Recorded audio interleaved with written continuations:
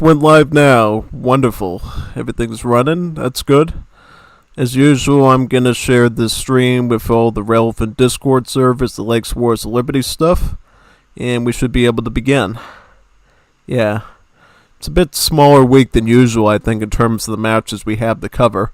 Almost in a way, it's sort of a godsend that, I didn't get everything done last time because, a big portion of what we're going to be doing today is actually going to be some casted matches from last week as well. So, basically, I think we got about 8 games to do instead of the usual, 16 or whatever. So, a little bit smaller, but that's alright because there's some stuff I have to do anyways. So, it kind of worked out well for me schedule-wise, honestly. So, I can't complain too much. Yeah, so, yeah. And maybe I'll even get to record some stuff later. Who knows? Maybe we'll be blessed with that. Or at the very least, I'll be able to get my stuff done, wherever that is. So yeah, that's good. Alright then, so start here and work my way up the ladder, as they say, right? Yeah, that's exactly what we're going to do. Where else? Where else are we sharing? We are sharing here. Discord's doing its weird bugged UI thingy. Now it's working, alright. Yeah, I did publish some stuff this morning as well if you want to check that out later. I did 2 more Wars of Liberty games and 1 Definitive Edition FFA on Force Nothing. One of my most favorite maps that they have in Definitive Edition, actually. If you're looking for a good excuse to do, to basically do Definitive Edition, the Force Nothing map is just phenomenal. It's basically, a really great FFA map where you get time to basically chop wood everywhere and plan everything out. It's pretty neat, Yep, I gotta share with the Wars of Liberty server now. Cassie games from 1.11C and 1.1.1D. Is that right? Yep. Okay. And now I just realized something. I think I actually went into the wrong game. Yeah, because I got a folder for 1.1C and 1.1D. Because, as you know, we didn't finish some of the C stuff last week from Cap and Viringo. So we gotta do that this week. So I'm going to have to exit out of this game as soon as I do all the other sort of chore stuff, and then we'll have to start off from there, and then we can come back to 1.1D to finish everything off, basically. But overall, not a lot of games this week, about 8 of them, if I can remember off the top of my head, because one of them is a game that I was in that I think it's kind of a waste to go over, actually, because, I was still soaring Lord and Dutch there, and it's just not great watching, so I figured we'll just do the good ones that I don't know about yet. Surprise, sort of, yeah. That's why I like the games that other people do without me in it, because it's sort of like a surprise. It might be good, it might be bad, you just don't know until you open it up. It's like Forrest Gump said, life is like a box of chocolates, and you never know what you're going to get, You never know if it's going to be a good batch, a bad batch, an okay batch. Late game, early game, team game, you don't know. So you open it. Those are the best ones of all, really. Yeah. And I've been trying, as you can see lately on the thumbnail, I've been trying to incorporate parts of the Discord matches into the thumbnail, so it's not always the same thing anymore. Just makes it feel a little bit more special. I mean, these streams are always special, but now it just feels a little bit more so, right? Yeah, scam caller calling me again. I don't know why they keep calling this place. You get all these scam numbers. People, it just says cell phone. It doesn't say a town, doesn't say like a business, just cell phone. And then you either get a breath into the phone like, and then nothing else. That's it. It's crazy. Because I know when somebody's calling me and they're not even real people. It's like, who are these people? But something I learned years ago when I was watching the late night news, they taught me whenever you hear somebody call that you don't know, you should never answer that phone, because as soon as you say yes, no, hi, hello, they could use that voice recording and use their AI stuff to basically recreate your voice and impersonate you when you're calling banks, credit card companies, and all that. It's like a really bad scam. So all they're really looking to get out of you is some sort of response, even if it's an irritated response, right? Just to get you to say that voice, get that tone, get that, mannerism and cadence and stuff, and just stick it into a bot and then pose as you, and it's just really dangerous. So to never talk into a phone unless you know who the person is, or if they seem legit. If it's somebody you're expecting, like you're calling Google about something, or calling, I don't know, AT&T about phone service or something, it's probably fine. But if it's like from some town you never heard of and you don't know anybody there, I'd be a little bit skeptical unless you hear somebody like somebody you haven't heard in years. They're like, oh, I just tried to catch up with you again. Yeah. Just use your common sense, basically. Yeah, that's all I'm saying.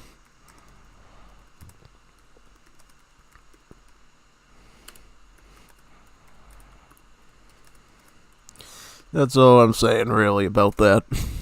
I bet many of you already know that. It's just a good thing to teach people because, as you know, for me, I've sort of fallen for that scam stuff before on the computers. And I lost a Discord account because of it, so you really gotta be careful with who you're talking to and trusting and stuff. It can get really hectic really quickly.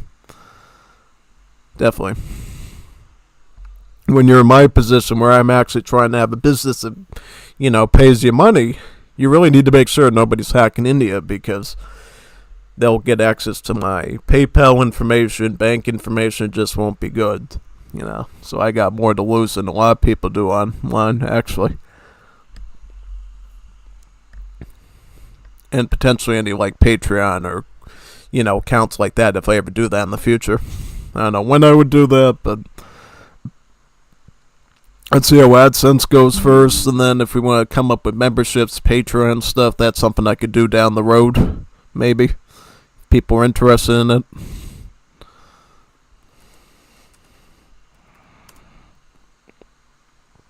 Almost done with the sharing part. Almost done. Shouldn't be too long. How many more surveys we have to do? Not these ones. Not these ones. These ones. Hey, we could do this one.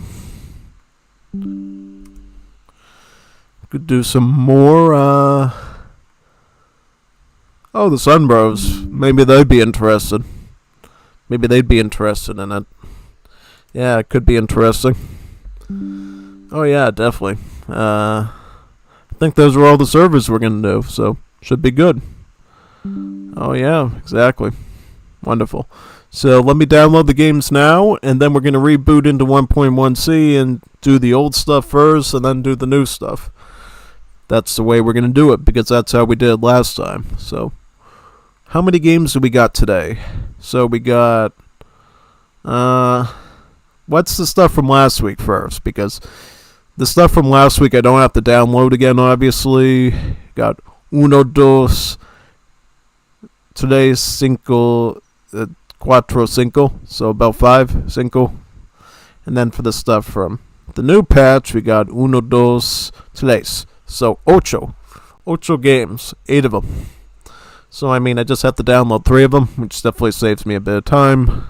Do that now. This one, and this one. Alright. So, doing 5 old ones and 3 new ones. Is that it? Alright. And I'm pretty surprised because you'd think when a new patch comes out, you get a lot more activity and stuff. But, could be the fact that when did the patch come out? On a Friday, I believe, end of the week. So that could be a factor, obviously, because, we've been sort of doing the streams on Tuesdays now instead of Thursdays. So, just the timing of it all, I think, sort of affected it. I'm assuming next week, though, we'll probably get a lot more stuff, potentially, but who knows? Either way, these streams are fun, and I'll always do them. It's the lifeblood of the community, and we just have to keep doing them. Gotta keep letting people know what Wars of Liberty is all about, what patch changes occur, what new civs are added, because it's not going to be long. It's going to be sometime next year that we're going to be doing Middle East civs for the first time. I don't know what time during the year, but everything's pointing to 2025 being the year that we do Saudis, Afghans, Persians, and Uzbeks. I don't know if it's going to be early part of the year, mid, late.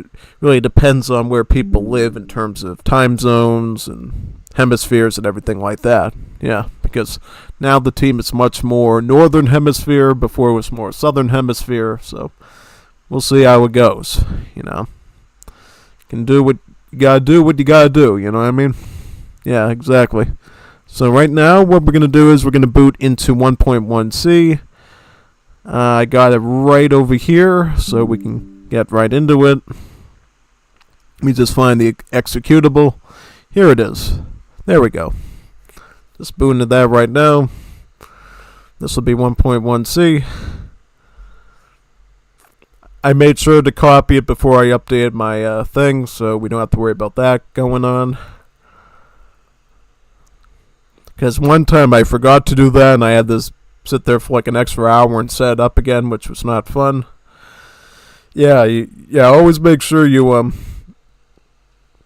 give yourself a backup basically before if you're gonna be a caster, because if you don't, see here. So, si, senor. You can go right into it. So, what's this first game gonna be called? If we look at the Discord server, it's going to be Souffle Boliviano, so I'm assuming Eternity is going to be there, because he's the one and only Juanita Peruana, right? Yeah, and before we get started, we got some chats to read. We got Joseph, hello, and Saga White Black. The new patch has some visual issues. The immigrant TCs are broken and not fully displayed. That's intentional though, Black. That's intentional. Because I guess what Masson and some of the devs figured out was they wanted the immigrant colonies to look smaller than they normally do, so that they're not as significant as a town center. Because before, immigrant colonies could garrison villagers, they could fire projectiles, they work mostly like town centers. Now, all they do is they send out battalions and train the immigrant workers, which is a very limited number. Thus, the developers figured, let's make it like a smaller town center without the big pointy spire at the top of it. So that's actually a design thing. And we got Cappy here. Hey, Juanito, when are you doing a Tier Sibs list? Would be a nice idea from Will Senor Glingo. We could do that, I don't know, when would you like to do that? We could do it on a random weekday. Could do it this Sunday, maybe. Yeah, we could do like a gameplay stream on Saturday, and then on Sunday we could do the tier list. Yeah, just a random weekend day. Yeah, let's do it this Sunday. I just confirmed it. We're going to do it this Sunday. Yeah, that way you get 4 streams of Streletsy this week. Isn't that wonderful? Yeah. Yeah, that's the main idea. They're designed like that by de facto. Yep, exactly right, Co. Thanks for explaining that to them. So what's this first game going to be called? Souffle Boliviano? Souffle starts with an S. Unless I got... Yep, here it is. Found it. This one. This is the one we're looking for. Right here. It's also kind of good that I could stream this Sunday because, as you know, our Thursday stream's going to be a bit smaller because there's only one mission left for the Battles of Greece, so it's good that we make it up somewhere, I guess, yeah. So, what do we got here, first of all? So, we got Jeff, Aladin, and Multico on one team, and then on the other team we got Kazan, Cap, and Sog. I gotta say right now, this is actually some pretty fairly set up teams, honestly. These are all very competent, strong players. You know, I haven't seen Multico since the Chorizo Zalate Liga days, so it's good to see him again. Kazan's good, Cap is good, Jeff is good, Alden is pretty solid, and then so is Sog. So teams just work really well here. So what map are we on? I think we're on one of the Eastern European maps. I forget which one. I think it's Carpathian Mounds or something like that. I forget which one it is exactly. But it has a central trade route that goes through the middle of the map. And then you have these sort of native sites. They're mostly useless. They don't have anything. They're just sort of props at this point. Like you got the farmstead. It says here, the local farmers were levied to fight for our nation as line infantry. So you're not getting any farmers there. And then if we look up some of the other ones, you got like a shepherd village. It says the ranchers are currently traveling with the herd through the mountains. So there's no herders here. So yeah, basically nobody's in these towns to enjoy. Yeah, so let's get started now. Jeff is playing the Maori, a very strong civilization that has some really cool FF, FI, and other shipment-based builds around their whole voyage system. Aladdin will be bringing Argentina, a very strong ally, as well as Multico playing as Japan. A team of Japan, Argentina, and Maori does have a lot of potential as being really formidable. In particular, I feel like Maori could play sort of that strong support role, and they seem to be in the pocket position, the middle position as well. So they got the pocket, so they might actually be able to do some pretty significant stuff here. You know, if we get a really strong FF or FI set up by Maori, that could really fuel this game for their team. But watch out, though. On the other team, we have the Hods with Cappy, Kazan as China, and Sog as Paraguay. This is a hyper-aggressive trio here. Duo is 2, a trio would be 3. So all 3 of these civs can land some pretty devastating rushes. Quite powerful ones, actually.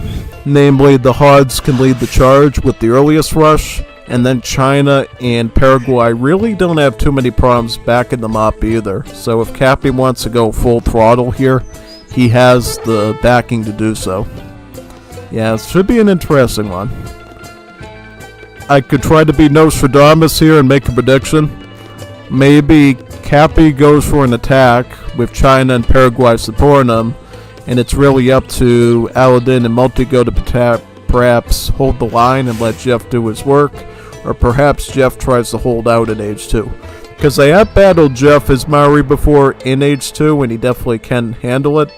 He knows how to get the right number of marksmen and fighters and spearmen out in the right comp, so he really has multiple options at his disposal there. We'll just have to see which one he does exactly. Right, so what else we got here? Paraguay's deck. We've seen Sog's Paraguay deck before. He does not have all the infinite work cards, only the food one. Arguably the most important one in the early game. I mean, I personally like to have the wood and the coin one as well, but, you know, he kind of makes up for it by having some of the master engineer shipments to deliver some more to his colony, so he cares a bit more about multitasking with his infrastructure construction, which is not bad. Also has frontier defenses, which I surprisingly don't use with the Civ. Good card for any Civ that has it, but yeah, I just don't like it because I'd rather just be more aggressive with Paraguay. I don't necessarily care about tower defense, you know what I mean? Your army literally should be the towers on their own. You know what I mean? Like the Spartans, you know, they don't need walls because they are the walls. And that's the way I view Paraguay in terms of their combat. The Canon Cristiano, always an interesting unit to see in there. We don't always see it, but when we do, it's kind of a fun unit to have, as it's basically a little bombard that is made out of molten church bells, thus a Cristiano cannon made out of a church bell. It's got that super cool gold church bell color to it, so it's kind of unique in that way, you know what I mean? How about Cappy? Cappy's using Hod's aggro. Not as aggressive as I thought. He has the crates, the vilts, he has the tomahawks. I think he realizes here that he might have to go mid or late game. We see agrarian ways here to basically make the transition to farming and plantationing super cheap and easy, since it basically removes the cost on all the upgrades. Obviously, these multi-resource crate shipments of the HODs are pretty signature. This is a pretty good Age 4 shipment, usually, when people are ramping to Age 4 with an FI of some kind. In terms of combat cards, we only see the combat cards mainly for infantry, but we also have Advanced Arsenal here. Well, it's not really Advanced Arsenal, but it does unlock several of the Arsenal techs of Europe, the New Waves card. Particularly helps out the Forest Prowlers to gain an additional multiplier against heavy infantry through the counter-infantry rifling. So this can be a very powerful HOD card if you set it up properly. And we got most of the gather rate upgrades too. Sustainable agriculture and food silo for the farming, and then rum distillery for the plantation. Exotic hardwoods for the wood chopping. Yeah. Going up with the wise woman, so it is indeed a very wise woman for this task, since you might not necessarily want to go super duper aggressive based on that deck. He's definitely considering his options here. He doesn't want to just go for a blatant tomahawk hyena bowman attack and just have it falter. Will go pretty poorly. Kazan, your everyday China deck, I would say. The inclusion of the expansion rickshaw cards for the villages is always a nice thing to see, because this basically leads to better booming. China's version of Wars of Liberty's version of China actually gives you free villagers with each age up in each one of your villages, so improving that village build limit actually leads to much better villager outcomes. Yeah. Now the real question is, what are we going to see with Maori? What is Maori even doing here? So Maori did a wood trickle first with the flax weaving and now the 5-vills. A lot of interesting upgrades here. Whalebone carving. Not the best card since it's mostly naval related. Kapahaka, this helps with speed.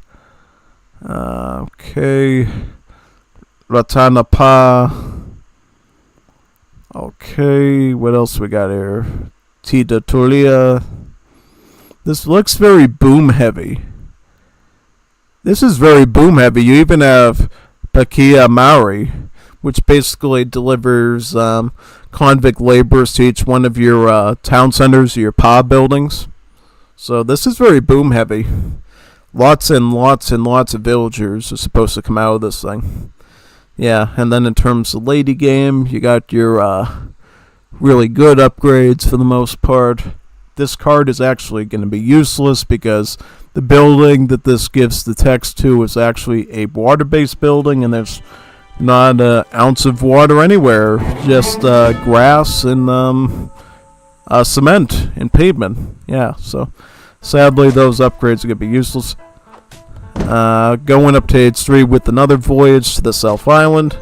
This is sort of the FF meta that Maori players use. They go with the more expensive voyage first to get a bit of a reward, and then they do a voyage to the South Island as their 2 to 3 age up. Basically a clone of Exiled Prince. Not giving you any rewards, but it's the cheapest age up and it's the fastest. So that's why you'll see Maori players hold off on using their South Island age up till the transition from age 2 to 3. And we start to see some combat here. We see Paraguayan Escopeteros and Tigermen make a move on to Japan. Tigermen are going like a tiger pouncing on the Siago Takamori general here. Will basically force them into a retreat.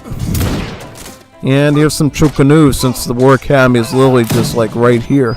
It's kind of scary to consider the voyage is taking place right here and the War Academy is not too far away. Now, the thing is voyages can actually be attacked, because they're voyages, because this isn't technically constructing anything, it's simply just denoting, hey, the Maori explorers driving around in this little waka canoe to some foreign land on the sea. So yeah, it makes sense that you really can't attack this thing. Imagine if you could attack a 30 HP building and just deny the age up. That would be so cancerous, wouldn't it? Oh yeah, big time. It would be so bad. Thankfully, that's not the case. Make some Gunto riders out of the Daimyo here, the General. General is the better word here because these aren't really samurai Daimyo overlords. These are really just Japanese generals, otherwise known as Gensui. So it would be Gensui Siago Takamori here. Still has all the same abilities of a Daimyo, training units, boosting the units, receiving shipments, so that part really doesn't change all too much. And then the stats of the individual ones kind of links to their Definitive Edition counterparts, really, except for having a hero tag and an assault tag versus the tags you're normally used to for those units. Tigerman doing them as much damage as possible to these Guntos. Gunto's trying to focus the Chukunu, but getting wiped out. Here's some Nien Riders. Nien Riders, basically the same as Step Riders, have multipliers against skirmishers. Fortunately, no skirmishers here, just musketeers, you know, the patricios. The more expensive, but also tankier musketeers that the Argentines can do. Looks like Takamori is over here. What's going to happen to him? Is he going to survive this, or is he going to be hunted down and made into sushi or something? I don't know. We'll have to see. Here's the Nien Riders with their lances just trying to fight their way through these heavy infantry, which is really not their specialty. And here's some tomahawks from Cappy. Cappy is also making the move on the Maori's forward position here, attacking the constructing villagers with forest prowlers. Will he be able to deny this town center? Yes. Quite big, actually. Because that town center was not constructed using a wagon. That was actually 300 wood that Jeff had to shell out to be able to afford this thing. And now it looks like it's going to be siege, which is going to cost Jeff the wood that went into it. Purakumu Marksman is the upgrade that Jeff went for his Marksman unit. Basically, the Purakumu have more range than if he went the Topara route, so basically he's going to have a 20 range on his skirmisher there, which is pretty good to initially start. And then if you get the Purakumu shipment, then they go to a range of 21, which is more than the average skirmisher, so actually pretty solid all around. And will actually outrange even the forest prowlers here too, so it's definitely in Jeff's best interest to get the advanced Purakumu card from the home city and be able to kite all these other units down with relative ease here. Is holding the line pretty good up here. Yeah, look at these Purakumus, doing quite well. And then, of course, the Maori bonuses. Every time you kill an enemy unit, your Maori units nearby gain an attack bonus for a number of seconds. So, if you defeat units in rapid succession, the normal... Look, it just went up from 19 to 20, and it even can stack it even a bit more, actually. Went up to 21 temporarily, yeah. Try to stack consecutive unit kills with the Maori if you want the best fighting performances, you know what I mean? You can get many units. It could be the difference between 19 range attack and something like 21 or 22 early on. Looks like they are surviving the initial push. War Hut is being downed. War Academy was wiped out. And this will force Team Cappy back onto their side of the trade route. They will take the time to try to down this one remaining trading post from Team Jeff to deny him that XP. Japan and Argentina will group together, try to form some sort of counteroffensive here with an army of Japanese skirms, as well as various Argentine infantry. We got the Patricios, as well as battalions of the Danube Legion from the Polish immigrants. These are grenadiers. They throw a grenade, and then for 60 seconds they're in cooldown mode and will just fire their muskets. So yeah, kind of a mix of anti-infantry and anti-cavalry. And then, of course, we got Jeff here holding the line by himself against Cappy with his Porokumas. The problem is the war chief is acting like a tank and basically trying to soak all the bullets. You know, it's basically forcing Jeff to micro manually so he doesn't end up hitting the Explorer and actually hits the real infantry. Some samurai tried to go after Cappy's infantry. Didn't go too well once Cappy was able to micro those down. Now Porokuma going for another volley, it looks like. Kazan and Paraguay hold the line here and are able to, you know, fight for a bit longer until the Guntos come out. Siago Takamori. These Guntos, as you know, have multipliers against skirmishers. These are going to be really good for just wiping through all these Tukunu. Be a very powerful combo. Wombo combo. Should be pretty significant. Escopateros, or as we call them now, the Escopateros, are doing pretty okay with their hard allies there. Able to mostly staying alive until the Guntos start slashing them with their katanas a bit.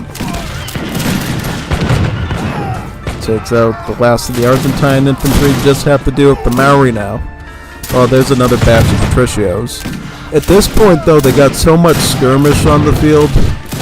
The Patricios are barely even doing a thing at all. Barely even a thing at all. Their biggest concern is these Guntos meat shielding hard and land the Porokumas get free shots on them. You know, I mean, that's their biggest threat right here.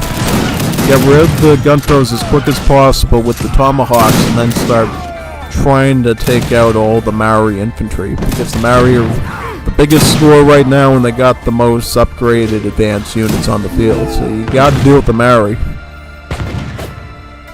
Oh, he upgraded his fighters to the Horoa fighters. These are basically like coyote runners, but they have one splash. Yeah.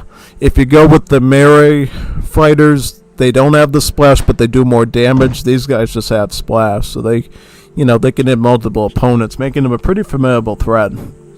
Unlike the Macheteros, they are considered a scout unit, so they don't suffer from the same stuff that assault units do, which is pretty neat. Alright, so we got the Forest Prowlers making a move onto the shrine there. We're likely to see some positioning to try to take that out. Let's see how it goes, actually. So let's see that. Alright, looks like the enemies go back towards their base there. Probably trying to find some good positioning. Ooh, the Huaras are going to try to hit from the backside and slap Cappy on his backside. Ooh, that might be interesting. The big giant stick. Alright. Goes for the Escopateros as the softer target. Can probably take them out here.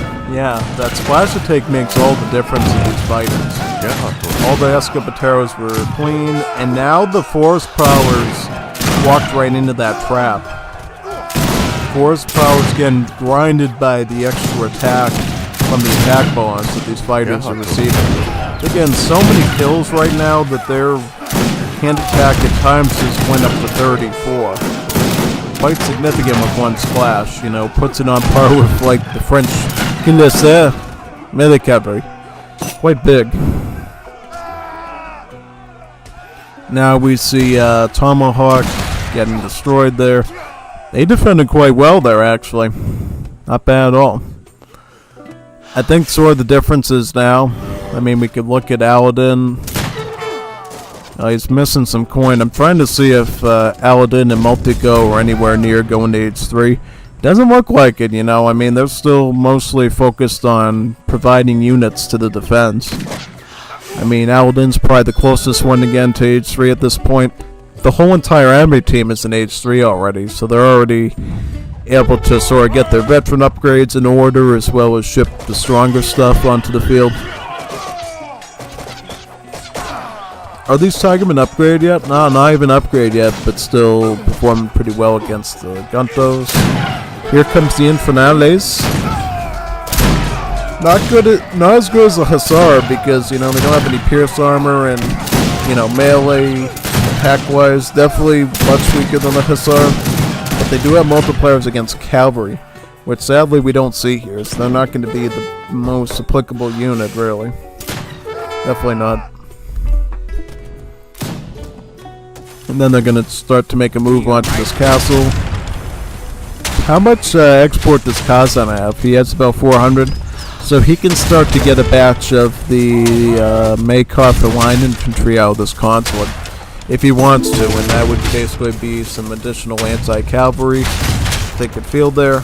Since Infernales don't have scout nor assault tags, they actually don't do any multipliers against them. But as you can see here, the Infernales themselves get a malice against heavy infantry, only dealing about 10 damage instead of the usual 20. Yeah, so looks like Argentina and Japan are going to fight together there. Takamori is still alive and is all healed up now, being a hero. So that should be a pretty formidable push. Looks like Zog is basically putting down a fort. And it looks like he was gonna put it down there, then he puts it over there. Good move. You know, you don't know how long you can hold on to this side of the route, so it's better to have it on your side in case Jeff tries anything funny. Obviously wouldn't be funny for their team, but funny as in the figurative thing, basically. Yep. Flamethrowers from China. China's flamethrowers. China. Very interesting. Here we got the Escopetero Bros coming out. The Huera fighters are now raiding into Paraguay's base. Not the biggest deal since the works buildings do most of the work. They're called works for a reason. They do most of the work. Works work. Yeah, you get it. And yeah. Paraguay's almost en route to go into industrial age. Oh, but Jeff is already heading towards industrial age right now. He's already aging up. He will get the voyage to Van Diemen's Island, otherwise known as Tasmania. I believe this will grant him some bushranger skirmishers and some resources, you know, both natural resources and some crates possibly. Also some Tasmanian devils, I think, too, to bite their legs and stuff. So that should be pretty good. Thiago Takamori still untouched. He's still going to provide units to the front lines. At this point, Jeff is already collecting sandalwood tree gold at this point, which is pretty good. Pretty big mass there by Argentina. Mostly Patricios, but also some Infernales and Danublian Grenadiers.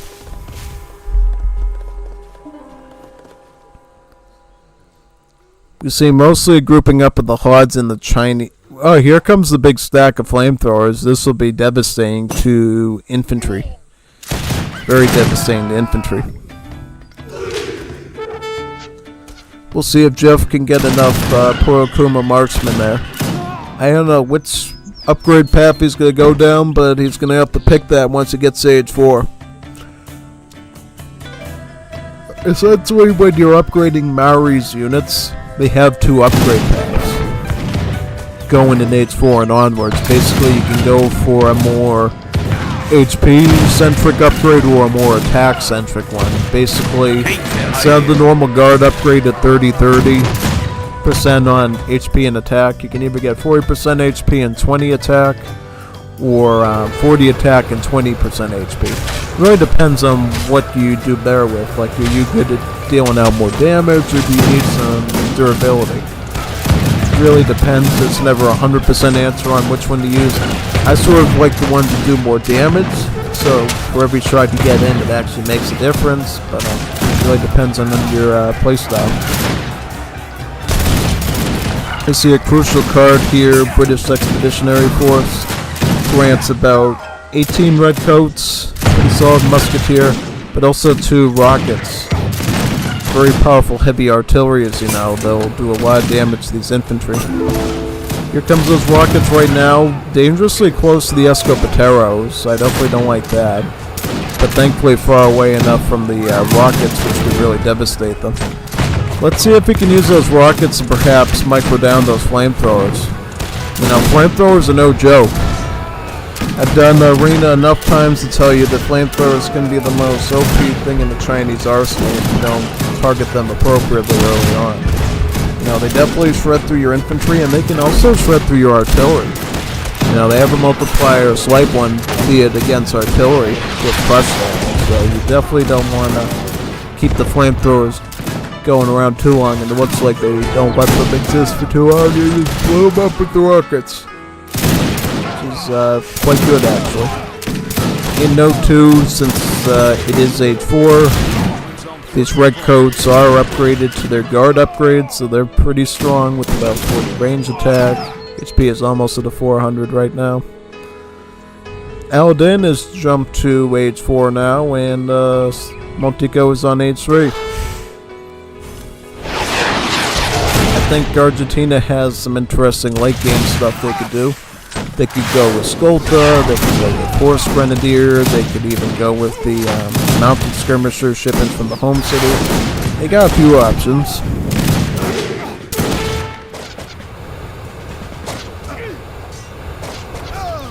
Looks like Gunther Rider's trying to go after the Chukanus, instead gets met by a bunch of Tigermen. Gets completely decimated there. Flamethrower also survives. Oh, that's a lot of Huera fighters. These upgrade yet? Strong Huera fighters. So it looks like Jeff opted for more hit points instead of more attack on them. Not a bad choice actually. Sometimes I usually go with the stronger HP upgrade for the Huera fighters because, you know, they already deal splash attacks, so they're already dishing out a lot of damage. I kind of just want them to survive a bit longer, especially against range attacks, so that's why I'm more apt to, you know, get the more durable guard upgrade rather than the more high-risk, high-reward attack-based one, really. I think that was a pretty good move, you know? Argentina decides I'm going to do with Skoltas, mainly to deal with heavy infantry, but can deal with skirmishes as well, you know?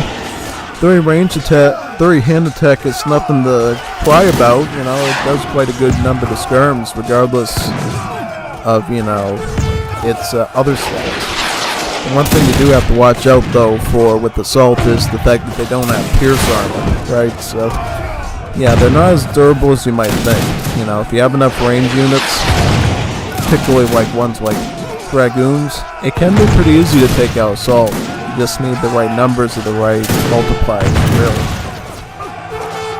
It does look like they're pushing the front lines, though, alongside the Hueras, which is pretty solid.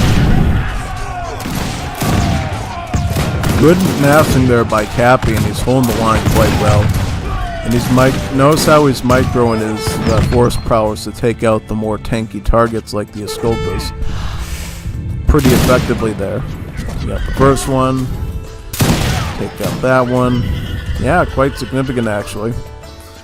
Quite the powerful plays across the board, I would say. Yeah.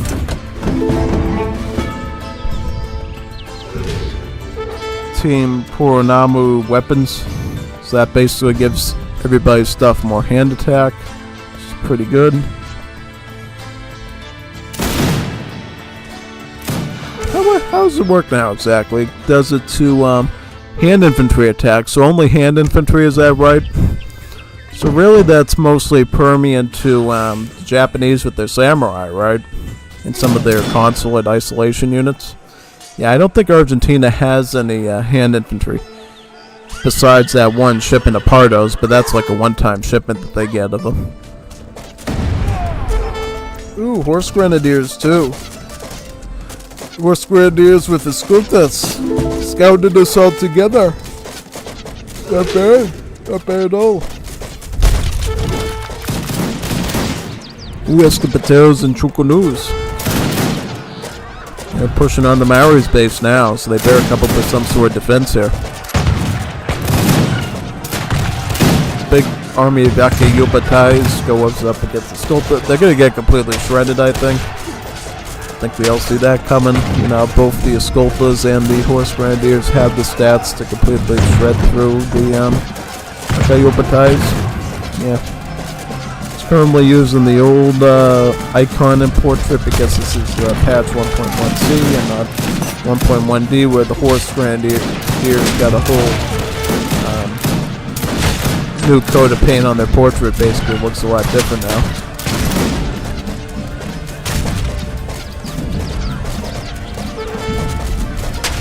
What's going on down here? Yeah, that's like nothing to do with Sculptus. It takes them a second or two to just cut through any heavy infantry like the Tigerman.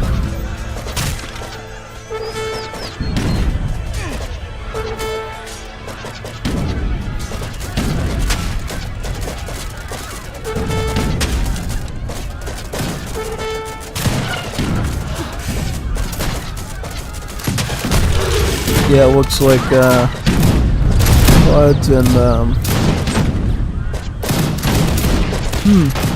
Yep, it looks like the Huds and Paraguayans are sieging pretty well on those Paz. Quite good, actually. Ooh, the Canal Nows pulling up a pretty good defense there. Now, these are basically just flaming arrows reskinned, so yeah, they're going to do a lot of damage. And be pretty good for sniping artillery as well. Which, you know, against Paraguay is pretty paramount since they get heavy artillery for free with their heavy works building.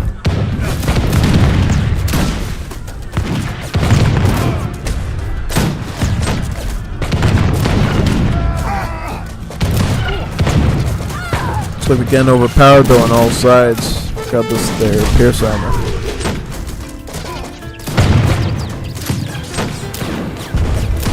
There's a Chinese Long Dragon also caught out in the open there to the defenders. Push ranges are enough, it looks like, to deal with them. I should warn you though, the later in the game that you go with the Tasmania age up option, the stronger your bush rangers will be. Like if you send this in like age 3, they'll just be veteran bush rangers. If you wait till age 4, then they'll be guard bush rangers. And then I think if you go to age 5, you'll get Imperial bush rangers out of it. Yeah.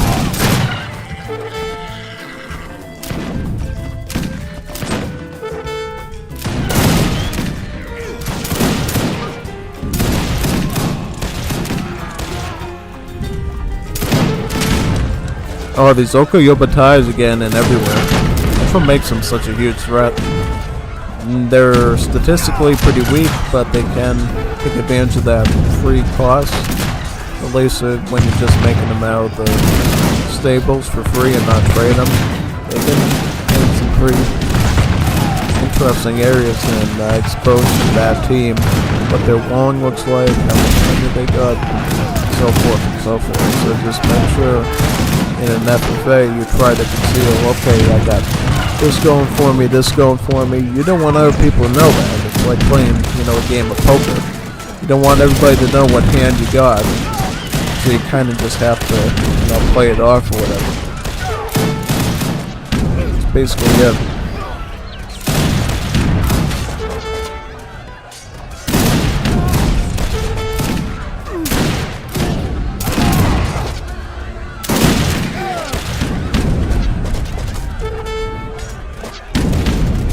Oraka Yobatai is attacking from the backside there. Okay. What kind of trees are these? Oh, these are the sandalwood trees. Okay. Good source of coin.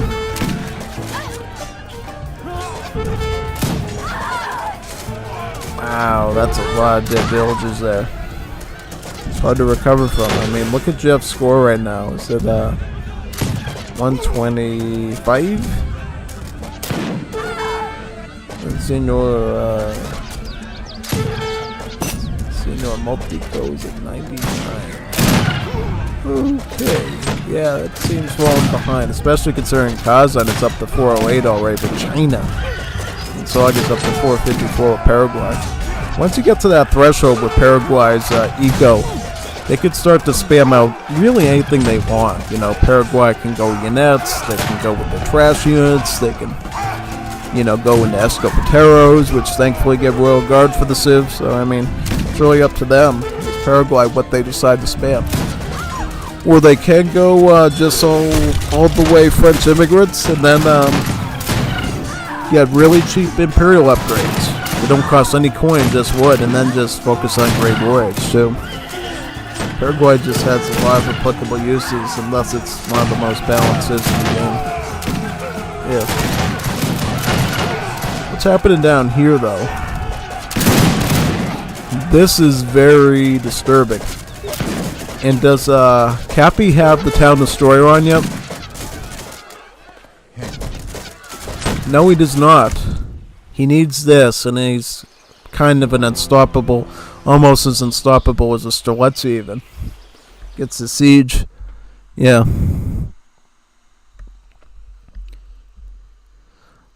Oh, I got some chat here too. I got stuff from Sagawai Black.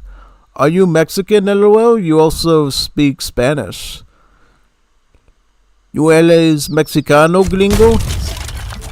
You hablas español? Yeah, I mean, I do speak a little español.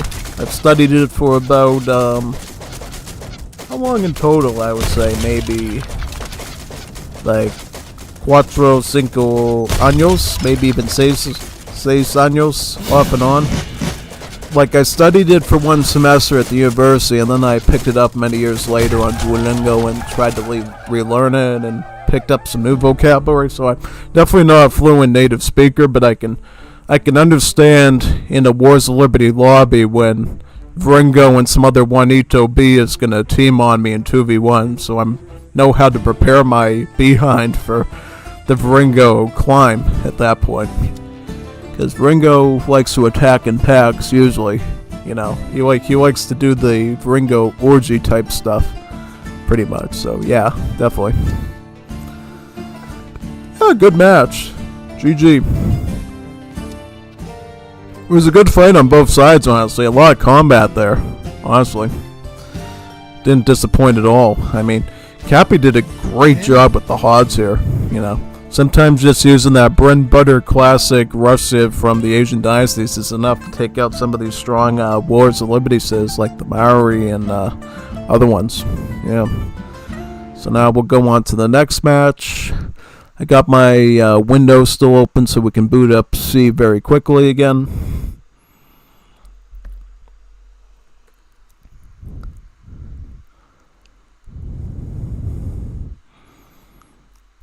So what match are we doing now? Let me check the Discord. So now we're doing holding a strong China rush. China versus Sweden. That's an interesting matchup. So let's see that one. H for holding. Like you're holding your Juanita muy bonita. There you go. Any other interesting chats here? We got send the rec files on your games to the Discord server to the record game section. Just like the current version of it, the team game, and all the information then. Thanks, Redcoat. Hod skirms are close to OP. Look at that kills from Hod. Oh yeah, the kill count is brutal for Hods. You know, if I understand correctly, if I remember Colosseum Budokai, the force powers have like a range of 22, don't they? Like actually brutal. Like they outrange like normal skirms in DE when you play Budokai, which is insane. Really is. And what map are we on here again? So we are on Tibet with a Metal China versus a Cappy Sweden. So yep, basically the classic King of the Hill map, but in a 1 versus 1 instead. Yeah, should be interesting, you know. I think in normal terms, China can usually have the advantage here if they play properly. Just because Chukonu in numbers is good enough to beat the Beverengars. But Beverengars have the maneuverability of having about 5 movement speed. that's when you would want to use Viringos, basically to micro them in and out of danger. Because people don't realize it's not only about hit points, damage, and rate of fire. Sometimes it's about movement speed. Yeah. Having a good movement speed is actually a good way for you to avoid extra range attacks sometimes. It can be a good way for you to basically, instead of getting hit by like 5 skirmishers, sometimes only by 1 skirmisher. You just gotta plan the micro properly. Yeah, so most definitely on that one. Yeah. So what we got here, we got China send up their hunt. Good herding, by the way, keeping the animals right up against the town center. Because if you didn't know, when you herd really well, you save on unspoken resource named villager seconds, which essentially means the more villager seconds you were able to obtain means the more resources you're efficiently gaining. You know, if you have wasted villager seconds, then that means those are moments your villagers are not actually doing any gathering work, and thus resources that you lose. And it could be as simple as not being able to get a house sooner and getting housed, or it could mean not aging up on time, not being able to train an extra unit in your queue, and it can really cost you a bit. So make sure you try to save as many villager seconds as possible when doing your macro, you know. Definitely herding towards the town center is one of the best ways to preserve them in the early game. This is just phenomenal herding. Like, look at how close this is to the town center. This one's practically underneath the thing, you know. And he's doing a really good job at securing the perimeter there as well, basically. Now we got Sweden over here getting the Colbertism card. It's their first shipment. And I've found recently that Colbertism is the definitive good first shipment for Sweden to do. It's a decent food trickle card since they don't get any 3 settler shipment. And then from there, you can either go greedy with the Land Mana Party card here, which grants you free villagers for every market tech that you research.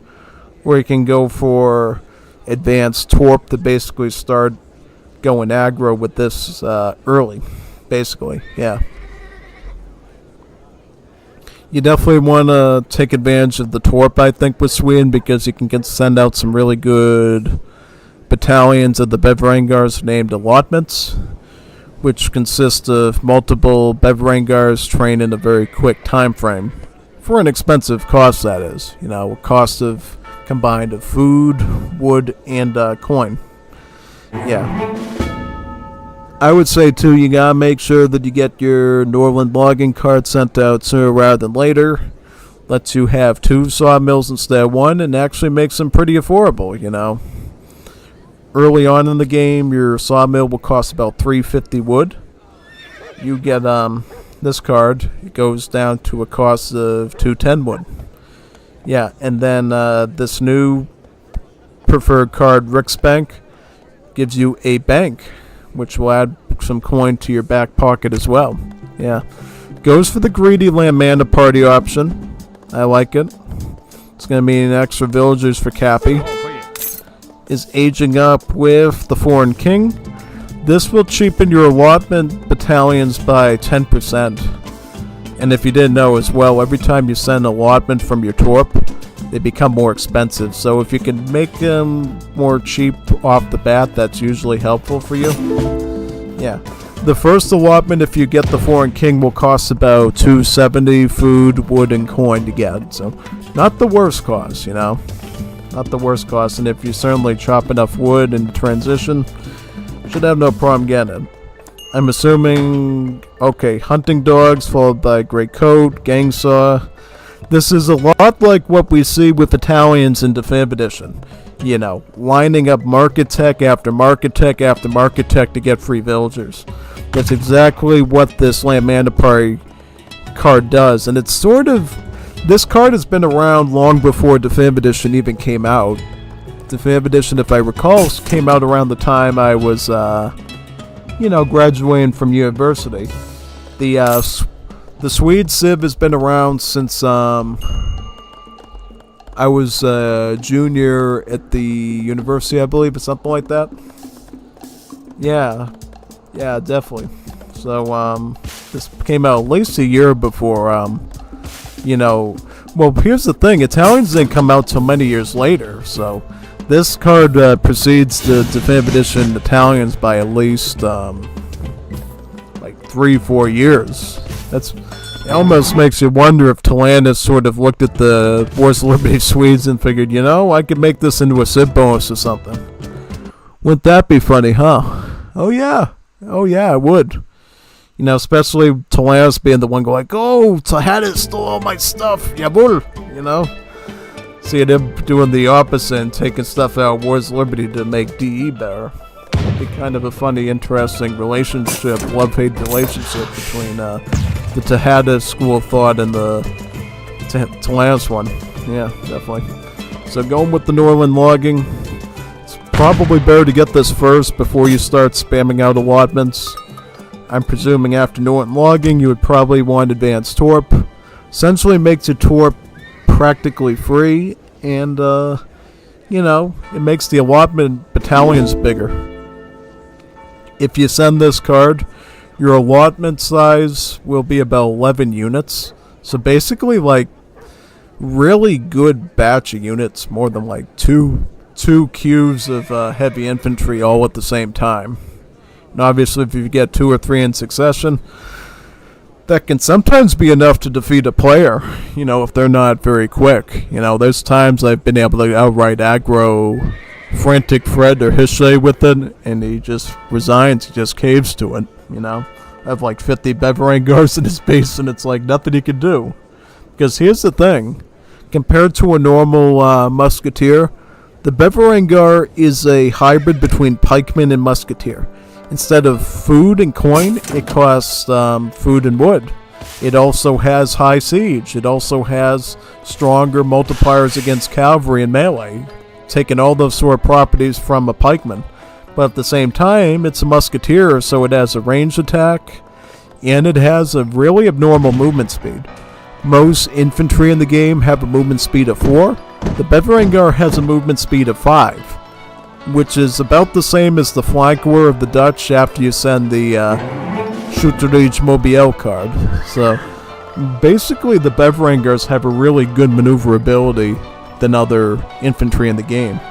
You know, like I said before, if you know how to use these guys really well, you can basically avoid range attacks, you can avoid melee attacks, you can kite like a god. These units just give you really good flexibility, you know. Almost think like the Mongols in Age of Empires 2 with the Mangudai. Some people can really use Mangudai to a good extent, similar to the Huns with the Cav Archers. If you're good at microing, the Swedes are one of the best civs you can use.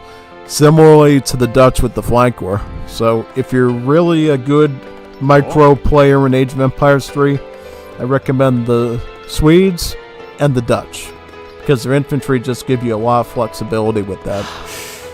Arguably, you could also say Grenadier civs as well, which both the Dutch and the Swedes get. You know, you can go Grenadiers with these civs. You know, they get them at the barracks. You can micromanage your grenade tosses properly and hit multiple units and just wipe out their field. And then come in with the Beverangars and kite them to death, you know.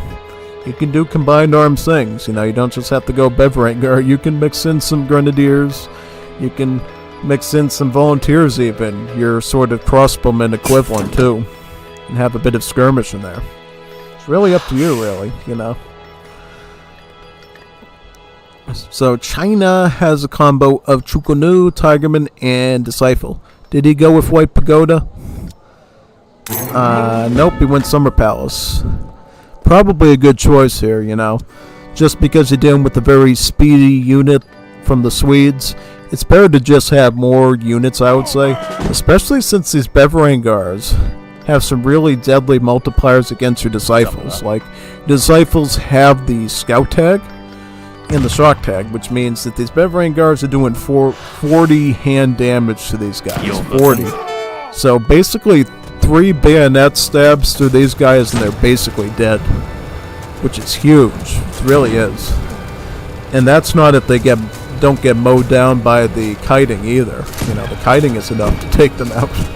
It's kind of good that he's going for more of his general army rather than, you know, spamming Disciples out. He did get the White Banner Army shipment with the flamethrower, but sadly he's leaving it exposed. Bad idea with the Swedes. He can, he could just mow it down that way, or he could have went quickly in the hand attack as well and taken out that way. You know, that's really just a bad move with the Swedes. You need to cover your stuff well with them when you're fighting them. You know, you gotta basically have range cover everywhere, and you gotta take advantage of your range. That's the one area the Chukanus are gonna mainly win against the Beverangars is their range. They have a range of about 16. These guys have a range of about 12. You know, Beverangars do their best to make up for that by moving quickly and just, you know, doing that. So they're actually gonna use their melee attack here. They will actually take out multiple Chukanus with that hand attack alone, just because they're able to chase down the archers so quickly there. But the Shaolin Monk is doing a great job at distracting some of the melee and actually protecting the Chukanu by extension. Tigerman really shouldn't be targeting them. You should really just let the Shaolin Monk do the chasing and let the Chukanus do the finishing work there, I think. Have the Tigerman like attack a sawmill or something. If you can take out a sawmill, that's a pretty big hit.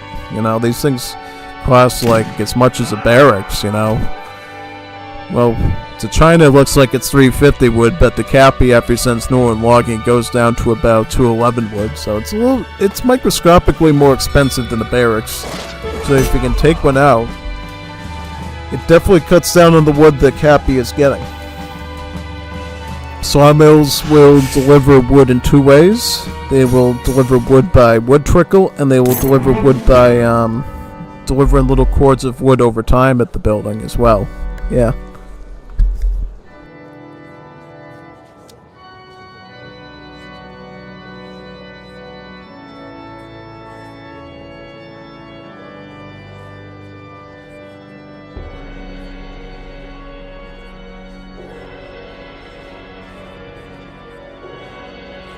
Me. Alright, let's keep going.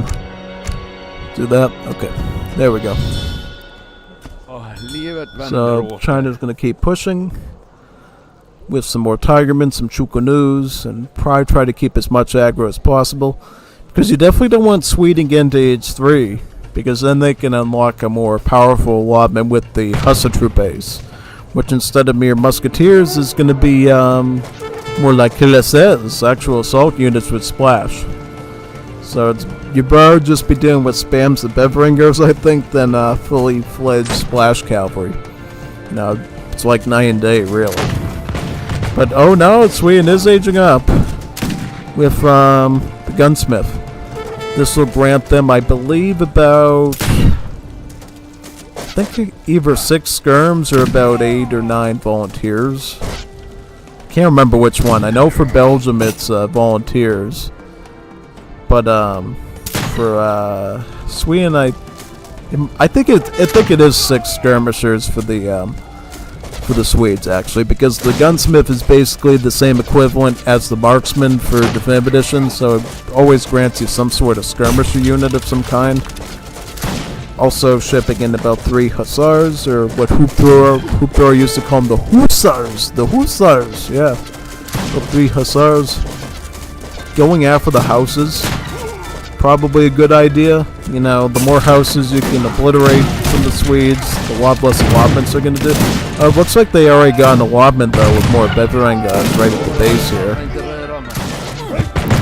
Yep, taking out the Shaolin. Still barely alive. Oh, there you go, God. But yeah, looks like he served his purpose, though, since the Chukanus are outnumbering. Oh, Hussars arrive at the perfect time, though, and the Tigermen are out of position. He's going to have to basically hope that he can slash through those Hussars as quick as possible here. And make a move on to the infantry. Yeah, exactly.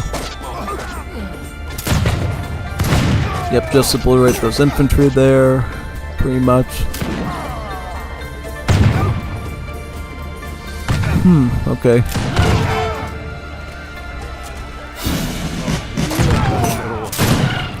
Up now, take out the skirmishers. Up, take that one out. Perfect. Get that one.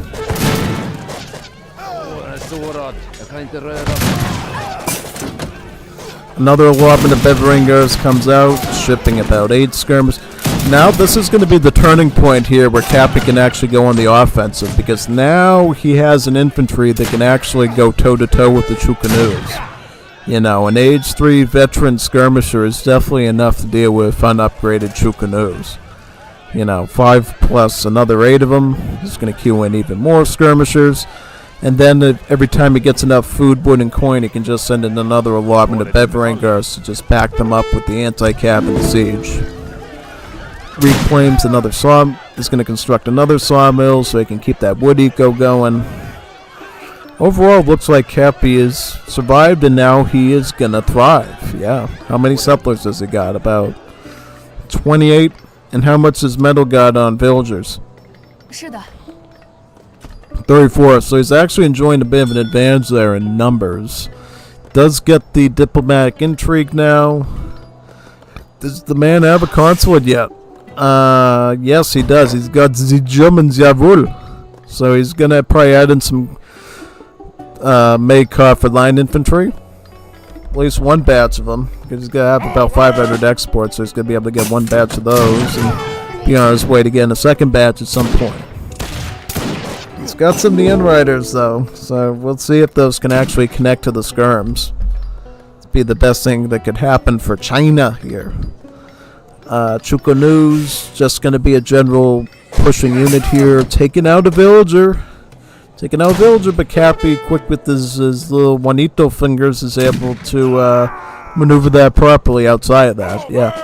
The one problem for Metal is, of course, that he's missing some of his fingers, right? He's only got about 9.69 fingers, is it right? So, you know, his fingers aren't as fast because he has to push a little bit deeper with them to, you know, micro it. Cappy's got about 10.0 fingers, so it's a lot easier. Much easier to do the micro. The N-Rider's not paying attention, getting distracted by the market with the AI, just a bad combination. Just gonna get peppered by those skirms. Not good. Is China gonna age up? Or what are they gonna do? Do they even have any good shipments? They got mortars, great, you're gonna need that. Meteor hammers can be alright. Zengus. Infinite shipping to Manchus. That might be interesting, you know. I've seen that with a lot of China decks in both Definitive Edition and Wars of Liberty. The spamming of sort of like their Kijik or Manchu unit in an infinite shipment to be able to mass them up, you know. Seems to work pretty well for the people that do it, so I can't complain too much about there. Not really. Yeah, Maoris have a high kill count, you know, they really do. Back in the days when the Kupapa mercenary was like an actual skirmisher, I could get probably like 200, 300, 400 kills in a match with the Maoris, regardless if I won or not. It was absolutely painful what I could do with them. Between them and the Danes had the other good mercenary option deck. The Danes still do, it's just not as strong as it was. You can still get really insane kills with the Danish mercenary deck. I actually did a match with them last week, if you want to check that out. It's like really interesting what mercenary decks can do in AoE 3, both in Definitive Edition as well as in Wars of Liberty. It really just depends what game you're in on what civs can do it. Obviously with Wars of Liberty, your best mercenary deck civs are going to be Danish, Austro-Hungarians, because they retain the extra mercenaries property of the regular Germans, as well as let me think, is there any other good mercenary civs in? I think you can technically do some okay ones with the Portuguese, I'd like to say now, because they got some okay mercenary options. You can do them somewhat with the Ottomans, I don't know. I think all the European civs in general have pretty diverse options for mercenary shipments, like at least usually, compared to the Lam civs. Like the Lam civs are like virgins, like they only get like 3 mercenary options and that's like it. Unless they get like a special card or something like that. Hoopy was not going too complex when he was playing out the mercenary section of the Juanito home cities at all. He only had like 3 options there, and it's like, you know, could have done a little bit better than that, Hoopy. I think he was just trying to get it hot off the press, though. That's why he basically skimped a lot on it. Because I was there during those Hoopy coding streams with the other Juanitos. May have probably been watching this stream right now. They remember that. Hoopy just sitting there listening to music and talking in his Juanito tongues about different patch aspects, about what he's doing. And then hiding documents he doesn't want you to see, going like that, because he didn't want you to see it. Like he's Hoopy God or something, with control over what you can see. Yeah, those were fun days, you know. I don't know if Hoopy would ever do streams like that again if he was still part of the Wars of Liberty team, probably. You know, but what would he do him for? Like the Middle Eastern civs, perhaps? Maybe. Would be fun, you know. Yeah, I don't think we're going to see anyone else doing coding streams like that anytime soon. You know who also did a coding stream for Wars of Liberty is Jutlander. Jutlander did it for one of the balance patches as well. And instead of speaking in Juanito tongues, he speaks in English, actually, because he's, you know, has a degree at the Chilean University, so he knows how to speak in Gringo tongues. The Glingos and the Europeos Glingos. Yeah, the Glingos of Europe, basically. Yeah, exactly. So, ooh, here's the Hussitruppe. This is a really cool unit. Basically, they're cuirassiers, but they're cheaper and weaker. If you recall correctly, the cuirassier has about 150 food and wood, food and coin cost approximately. These guys only cost about 100. But because they're weaker assault units, means they're only 2 pop versus the 3 pop. So you can actually spam these a lot better than you can with the other cuirassiers. Which means that, yeah, basically their allotments really help you out a lot here. Look at all these Hussitruppes. He's trying to... Look at that. This is perfect timing. Look at all the things he's just going to slash through right now. Look at this big mass right here. This big blob of splash. That was a great, happy timing there with the Hussitruppes. A really good one. That was an excellent one, actually. Oh, wow. Look at that splash attack. That was well timed there by Cappy. Completely obliterated what China had.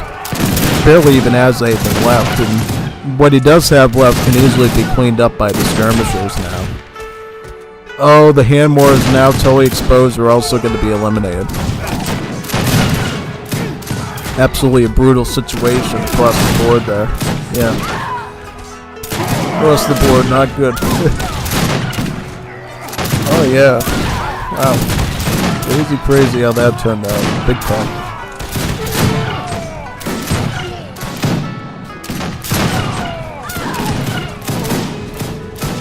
Let's take out that in. Oh yeah. Yeah. Not bad. Not bad at all. Definitely say that. And then just start sieging down those buildings. Oh yeah, I think Cappy has it now. He's got it. He's got it. SARs aren't even veteran upgrade, and he's totally fine because these assault units are just doing everything they have to do. Did he send the... He didn't even send the advanced roost hull yet to get the better allotments with the Hussitruppe. He was just able to just do it with just dry allotments of them. Not bad. And now he's going to get another allotment of Viringos. This will be quite good. Those are up to veteran, I believe, right? Yes, so those are the veteran upgrade. Almost 40 siege with them. 6 dragoons. Bit of maneuver in there. Good backup in case China ships their meteor hammers or banner cavalry. Not even worried about the Zangoos doing damage, just doing the siege work. Just trying to plow through. Village should be going down quite soon there. There you go. Perfect. Truly perfect.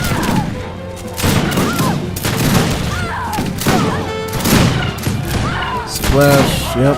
Splashy, splashy.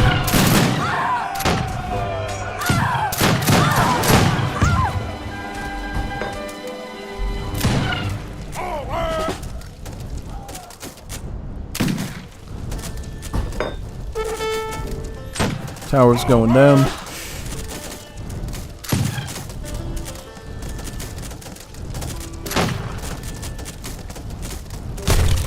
Veteran Tiger and not even going to do anything here. Just getting completely splash attacked to death. Oh, that's good defense by Cappy this game. I mean, he's held up pretty well. Not everybody can do that with China. China can be sort of players' worst nightmares, I think, in terms of aggro. Yeah, and I will say, maybe Metal could have done the Russia consulate rush, perhaps. If he was able to dislodge his sawmills early with that, maybe we'd be looking at a different game, you know? Maybe the allotments just wouldn't be able to keep up as much with the Swedes, you know? Oh yeah, totally, you know? Critical things like taking out houses, taking out sawmills, that could be enough to dislodge Swedes and defeat them. You know, you let them hold on to the sawmills long enough and it basically denies Sweden's even need to have lumberjacks. They can just go on to full hunting and mining economy, which, you know, snowballs out of control really quickly, you know, so you can't really give them that opportunity. You gotta take it from sooner rather than later, else you really pay the price with it. You really do. You really do.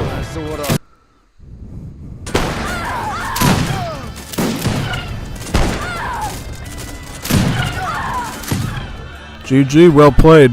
Good match, Cappy. Cappy's still keeping his win rate of about 9.69%. 99.69%, I should say.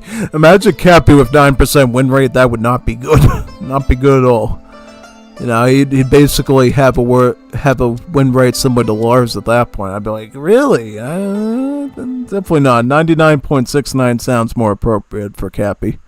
Definitely. So now we will boot into the third game now. Just boot up the executable here. And we'll see what it's called in the Discord server. It is called, what is it called? This is going to be one from Viringo, by the way. It's going to be called Todos los Mapas. Estados Unidos versus Imperio de Korea. So Viringo's going to fight against the Koreans, is that right? Yeah, Viringo's been getting into the United States recently, you know. I think Juanita Peruana is sick of being a Peruana and wants to become a gringo. So Gringo wants to become a gringo of some kind. Or at least get a tarjeta verde to be able to do that. Who knows though if he can or not. We'll have to become a very nice Juanita Peruana muy bonita, I think, to be able to get one of those. Marry a nice gringo. Yeah. Probably. Let me see.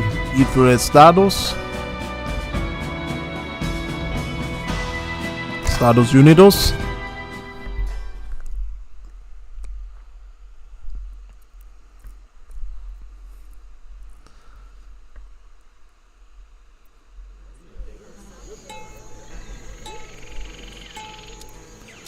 So we got Los Gringos with Cappy versus Bettel's Korea. And the mappy will be Indonesia. What map is this? Is this Indonesia? What it? No, this is the non-ESOC Indonesia style map, right? Yeah, it looks like it. Is it called Indonesia? I forget what this map is called. I played this in the Asian Diocese. But yeah, basically you got like two trade routes, you got the Sufi natives on it, you got the Jesuits. It's a pretty interesting map, you know, and it's actually got quite a few berry bushes at the start, and you got some off to the side, so not a bad civ to play the Dutch on. Yeah, and of course you're surrounded by agua, so if you want to go fishy boom, you can. Yeah, it should be interesting though. I'm looking forward to seeing who wins this one. Yeah, so in general, Korea obviously a good booming civ, solid range units. But USA, their main advantage is making it into the late game and taking advantage of their extra upgrades, They get 2 extra military upgrades at the military buildings, and then in terms of other stuff like arsenal upgrades, eco upgrades, USA tends to get 1 extra upgrade of each, which really stacks up over time. Yeah, so this would be a really interesting duel between the two. I mean, I think if Korea can boom properly, they can apply some real hard pressure to the United States and really drive them back. But if you let USA slip into Imperial Age and the Great War Age, you could be looking at some real problems. Real problemas. And especially if you let them get a great company as well. If they get like General Electric, Cold Firearms, Texaco Oil Company, that could make a huge difference here. So we're going to have to see which of the players is able to outdo the other here. Really should be an interesting battle either way, honestly. I'm looking forward to it. Yeah, so let's see what happens. So Korea's making their villagers. What about USA? I want to see what the decks are as well here, honestly. Both sides are also picking up treasures, which is really nice. It's going to definitely help them out quite a bit. What deck does Korea get? I think I know what his deck looks like. He has an A deck and a B deck, right? No, R1, R2. He's going to get R1. He did something to the R1 deck, though. He added a new card called Yangban. Villagers move faster and they can see farther. Was this Juanito rated a lot or something last time?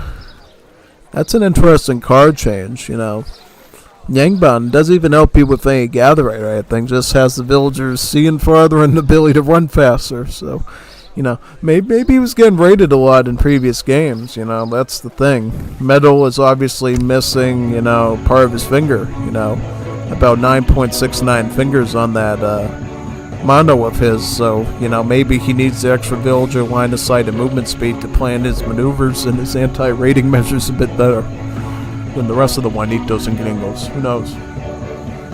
Whatever flows your boat, I guess. I just wouldn't send that right away. I'd send that as like your 3rd or 4th shipment if you feel like, hey, Viringo's gonna go for like a shock unit based attack or raid or something, which USA can definitely do. USA doesn't only have to play light cavalry from the stable, they can also do a huge swarm of Louisiana Tigers in huge masses and kite with that. Really depends on what USA is good at. From what I've seen lately, Viringo definitely goes down the more Louisiana Tiger route with the Confederacy, so I think that's what we're going to probably be seeing here early on in the match, potentially. And look at that timer down there. This is going to be a long game. You might even see Imperial Age and, Great War Age stuff. Who knows? We might be in for a real treat today. Also, I don't know if they're playing, it would tell us if it's treaty, right? Like, you'd see the timer there. Yeah, they're not playing treaty. I'm just curious. What kind of match this is going to be exactly? If the ticker is that small and we're already getting towards 4 men's here, this is going to be a really late gamey type fight. Oh, he goes for the naval deck. He picks up Gilsonebo with the octopus. Basically, it's the same as schooners, except it also gives the fishing boats more movement speed and line of sight as well. Basically, it makes the boats cheaper, but also be able to, move faster and see farther. Another way that Metal can compensate for his missing finger, basically, or his missing part of his finger. He might be in a Juanito situation and they're trying to press down on the key and struggle with that, so he needs the extra line of sight and movement speed so he can be a bit more sloppy with his missing Juanito finger parts, you know what I mean? Basically it. But he also has Armed Fisherman. I think I've seen him use that in a match against me before, the Armed Fisherman.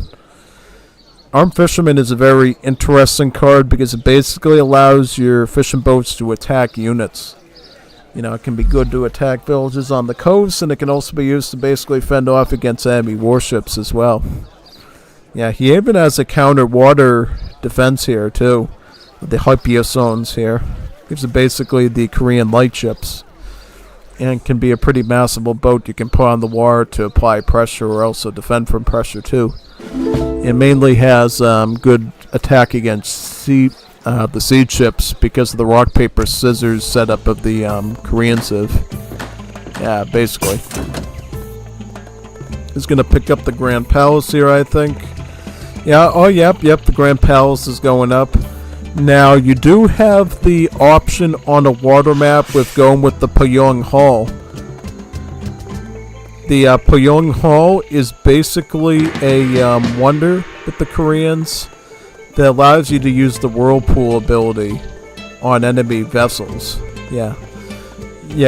It's been so for those that are really nuevo Juanito players, jugadores, there used to be something called nature powers that the southern Native American civs could do. One of the only such ones left that exists in the game is with the Koreans, the Whirlpool ability, which originally started with the Tupi, but was sort of retained by the Koreans, not only in War of the Triple Alliance, but later on when they were re-released into Wars of Liberty. So Whirlpool is basically an ability where you see a bunch of boats on the water, right? You try to target it in the center with the Whirlpool. It's like a big, sort of water orb. And then you see these sort of waves, like it's a tsunami, break out from it. And then it just either kills the nearby ships outright or it severely damages them beyond repair almost. So it's a good way for destroying your opponent's water economy and winning certain naval battles. But do note that it can damage your own boats as well. So you gotta play it carefully, you know. You can't just put the Whirlpool near your boats and go like, oh yeah, I'm okay. No, you'll lose your boats as well if you're not smart about it. So just be aware of that. Picking up sawmills to improve the wood economy even further so you can get even more efficient boats. Not a bad play. Does Viringo have any naval? He does not. So is it possible we see Korea just eat the sea up and eat all the pescados? All the tuna? It's only possible all these pescados could get eaten up by a certain Metal Juanito Argento here. Could be a very interesting difference in economies. Gringo Viringo, see. Good rhyming, Juanito. That's Gringo Viringo.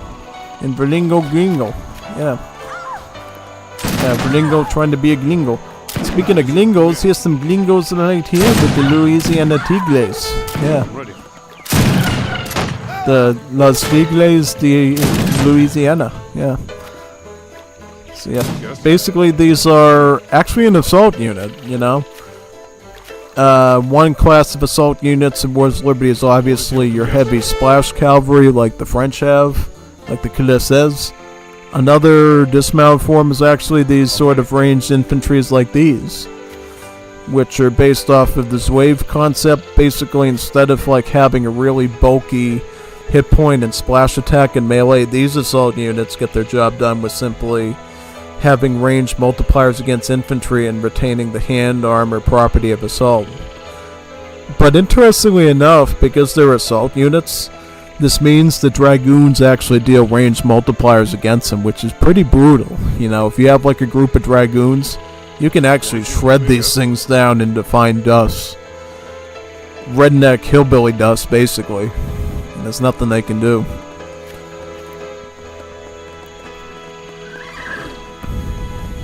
What is your command? Basically, we're going to see Viringo, I'm assuming, for a while, just trying to dish out as much damage against Korea as possible. But that's going to only be barely successful because most of what Korea is doing is actually staying onto the water. The agua, you know, essentially. Looks like USA goes up with the Confederacy again. Basically going up with Benjamin Palmer. Benjamin Palmer has a unique technology that gives you an increased build limit on your church. The ability to have dos iglesias instead of uno iglesia, basically. And of course, the more churches you can get means the more XP trickle you can get, since each church trickles about 0.5 XP per second, which is about half an experience point. So if you can have 2 churches, 2 iglesias, that means you're trickling about 1 XP point per second, which is pretty big. And then if you go with, I think Albert Pike in age 4 is the Confederates, you can increase your church build limit by another 1 or 2, I believe. So you can basically have like 2 XP points per second, which is pretty big actually if you combine Palmer with Pike. And that might actually be what Viringo's doing here. He might be going more the sharpshooter, Texas Ranger route, you know. Because this is something I actually did against Metal once, actually. I was fighting Metal, and I think it was Metal. He was playing Australia, and I beat him by, or was that Viringo? I can't remember. Was it Viringo or Metal? It might have been, I can't tell. Somebody was playing Australia, and I went USA, and I went Louisiana Tigre. Then I went Texas Ranger, and then I added sharpshooters in at the very end, and it was a really phenomenal setup, you know. In general, the Confederates have an unspoken bonus of being really good against infantry. You know, sort of all 4 of their units has some sort of property that makes them good against infantry, you know. Whereas the Union tends to be more anti-cavalry focused, or at least more anti-artillery focused, you know. Because what do the Yankees get? They get the mounted rifleman, which is a pretty interesting dragoon. They get the Buffalo Soldier, which is a later game dragoon, and then they get the Leatherneck Marines, which are a naval infantry, which are you know, good against artillery. So if you're looking for anti-artillery, go with the Yankees. If you're looking for anti-infantry, go with the Redneck Confederates. That's basically going to be your best setup in these matches, I find. Yeah. Going back onto the wood, it looks like. Picking up Eastern Medicine to get the HP up on the villagers. Not a bad idea.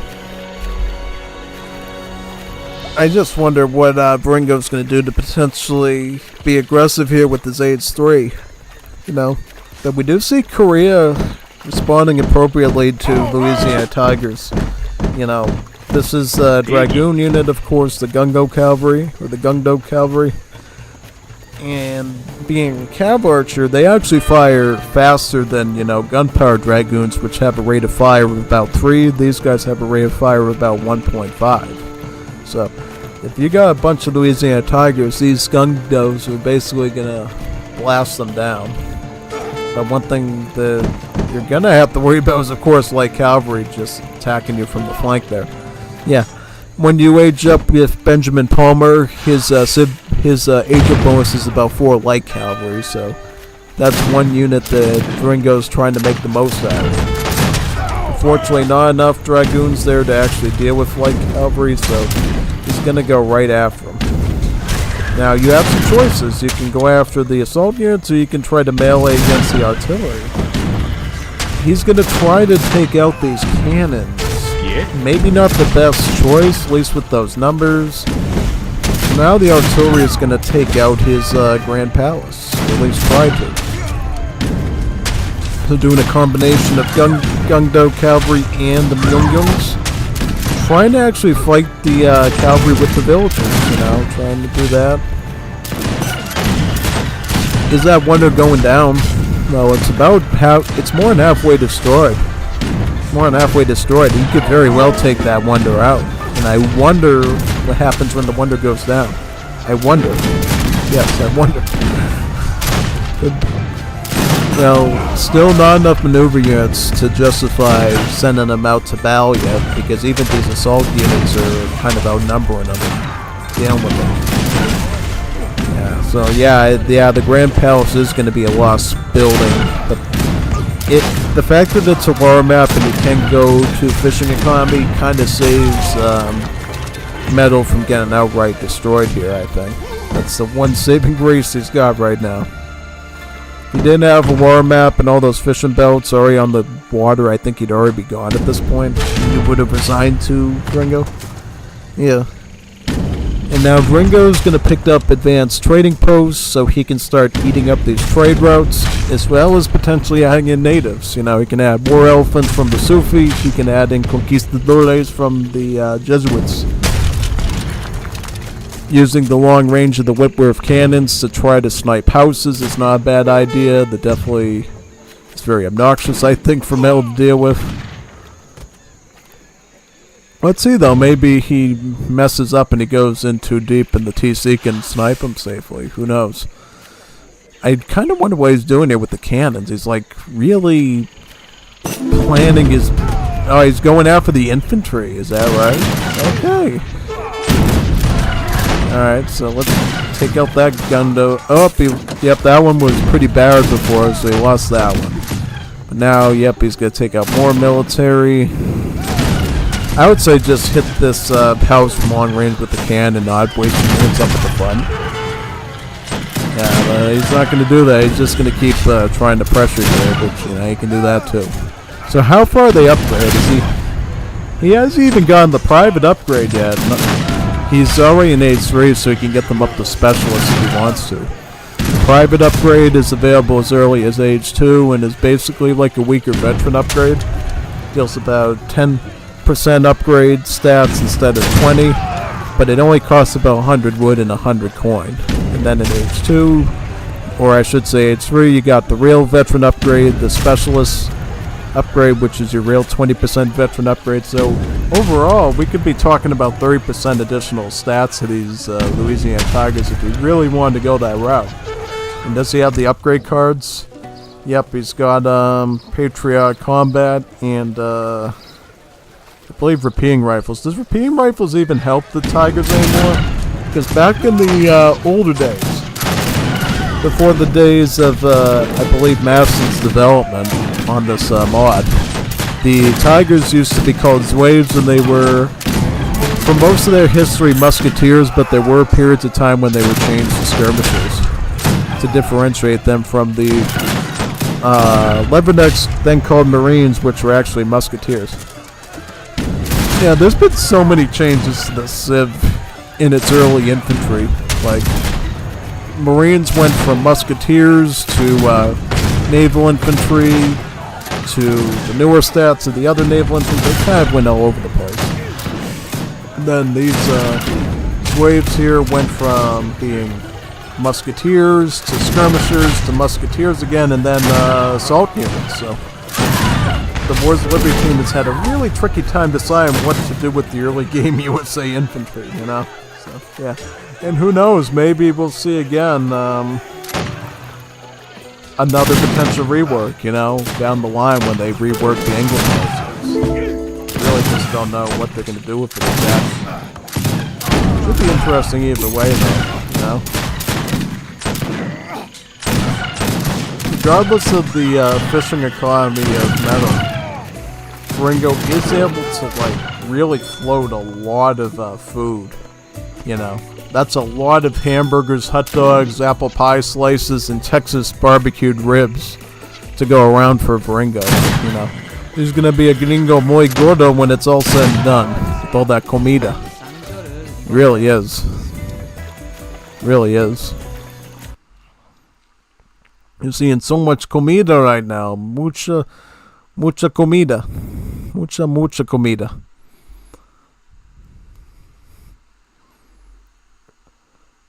Oh yeah, I mean, Viringo's just playing this out really well here, you know. And this is scary because technically this should counter these. But he's actually retained such good numbers with the units that he's actually beating his counter really well here. Because unfortunately for the Gungo cavalry, they're not gunpowder dragoons, they're a cavalry archer, which means they get hand armor instead, pierce armor, which means the Tigers are actually dealing full-on pierce damage to them, which is making a huge difference there. So, yep, he's going to target down the samurai, is that right? He's going to probably target down that last samurai, right? He's trying to retain his fort, which is probably the most important thing to do here. I think he's gonna try to just distract Meadow as much as possible and just get the fort down. He's gonna try sieging it a little bit with the archers, but at this point the fort is going down no matter what. You know, and then Tigers are also gonna try to pressure a little bit. Yep, the fort goes down. This area is basically secured by Viringo. I think it's gonna be really hard for Meadow to basically counter this fort now, especially with H2 units. He would have to get a very large mass of spearmen and be able to attack the fort without any resistance. So, yeah, this fort is here to stay, and it unfortunately prevents Meadow from expanding a lot in this direction. You know, does Viringo have cash limitation? Let me see. He does not, because I was gonna say if he had like another fort and he put one like right here, this might actually be like a game over situation that would force Meadow to like sail around there to get new land and basically cripple him to water economy then. Yeah. So thankfully for Meadow, he's only going to be dealing with one fort for now. Or for the whole game, that is. Yeah. If this was Definitive Edition, you know, Viringo would actually get a +1 build limit on a fort just by sending the 1 fort card in H3, but this is Legacy, you don't get that sort of perk, really. Picks up the Patriot Combat, which will improve these Tigers by about 15%, is that right? Yeah, so some more stats without even doing the military upgrades just yet. Just falls back to the fort, which, surprise, surprise, will deal some pretty heavy damage against cavalry. Goes after the hero first, so that's going to save the Gungos a little bit of damage. And then just goes in for the villagers again. Yeah, I mean, if you can't maintain a villager economy as Korea, that is actually really harmful and detrimental. You know, because a large portion of the Korean military is based off of wood costs. You know, not only their artillery, but their spearmen and their archers. So you basically really shrink down the Korean military by wiping out their wood ego. And of course that means less fishing boats too. You can just see it in the score difference right now. We see Meadow with the score of about 125. Ringo's looking at almost a score of 200. Picking up the private upgrade, and then he's probably going to get specialists rather soon. Starting to add in his slaves right now.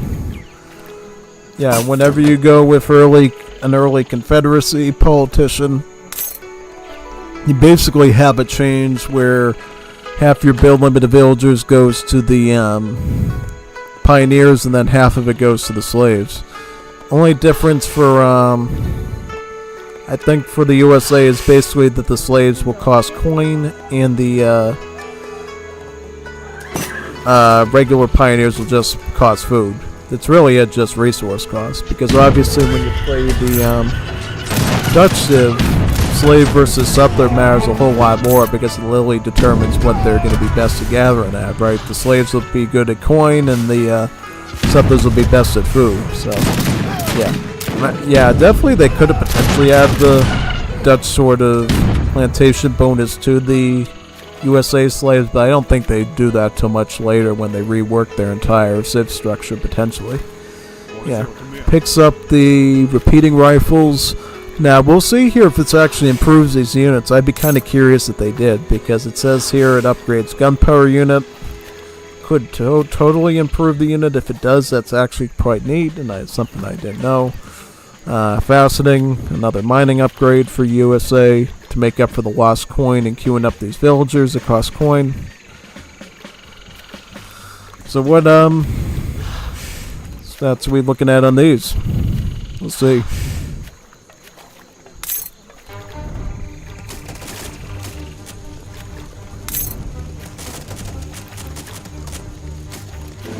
So 20 range attack. Oh, so the card does upgrade it. Okay. That's actually quite significant, because we're talking about a 20 range attack assault unit versus 18 range attack assault unit. And since these tigers are one population, This essentially has the same sort of snowballing mass issue that we get with Paraguay with their assault units, except instead of splash, we're talking about purely stacking pierce attacks on top of each other, really. So yeah, basically. And we got some sappers here from the USA as well. This is sort of their way of just finishing off Korea.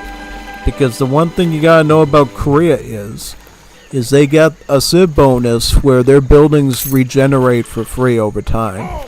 So you need really good siege equipment to take down a Korean base. You know, like, look at this consulate. It's already starting to heal itself now. Like, this consulate is already repairing. Same thing with the house. The house should be repairing very soon as well. The house isn't. It should be, though. It should be healing. The consulate is. Same thing happens with the trading posts and all that. Because actually, if you're... Well, this is something that happened in the game a few days ago. I was trying to attack a Korean trading post with the Explorer. But what I found out was, to my horror, the trading post actually heals so fast that the Explorer's siege... The Explorer's siege is basically capable of... it's not capable of actually dealing any damage because the trading post is already up to maximum health by the time the next torch comes out. So you really need some extra units like native scouts and probably like a treasure guardian reward or two to basically combine to get that down. Yeah, so here we got the sappers. Sappers are going to be mowing into the barracks there. Looks like. Oh, yep, taking out the barracks. Quite big. But now Korea is in Age 2, which means Age 3, so they are going to be able to get veteran upgrade on the Gungdos here, which will statistically put them in better shape against these Tigers. The fort is here, though, and this really still prevents Korea from going outright against the Tigers. Now we got the Riflemen here. Riflemen are a Dragoon and Musketeer hybrid. They have the bayonet attack of a Musketeer, but their range attack is actually has multipliers against assault units. This is because the Anglophonies culture does not currently have a shared Dragoon unit, so to avoid Anglophony civs from outright losing certain matchups, they have the Riflemen that basically is a way for them to counter assault units at range with the Riflemen. So the one thing that the Riflemen don't have from the Dragoons is the anti-artillery aspect, so that's the one thing that they lack. But as you can see right here, for being a one-pop unit, a Rifleman can completely shred through an assault unit with multipliers. Well, if you do the math, you know, you'd be looking at like doing like 72 something range attack against an assault unit with each strike, which is pretty good, you know. And Korea does get assault units, so that could make the difference, since Riflemen are enough to shred through iron flails of Korea. But their melee, of course, can be used to butt heads with the Gungos head on in melee, you know, and somewhat protect the assault units. Because what I think Korea's might potentially do here is just try to go into a bit of a melee with some of their cav. And the way you deal with that, essentially, is basically set up a defensive perimeter with the Riflemen in the front and then just keep the assault units in the back so they just do their job there. Another opportunity for the sappers to take out a consulate. Pretty big hit, I think. How much export is Korea on? So, not quite enough to get another batch of samurai yet, but definitely taking out the consulate is another 200 wood cost that they're going to have to put down again to get. Alright, so we got the Tigers here trying to... I think what Viringo's trying to do here is basically get Metal to just keep engaging in these bad fights. Get him underneath the fort so the fort will just start blasting his units for free. That's really what Viringo really wants to do. He wants Korea to basically give up more and more of their ranged cavalry here. Because essentially Korea has very limited building space. Because once you get out of this sort of perimeter, Viringo has free reign on raiding this, and raiding this as well. Viringo really should just have some light cavalry just raiding this area, This is sort of what you would have at higher level players, just constant surveillance of the map and raiding really out of place villagers. Because can Viringo even see these enemy villagers? If we put the Fog of War on, we should be able to figure that out. He does not see those ones, but he does see these ones though. He could actually hit these ones over here, which would be a pretty smart idea, I would say. Get some more sappers. This is currently his main offensive there. We see the Korean boats try to make a pressure onto the dock here, which will be producing a steamboat, the CSS Virginia. This is a heavy ship, so this is really specialized for killing those lighter ships, and also has a broadside ability to dish out even more damage to. So we'll see what he does. Oh, he's using it to board some sappers right into the heart of the so let's see what he does with it. Is he gonna... Oh, he could potentially take out the Hacienda Temple. That would be a really good snipe, because the Hacienda Temple is a wonder that provides Korea extra technologies. Everything from rice paddy gathering rate to fishing gathering rate to artillery damage to infantry armor. This thing has a lot of technologies, but it's sad to see that he will not be able to use those techs because the wonder was completely destroyed. A really good gain for Viringo, who at any point could be looking to go into Age 4 now. And he's also going to take out the consulate once again. So another 200 wood cost that Korea has to recover.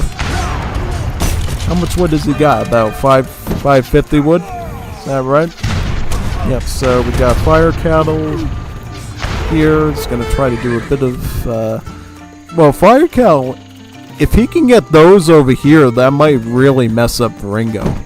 These fire cattle are basically petards, but they don't need any animation time.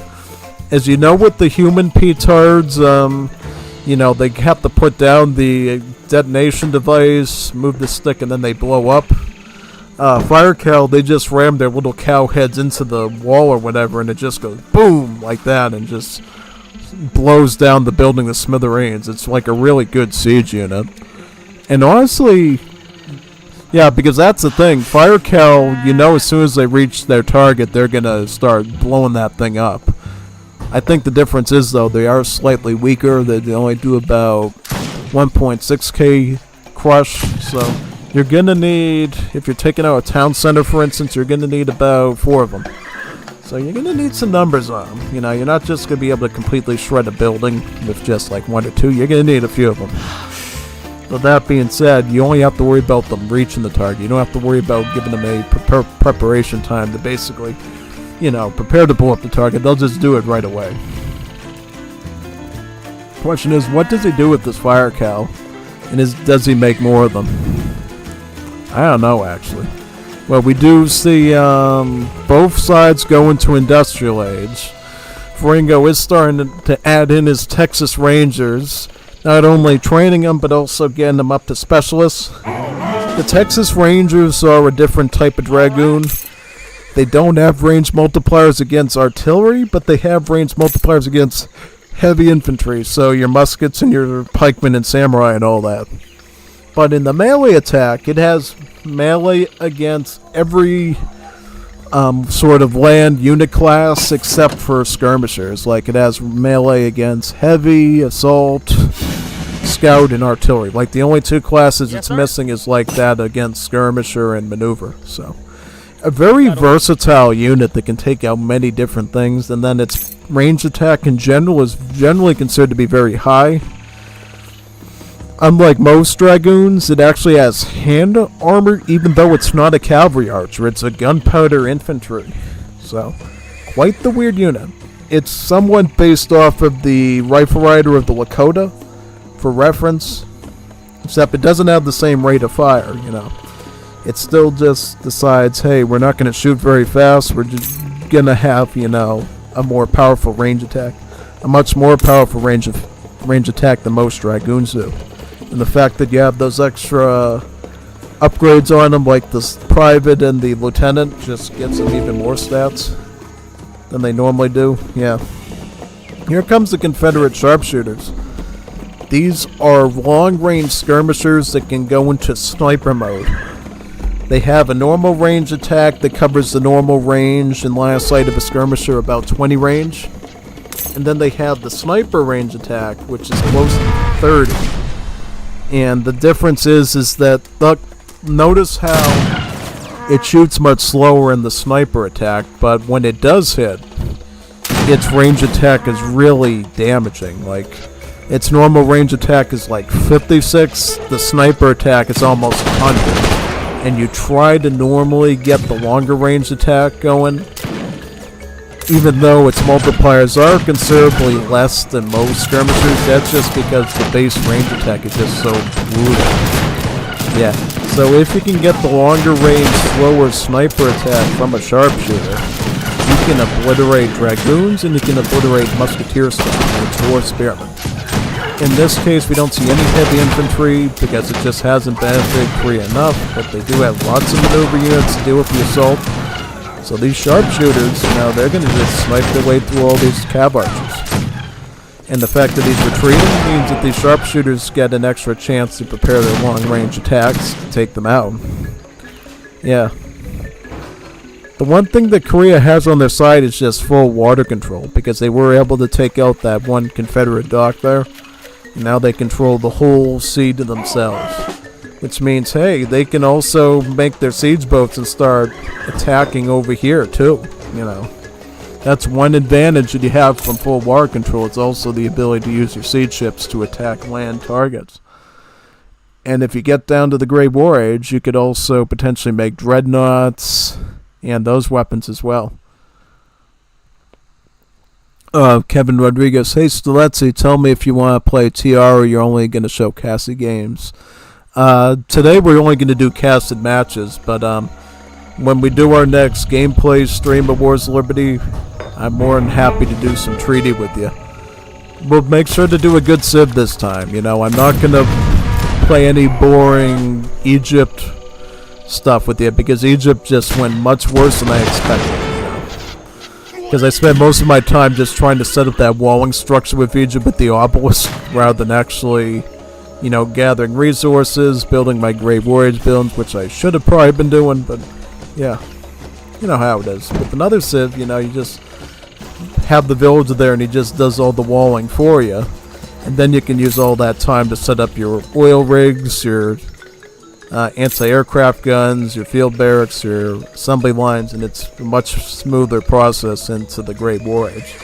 I barely had any infrastructure, and then you just steamrolled me like that because I was busy doing the things I shouldn't have been doing there. So that was definitely the worst Great War Age civ in history, is the Egyptians.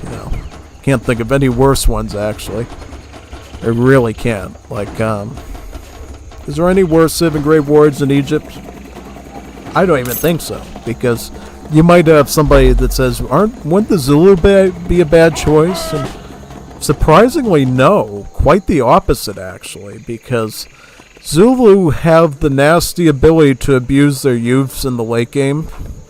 Because, see, there are still some units that the youths can mature that use the old training system, which does not check the population before it makes them. So it's totally possible you could have an army full of tanks, armored cars, and soldiers, and then have like 50 youths lying around. You could turn them all into the heavy artillery unit, the mountain gun, which all benefit from most of the assembly line technologies, actually, except for the stainless steel one, I think. So that means more hit points and more range on the mountain guns, and you can actually obliterate whole armies of soldiers, tanks with just 50 mountain guns, because, again, the ability of counter battery with the anti-artillery, the improved range, and then the more hit points from peace through strength. Those three technologies, the trifecta, and it just really obliterates, because you could technically with Zulu go full soldier with dispatch riders and just use the mountain guns as your artillery, or you can do a large batch of tanks in the front and put the mountain guns in the back and actually have more population than any of your Great Warrior's opponents and shell them out. And the only thing the opponent can do is try to come over you with a Zeppelin and drop the mustard gas on them. And of course, break the Geneva Convention rules to basically do that. That's the only option that you actually have there, really. So you gotta, Zulu is probably one of the best Great Warrior Civs ever, just because of that fact that they can abuse that to death. And I think I have already done it in an FFA before for you to see. If you look back through my videos from patch 1.1c, you'll probably find that. It might have been 1.1c or it might have been 1.1b, I can't remember. But nonetheless, it was a really good strategy. And it really did a lot of kill count. Like, it was killed thousands and thousands of units. Both regular line infantry from Hishe as well as late game stuff from both Viringo and Hishe. It was Viringo, me, and Hishe did that one. So it's a really interesting. And now we see the reason why water control matters. You notice here, Metal is using his turtle ships to inflict long-range damage on the factory. And Viringo, for whatever reason, thought that putting a factory right up against the wall was a wonderful idea. He did not even think about this, and I just don't know what he was thinking. Like, he didn't know that this turtle ship was just going to aim at his factory like that? Really? And now he's basically forced to take some of his dictator mortars and try to blast down the boats with them, hopefully. I just don't know why he should have put the factory, like, right here. Put it more inland, where at least it's not going to get sniped by the boats. And you don't have to just keep checking back and sticking your mortars there to deal with them, Yeah, because if Metal was paying more attention to his Navy, he could just pull out, wait for the mortars to leave, and just come back again and just keep doing it, It'd just be really annoying at that, to the point that it would threaten Viringo's land progress as well. Yeah, I think he has enough mortars there to basically take out that turtle ship. If it doesn't go anywhere, he could obviously dip at any moment and get out of there. But it doesn't look like he's focusing on the water bow, and he's going to lose that turtle ship. Yeah, the turtle ship is down.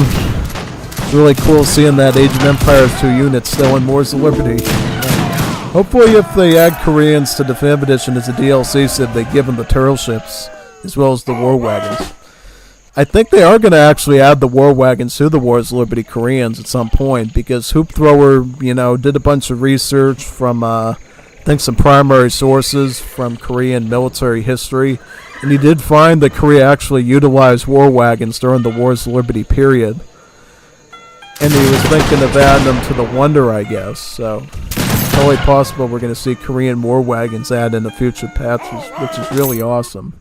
Because eventually what the Wars of Liberty team plans on doing is having one Wonder for the Asian civs that has an ultimate unit, just like Latin American civs get an ultimate unit, European civs do, and then instead of an ultimate unit for the nation-state civs or the Balkan civs, they get an ultimate upgrade for one of their units that takes a normal unit and makes it better, basically. So yeah.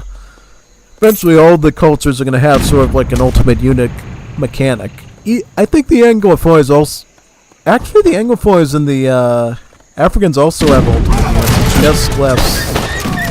It's less fleshed out. Like, it's presumed your Imperial Age unit is the Anglophones is your ultimate unit that you choose, and then the African civs, the unit you make at the palace is presumed to be the ultimate unit.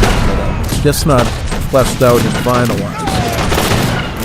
I think Africans will still have their ultimate unit be from the palace, so I think that part's going to stay the same, but from the stuff that Septifolia was saying back in the day, they kind of wanted USA to follow the rules of the other cultures, where you don't get any new units after Age 4. Like, Age 4 should be the latest time that you get new units out of your roster, because it just makes them feel like a bloated and OP culture. They're still getting more OP units in Imperial Age, especially considering if it's an Imperial Age unit, that means you don't have to upgrade it, right? No Imperial upgrade, it just sits full stat, almost as if it was like a mercenary, and goes right into your back pocket. Yeah. just balance consideration as well as design stuff. I think honestly from the looks here, I think Viringo's going to win this one. He's able to hold the line with sharpshooters, riflemen, and tigers. And he's able to use his Napoleon horse artillery to push the lines. Recently, or rather within a year or two ago, the European Civ lost its horse artillery, and it's going to be a more Anglophone unit now. They're going to be using Napoleons. So. And I don't know if the Anglophones are going to retain the Whitworths. They might actually end up becoming a British unique unit at some point, but from the looks of it, the horse artillery is going to be a purely Anglophone unique cultural unit then, basically. So if you like horse artillery, playing USA, Canada, Australia, South Africa, Jamaica, Trucial States is going to be your preferred setup. And even India, you know. India, down the line, might not be a, well, I know that India is no longer going to be an Asian Civ anymore in the future. They're either going to be part of a subset culture called the Indian subcontinent Hindustani Civs, or they will be part of the Anglophone culture as the new Anglophone Civ, where you basically have the Hindu faction and the more Muslim Mughal faction. So yeah, that's what you can look forward to with India. And obviously they're going to lose a lot of their normal units like the Mahouts and stuff, but they're just going to be more European-like and have the same sort of European units like the Riflemen and, you know, Spartooner and all that. So yeah, should be an interesting change nonetheless. Picks up the Statue of Liberty now. This thing is like a big giant beacon that gives you good line of sight, and it also trickles experience points for you too. Kind of like a big giant church. Like a big church, Iglesia muy grande. Yeah. Yeah, looks like,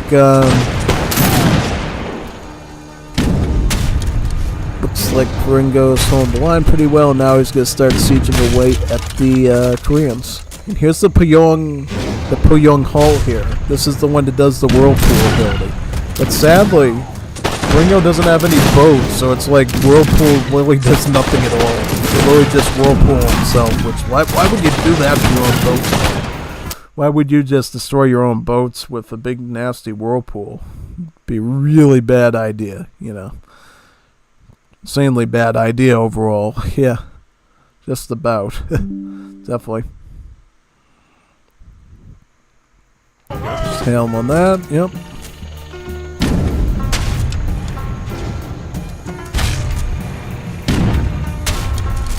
Looks like the Puyong Hull is going down.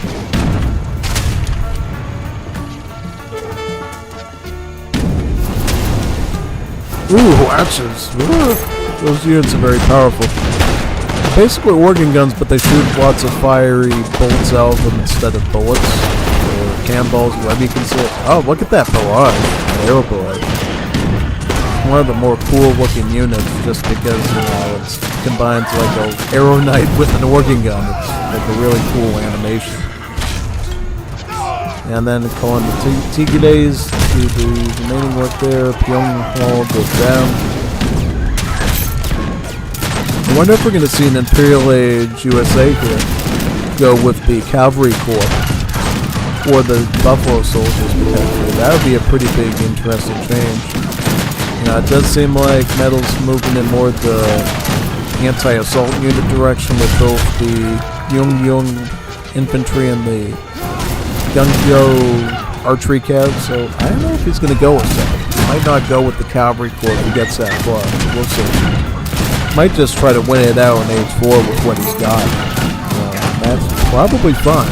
You know, he's got really all the critical upgrades. He's got these up to corporals.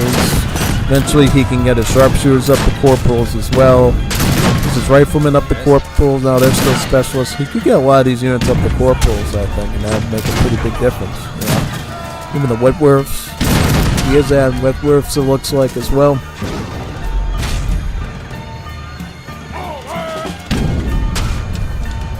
Sieging away, it looks like. Oh, here's the Huachas. Wow. Look at those barrages, they can see so much damage. I like the Huachas. One of the most fun artillery units in Warzone. It's kind of funny they're in the same mod that has like tanks and armored cars as well, so if Korea's caught an age behind, they're literally just trying to kill a bunch of tanks with a bunch of Huachas and their fiery arrows, trying to break through the armor and stuff. Yeah, quite a strange sight to see. I wonder how Huachas work once you get all the assembly line upgrades, you know, the counter battery, the range finding, and then the piece for strength. That must give them some really beefy stats, you know, to be able to take stuff out with. Definitely, I should try that. Great War Age Huachas to win.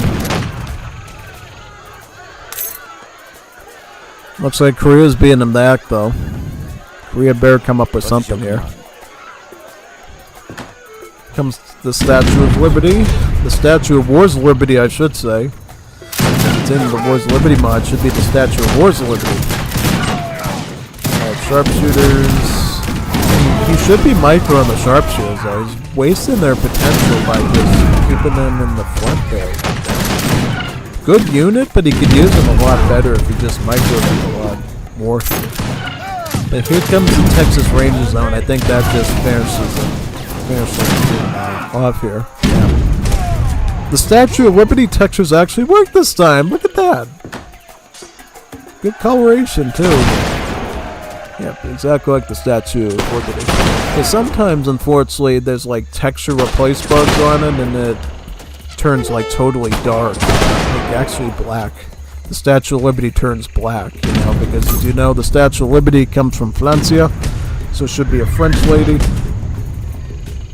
But after the texture replace bug, the French lady turns black, basically. And I think the pedestal goes from like being this really intricate brick design to just like plain old yellow and big and melted and stuff. Yeah, basically.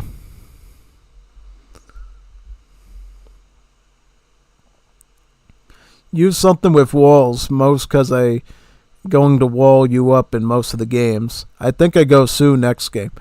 Oh, Sioux! Did the Sioux have walls? Yeah, the Sioux have walls, right, yeah.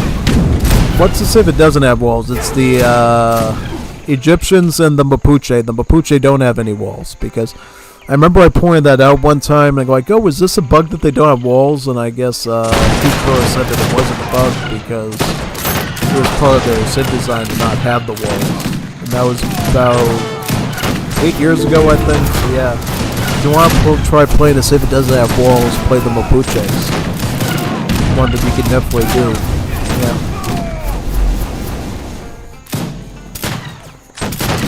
Trying to take out all that infantry, looks like. Latches.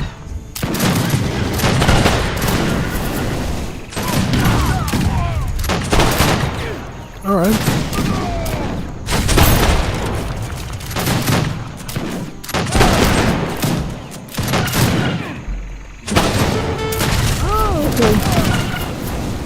Alright. They did really good with the voice lines on these Texas Rangers. They sound like they're really from Texas. Like, sure thing, alright, sure thing. We'll get them. The real Texas accent. And that was done by one of the fans of Wars Liberty. They basically provided us with a bunch of voice lines. Some really detailed ones too. And some good ones too for the Gatling guns, for the Spontours. They're just really well put together.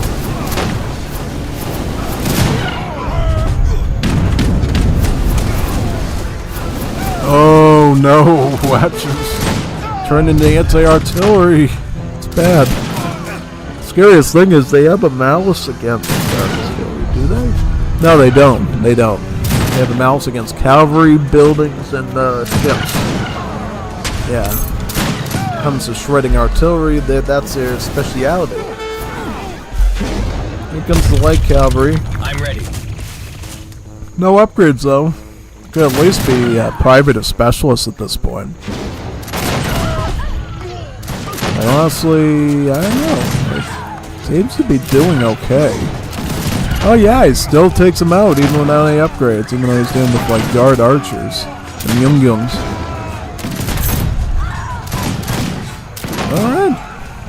Alright. Unupgraded light cavalry for the win. Yeah, that just shows you sometimes having the right unit comp can even win you a match even without upgrades, you know? That's why in Arena, you know, the creator of that Arena map always told me when he was on my team, he said, make sure you get more units before you worry about upgrades. Like, it's better to have like 20 unupgraded units and have like 5 ones upgrade to like Guard or Imperial. It usually, well, because it's a game of mathematics. Because consider if you have like 20 Hussars, right? It's like 320 HP times 20 on the field. If you get a veteran upgrade on like half the units, you're only gaining like 100 HP around. So it's like you're only gaining one. It's what would it be? Like be 320 times 10, right? And then you're multiplying in another like plus 100, plus 1,000. It's not that much, but if you have like 20 Hussars, the math is not like an additional 1,000, it's like 2,000, it makes it even 3,000. So whenever you're doing like an arena scenario, Coliseum, or even a 1v1, make sure you focus on getting more of a unit before you upgrade. Unless it's really cheap, like if it's like the private upgrade with the USA and it's only 100 wood, 100 coin, and you have extra production builds, definitely go for that upgrade. But if it's a choice between upgrading and numbers, try to get the numbers first and then upgrade. Or whenever it becomes financially feasible to be able to upgrade and get the numbers. So that way you're putting the most stats on the field and you're more likely to get what you want. And that's assuming that that's the unit you really need, right? Like if you only need a bit of hand cavalry, yeah, you can kind of afford to play a bit greedy with the upgrades, but if you need like 20, 30 light calves to take out Huaches and archers, it's better to have the 30 cav for that than just say I can't do anything yet until I get veteran guard such and such upgrade, because you know you're gonna fall into a mind trap thinking that you're alright because you have upgrades. You're really not, because you just don't have the numbers there to justify the skirmish, you know. That's why here Viringo is actually doing somewhat well, because he's has such a strong eco that he's able to just send in his light cavalry without. Oh, he did get the private upgrade, so he did get the Super El Cheapo upgrade, but none of the other ones. Not the specialist and not the corporal, just the private one. He's actually doing somewhat alright with that, from the looks of it. Yeah, he beat through the Young-Youngs. These things are very misleading because they look like musketeers, but they don't actually have multipliers against scout units. You know, you'd think that they would statistically be similar to the riflemen, but they actually aren't. They only are good against assault units. So if you send like a whole swarm of like light cavalry at them, they actually melt like instantly. And that's the thing that Viringo's taking advantage of here. Because of their very flimsy design against scout, he can literally just take like barely upgraded hand cavalry and just completely slash them. You know, he just picks up specialists right now, and I think he's gonna win this any moment now. There's a really strong pressure game by Viringo early on, and he just held on really tight here, even losing the fort there, only having the remaining production buildings there. Yeah, he just kept the fight going all the time and was able to win this. And Korea had controlled the whole water. They had full water economy, and it just didn't matter because Viringo was able to do so well on the land. Even dealing with some turtle ship raids in the back of his base to his buildings. Good game, Viringo. Juanita Peruana. Well played. Good one. Very good. Good match, you know, I mean. Oh yeah, Korea, look at how much villagers they were at, because they had all the fishing boats added into the stack there. And then when you look at like shipments, this, resources, had more resources, just didn't translate well to performance, you know? Just wasn't able to beat the Confederate composition, and it just really hurt them badly, you know what I mean? That's why unit comps really matter sometimes, you know? Just gotta make sure you're making the right stuff to deal with the occasion, because if you don't, you might be looking at a loss, you know? And so we'll go into the next match now. República del Perú versus República de Bolivia. So is it going to be another metal game, or is it going to be a new Juanito? A Juanito Nuevo, perhaps? Let me find that recording here. This one over here. This one. Yeah, this one here.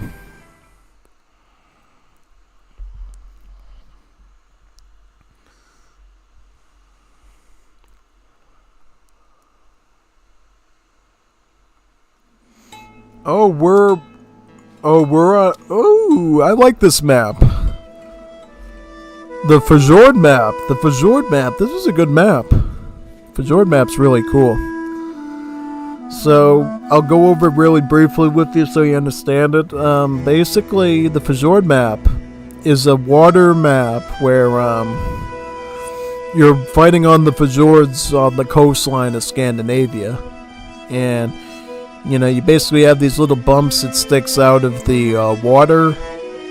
And you can, like, put your navy, I think, along these cliffs here, and then you can make boats and board them and be able to attack your opponents. And then you can put some easier...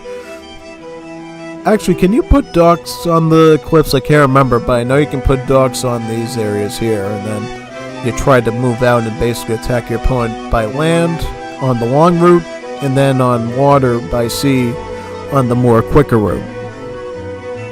And you actually have enough space, I think, to actually land troops without the town center's anti-ship attack affecting them, so it's pretty encouraged for you to use water here too. But if you're going to go the land route, it's a long walk, and then you have to go through this sheet of ice here, which you can't build on to get to the enemy side of the landmass. So it's really a fun map. And I wouldn't be surprised if this game lasted for an hour, honestly. It's a really good map. Really fun map, actually. So, definitely look forward to this one. Yeah.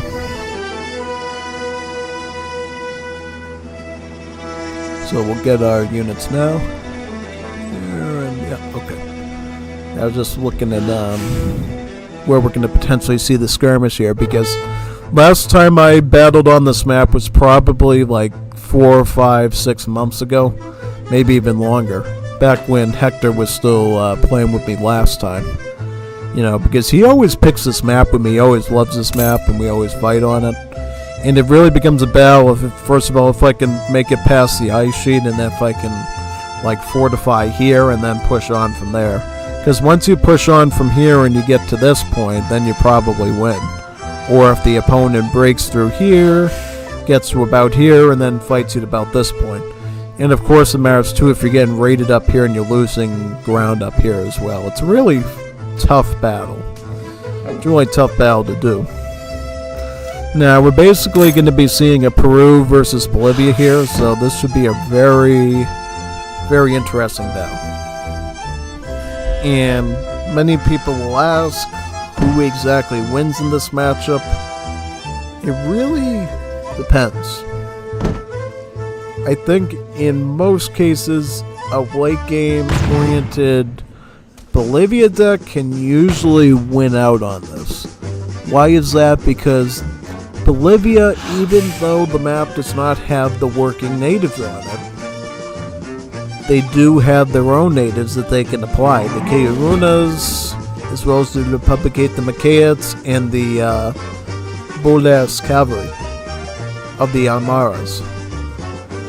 Take all three of those things and they should be able to do it. Yeah. First card that Eternity sends is Mother's Day.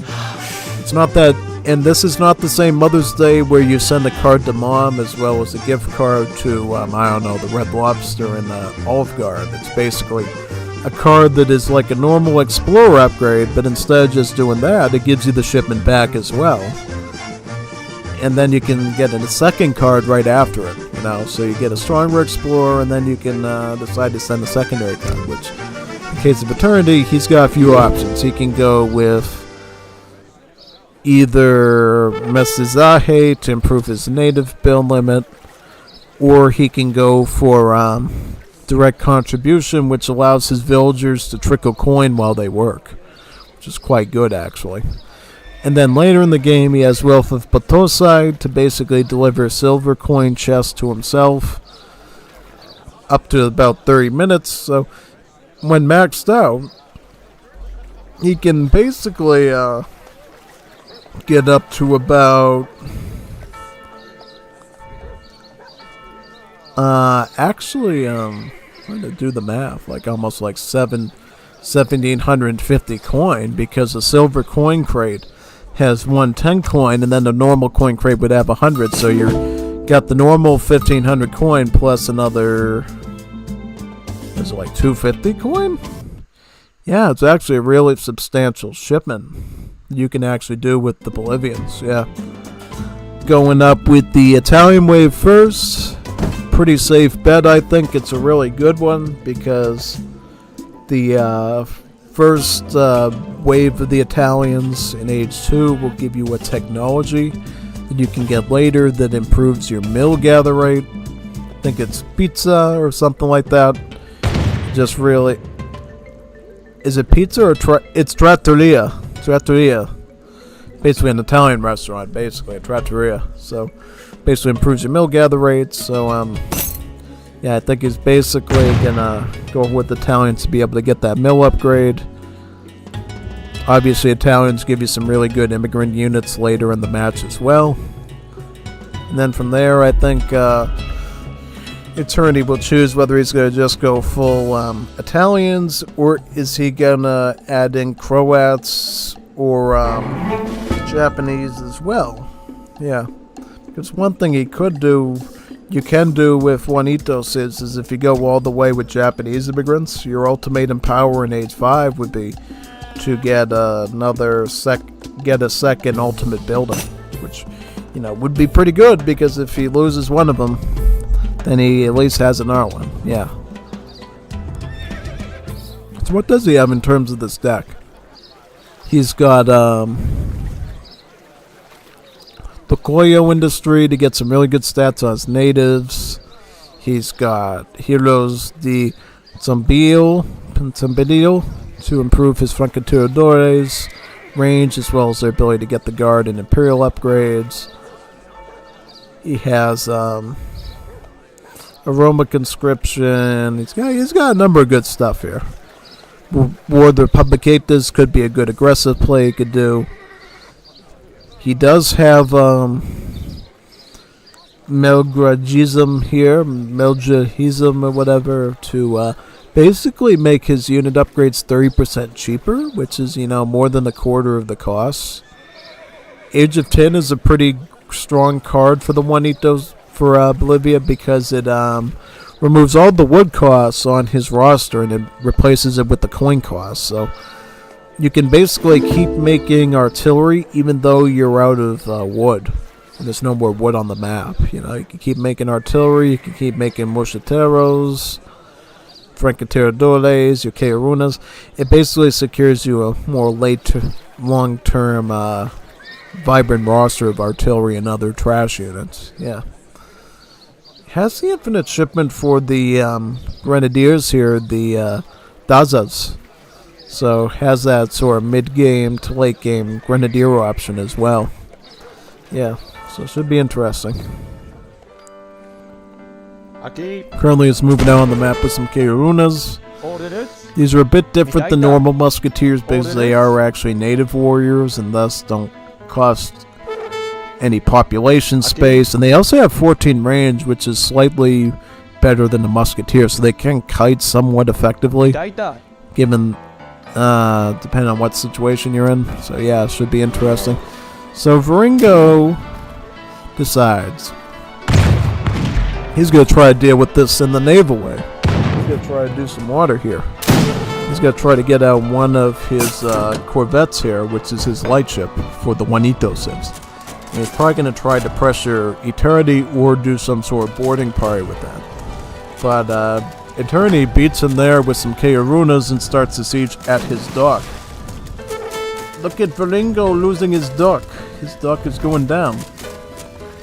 Might make Viringo muy enojado. Who knows? Yep, that dock is going down. Wow, look at that. Look at that. See the difference between having 10 fingers and about 9.69 fingers?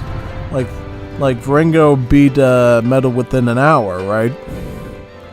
But when you have a Juanito with about 10 fingers and not 9.69 fingers, he could beat Viringo in like 10, 14 minutes or whatever. Oh yeah. That's why having more fingers matters, you know. The less fingers you got, the harder it is to micro, macro, everything pro. So, scarecrow even. So, yeah. Basically, if you want to beat Viringo, try to have more fingers a day. Whether that's 10 fingers, 11 fingers, 12 fingers, doesn't matter. The more fingers you got, the more you'll make Viringo cry. Basically, like a little Juanita Peruana. So, if you only have about 9.69 fingers, try to add a little stubby at the end of the other one so you can get yourself up to a total of 10 fingers. It's the best way to do a Viringo, is having lots and lots of fingers. Even if that means getting chicken fingers. Yeah, chicken fingers. You know, chicken fingers are good. Probably gives you enough energy to beat Viringo. Yeah. Can't remember the last time I had a chicken finger. It's been a number of years, actually. Well, I think I've had it about a month ago or two. Went to Dairy Queen, got a chicken strip basket. I think you would consider the chicken strips at Dairy Queen to be chicken fingers, right? Yeah. I think I remember I read it. Well, I used to go to like one of the counselors' like places at high school or whatever, and used to meet with them and stuff. They had this book. It had like the most unhealthiest meals in America, and I think like the worst fast food item on the list was literally the chicken strip basket at Dairy Queen, and it's like literally my most favorite thing there, because I like the batter, I like the way they cook the meat. The batter's good, the sauce is good, French fries are cooked good, Texas toast adds something to it, you know, having some nice buttered bread with it is always nice, and then you can dip it in the hot gravy if you want to get the gravy with it. It's pretty good, you know. But, you know, I've sort of moved away from the gravy a number of years, and I've gotten like half the sauce I get is like the honey mustard sauce because it's nice and sweet and tangy, and then the other half I'll get the buffalo sauce because it's spicy and salty, and it's like Chinese food, you know. That's what the principle of Chinese food is a balance of different flavors. It's not just all spicy like a buffalo wing. You have to put like saltiness to it, umami, sweetness, tanginess, all into one dish, and that's why Chinese food is Americans' favorite food, even if it isn't real.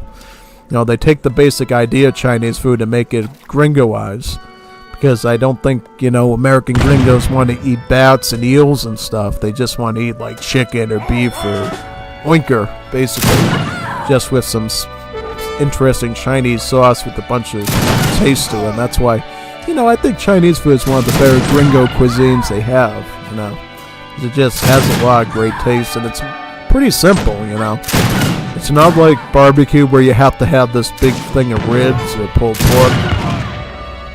You basically just get away with having like little strips or cubes of beef or chicken or pork or sometimes fish or shrimp, and because the sauce is so good, you don't care that there's not a lot of content to it. It just tastes great. Yeah, basically. But what's going on here? It looks like Señor? Eternity's in Viringo's base and Viringo is in Eternity's base. What is going on here? It's the war of the Juanitas Bonitas. La Guerra de las Juanitas Bonitas. Yeah. Question is, who's winning? Viringo's ahead 5 score, and how much res does Eternity have? So Eternity's Eternity's in age 3 and Viringo is not. So He can just go full Daza shipment if he wanted to and just spam these out. Because the Brineros of Peru are one of the few early skirmish units that doesn't actually have multipliers against heavy infantry. So if he gets enough Grenadiers, he could actually overpower the, arguably overpower the Brineros of Peru. So yeah, Brineros are one of the earliest units that Viringo learned to abuse is Peru. Since it's early Concepcion. Yeah. Since Peru has been out, Viringo has always spammed Brineros. He just loves spamming those Juanitos Nativos all the time. And just run around the map with them and rain villagers, basically. Yeah. They do quite a bit of damage, you know. If you can kite well with them, they can do quite a bit of damage. The thing that makes Brineros different than any other unit is the fact that they only cost wood, like 65 wood, which you rarely ever see. You rarely ever see units that just cost wood. The only other one you see is, of course, the Marchazi Marchetero of the Dutch. But that's only because that's how their sort of civ structure works with the 3 parts of the Dutch Empire. Bernero is a rather unique case of unit cost. Ooh, he's got the Tatterdemilions. The Tatterdemilions, I think, will win him the game. Attorney wins the game just because he has Tatterdemilions. These are basically the same stats as Spanish Lancers, so like 3x against infantry. Yeah, the only difference is since they're classified as assault, they don't have the pierce armor, they have the hack armor. That's the only difference. Like, these are them right now. Like, look at that hand attack. Just good all around. Like, if those get anywhere near the Brineros, then Viringo's out of the match. Effectively, he's like, bye-bye, Juanito. Basically, it. Yeah. The only way I could explain it, really. Yeah. Oh, yep, see, he's gonna drop him right here, not realizing what's after him. He's like, oh no, get back in the barco. Get back in the barco. Yeah. Get back in the barco, Juanito. Oh, yeah, si, senor Juanito. Get back in the barco. Get away from the Tatterdemilions. There you go. Gotta wait safely there.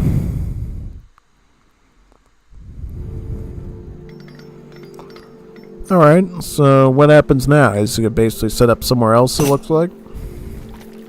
Yeah, maybe. Maybe, baby.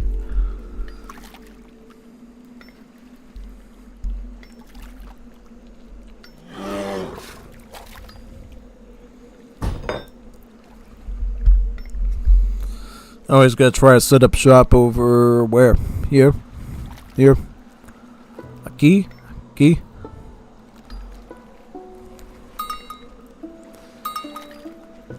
Oh, he's gonna put him right up against the shoreline here. Seems reasonable.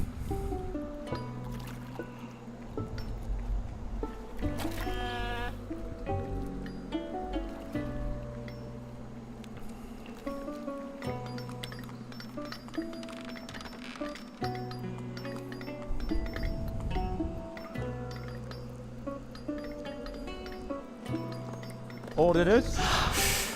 Oh, he's got the Fenians. He went up to age 3 with the Irish immigrants, so he's got some Fenian mercenaries. These are basically dragoons dismounted, almost like the Eagle Letter Knights. But notice how they have really great multipliers. 6x against assault, 48 range attack. That's pretty brutish, actually. Look at that damage output. That's quite serious. GG, well played on that one. Yep. Good match by Eternity there. Yeah.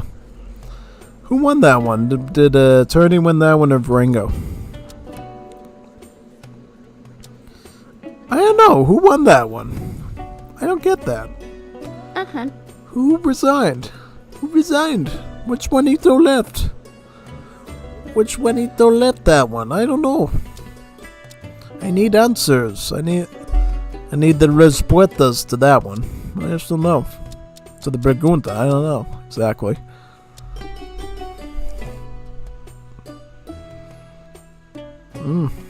Yeah. Guess we'll never know who actually won that one because I really could see either side winning that. I really could. So, yep. And now we're going to go on.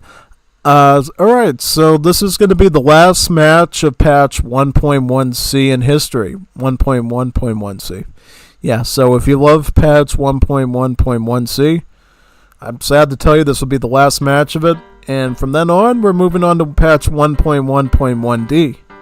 And we have about 3 games of that to do after this, so stay tuned for that. So, what's this match called? It is called, Tigers versus Trupas. So, America versus, Canada. Is that right? Okay. So, should be an interesting match. And then from there, we got 3 team games. Alright, so this should be really fun. So, let's do it. I think T is for Tiger. There we go. That one.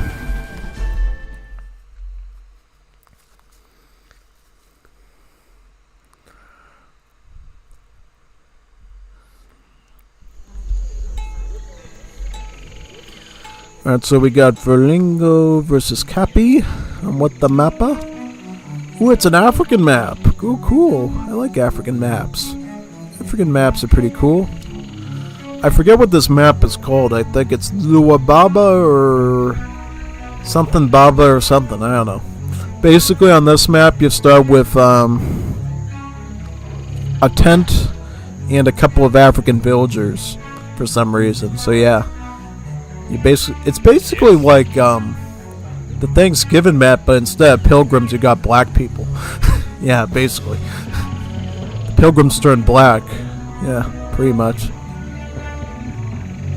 So yeah, it's a good map overall though, and I mean, you got like this cool little wedge over here where you can find natives, elephants, and mines, yeah. And there's even water shipment points here too, so it's considered a semi-naval map as well.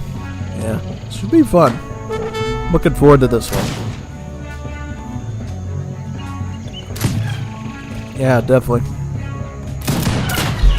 I've looked at the file size, and it's actually slightly bigger than the file size we had between Metal and Viringo. So it's totally possible we could be looking at a similar match size as that. Maybe. We'll see.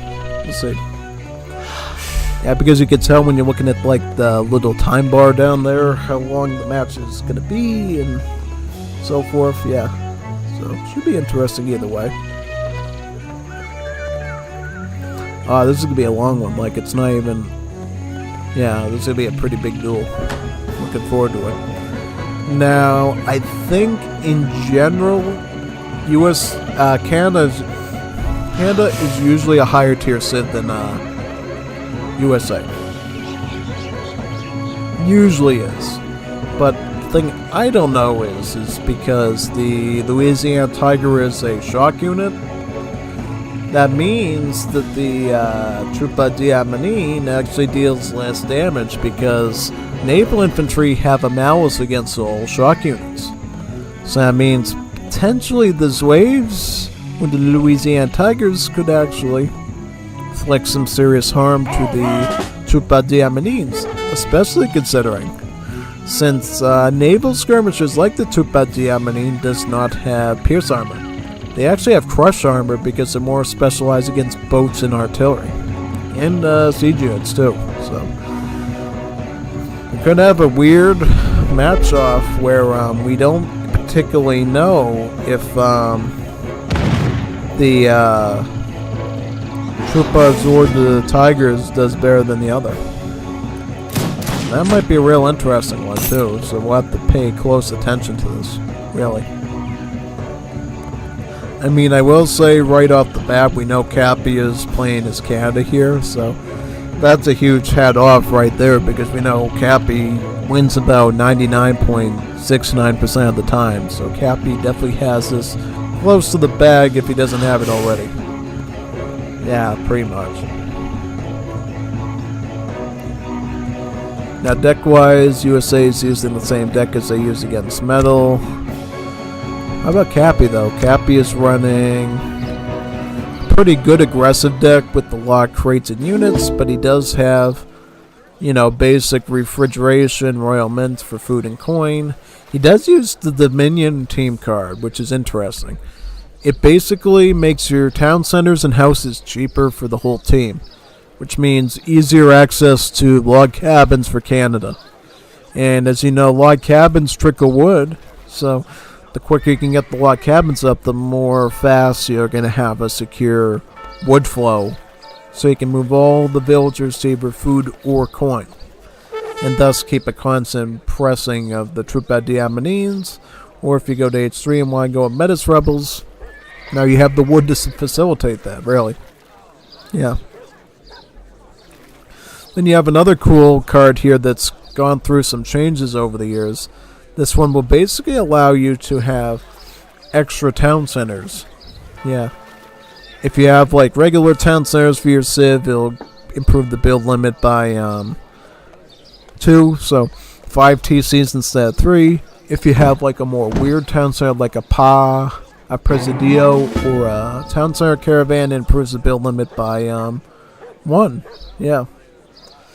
I think the best beneficiary of this card is probably Mexico, because they get 2 more town centers and 1 more Presidio from it. So basically they get 3 additional TC type structures out of this, really. So Mexico makes the most out of it, really.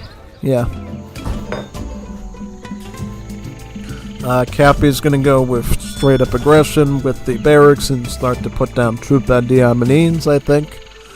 This has it right here on the riverbed, so he's going right for Viringo's base right now. So this should be a pretty interesting battle, I think. He's going to grab up this copper while he's over here too for some extra coin. Why not? Yeah, and to boot, that's Viringo's coin, because that's in his sort of space. So if you can steal coin from Viringo, Viringo will have less stuff to go with. Yeah, basically. So Troupe Diamonines are coming out. What sets the Troupe Diamonines different from other naval infantry is that they have a low HP, high attack model. Thus, they are actually able to be used as like normal units. You don't have to fight artillery or siege units with them. They can be really good against musketeers. And they can be good against skirms as well. Because they're always going to deal more damage than a musket is against them. Now where you see Louisiana Tigers on the Confederacy side. And now we're going to see which of the 2 units is better in practical use. So Troupe Diamonine. Oh, these Tigers are shredding the Marines. About 5 Tigers is enough to one-shot a... Oh, okay. So, yeah, it does about 22 something damage, right? And how much is a Marine? 90 HP. So, only 5 of these can take out 1 of these in one shot. Wow, that's pretty big. I think Viringo might actually have a bit of an advantage here now. Yeah. Cappy better get a numbers advantage and take advantage of his extra range, because the Tigers have a range of about 12, and these being a type of skirmish unit will have a range of 16 range. So, principally, Viringo's going to have to make the most of his movement speed and attack, whereas Cappy's going to have to take advantage of his numbers and his range. And we'll see who beats this battle of the wills, really, to see who can accomplish this match. Should be interesting. Yeah, it looks like Viringo at the moment is also going to look for some areas to raid potentially in Canada. The thing is, Canada's always been a more defensive civ. Like, if you look back to the earliest Wars of Liberty tournaments, hosted by Kike Matemitos, you'll see Chapo has some really good walling setups where Chapo would just wall his base with log cabins to the point that you could barely even get into them. And of course those are wooden walls trickling you wood, so Yeah, log cabin walls for the win, man. The walls that just keep feeding themselves, really. So, yeah. It looks like Viringo might actually get a Vil kill. Or two. Does he get a Vil kill? Just, if he had one more unit, he'd get a, yeah, now he gets a Vil kill. If he had one more unit, I think he could have gotten 2 Vil kills, potentially there. So now he has to retreat. Look at Cappy, though. That's, 28. But Viringo also has a batch waiting for there until his reinforcements arrive. So we're going to see, using the doggos to try to save the infantry. Good move by Cappy there. And might actually save him a bit more time to get some more units. But of course, Viringo has his own reinforcements that he could resupply back if he wanted to. He's gonna, Viringo's gonna try to take out that doggo there, and now he can try to sort of make a move onto the infantry again. I'm looking at the blue on the mini-map down there near Cappy's base as well to see if I see any movement from them as well. Which could mean more lost villagers, potentially. Yeah. Interesting. This is a much quicker match than I thought it was going to be from the file size. So I guess you can't judge a game by its file size. That's sort of an unwritten rule because, you know, the file size looked like it was actually bigger, at least from what I saw, than the Viringo game before with Metal. So I thought this was going to be like a super late game fight. Nah, this is going to be probably be settled in age 2. Yeah, so what happened to the Viringo's force here? Alright, so he's just pulling them back. He has to get reinforcements now, it looks like. And what is Viringo's res count? So Viringo can resupply his numbers, it looks like, because he's got the res to do it. Yeah, so we'll see that.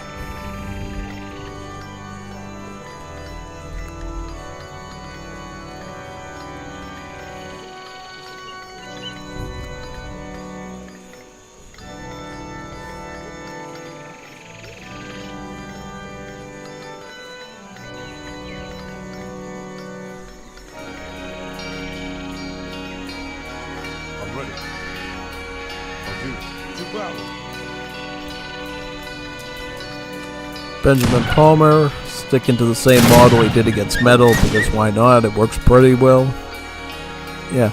Well, the one thing, you know, I think the Texas Rangers are actually pretty solid against the two-pet Yemenis just because, you know, they do a lot of range damage, which is enough to soak into the infantry. You know, like it would only take about, I believe, like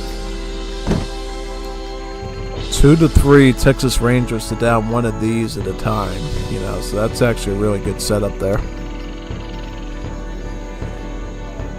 Cappy, though, doesn't have as much res, so he has to try to get deer hunt to get some more hunting gather rate, and then start adding in spontooners and go for more of a push. Because since Louisiana Tigers are a cavalry unit, a quote-unquote cavalry unit or a shock unit, that means that the spearmen, the spontooners, actually have multipliers against them. So this is not 8 attack against them. It's more or less 8 times 6, which, you know, is going to be closer to like 48, right? Good amount of stuff, really. Yeah. Good stats all around. Yeah.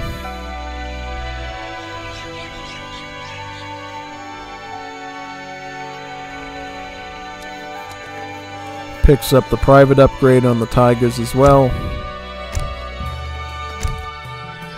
We could cancel out this wood and get about 10 Tigers. Get them up to specialists. That could be a pretty big move. Honestly, enough to just pressure these Marines down, you know. Cappy has the economy, but I think Viringo has the better army here. It just really comes down to how well Viringo micros here. Viringo could micro down this whole army of Marines here. Oh no, but then the doggo is distracting him. Oh, this is kind of obnoxious. But the white cavalry's distracted him as well, and now the dog is dead, but the cavalry's still there. Adds in Minutemen as well. Okay, and then there's wood. Wood. And then he could chip in about 10 more tigers later on if he wanted to as well. Spontuno's not focusing on the tigers, so he is going to get a few kills on the spearmen there. Town center firing at the... Oh, okay. Good setup.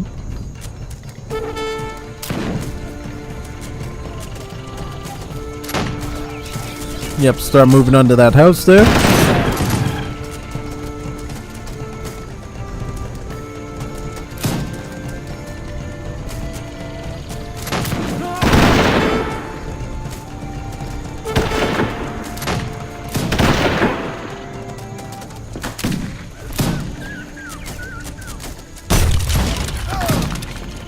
Took out the general store.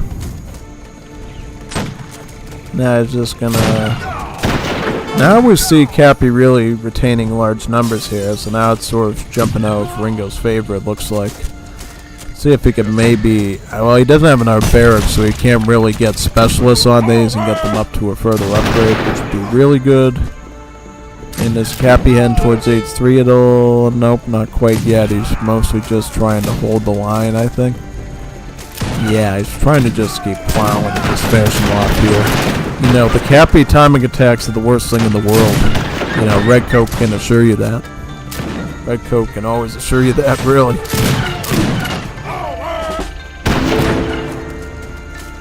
Viringo's forced to flee like a sad little Juanita Peruana now from the battlefield because he just can't handle them head on anymore because of their numbers. Gonna keep trying to poke and prod him a little bit, but well, I don't know how far that actually goes here. You know, it's really hard to say exactly. We'll have to see though.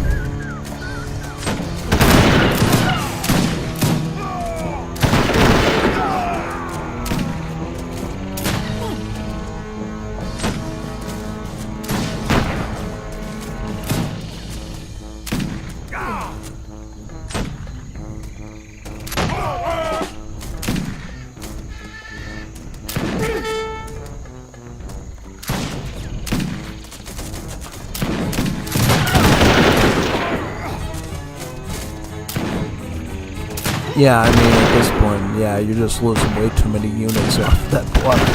It's at the point that it doesn't matter if you have the shock tag anymore. The Trupa de Marines just maintain the numbers edge to the point that they're just doing enough damage to one-shot them now. And that is effectively a defeat against Viringo. Yep. Yep. We lost the town center, has some Whitworths here, but it's not Whitworth anymore. Especially considering these Trupas have multipliers against them, which is even worse. I mean, look at the multipliers. They're really doing about... How much is that? Like, almost 50-something range damage apiece against the enemies. And that's like hitting them with an Imperial Musketeer, really worse, you know? Quite big. And if you get upgrades on them, it's even more damaging. Yeah.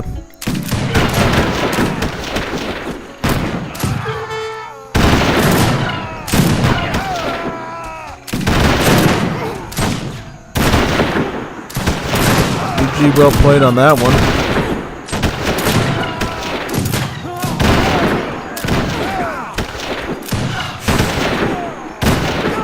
The match overall. Alright, so that concludes our final patch 1.1.1c match ever. Yeah. Sad to see you go, friend, but now we can see patch 1.1.1d now. Yeah. Yeah, so let's get that one open, shall we? Yep, let's get this closed, and now we will boot into patch 1.1.1d, which I have up here on my desktop. Yeah. And we got a comment, too, that I'm going to read while this boots up. Worst Latin American villager, according to y'all's opinion? Good question. That's a toughie. That's a real toughie because there's just so many good villagers for Latin Americans. What is the worst Latin American villager? I don't know. That's a tough one. I just don't know the answer to that one because they're all pretty good at something. They're all good. They're all good at something. Because that's, yeah, I don't know. I don't know now. I guess which one's the least practical, I guess, is the question. Maybe the Pongos of Bolivia. You know, because if you don't use the Sarna's ability from the Bolivian explorer Juanita, then Pongos are simply just less durable villagers then. So technically the Pongos of Bolivia, and that's only if you don't use your explorer. Because, well, Mexican villagers are great because they give you food back if they die. Haitian villagers can live again through the voodoo ability. Slaves are just good for defense, and they work really well on the farms with their upgrades with Brazil.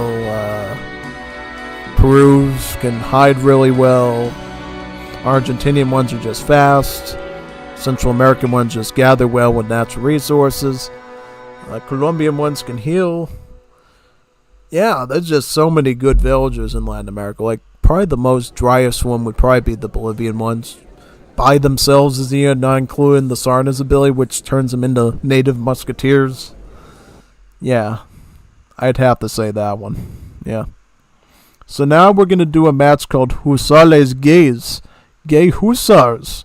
From Rommel. Husarles Gays. So let's see that one now. H is for Husarles Gays. This one right here.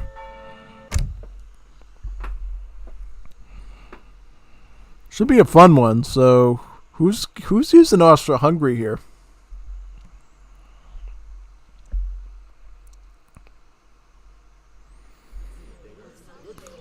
Rommel's using Chile.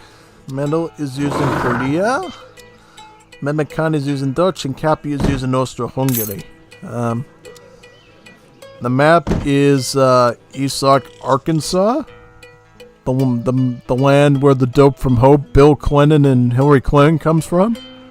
Bunch of weird hillbilly politicians that like using Cuban cigars way too much in places they don't belong in. So yeah, should be an interesting match. This map also exists in the Fam Edition, but it's not in Arkansas. It's somewhere in India, and you got Udasi natives instead of the Cherokee there. But overall, the map's pretty much the same in every other way. So let's just get started and see this. What is going on? What is this? What patch do these occur in? Are these patch 1.1.1c games or patch 1.1.1 D games? I don't know. Let's see. It might be from patch 1.1c. Oh, okay. Let me try that. Let me try it in the other one. This might be patch 1.1.1c ones. Yeah. Alright, if that's the case, we'll just load into it again. Okay. I didn't know. I figured at that point that... Alright. Oopsie daisy. Oopsie doodles. So we really do have two more 1.1c games. That's pretty good. So if you were missing 1.1.1c already, you can enjoy it for a little bit longer and savor it.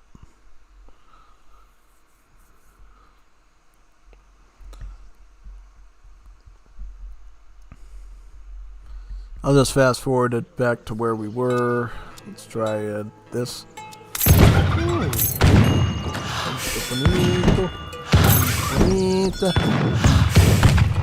Bonita. Alright, here we are.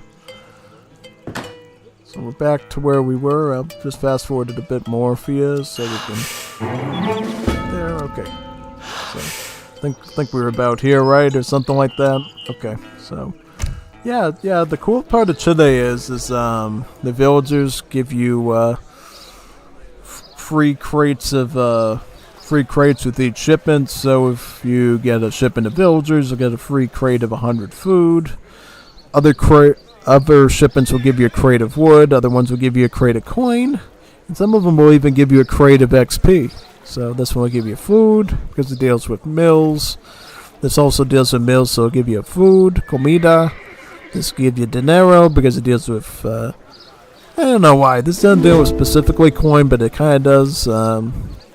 Wood, food, coin, yep, and so forth and so forth.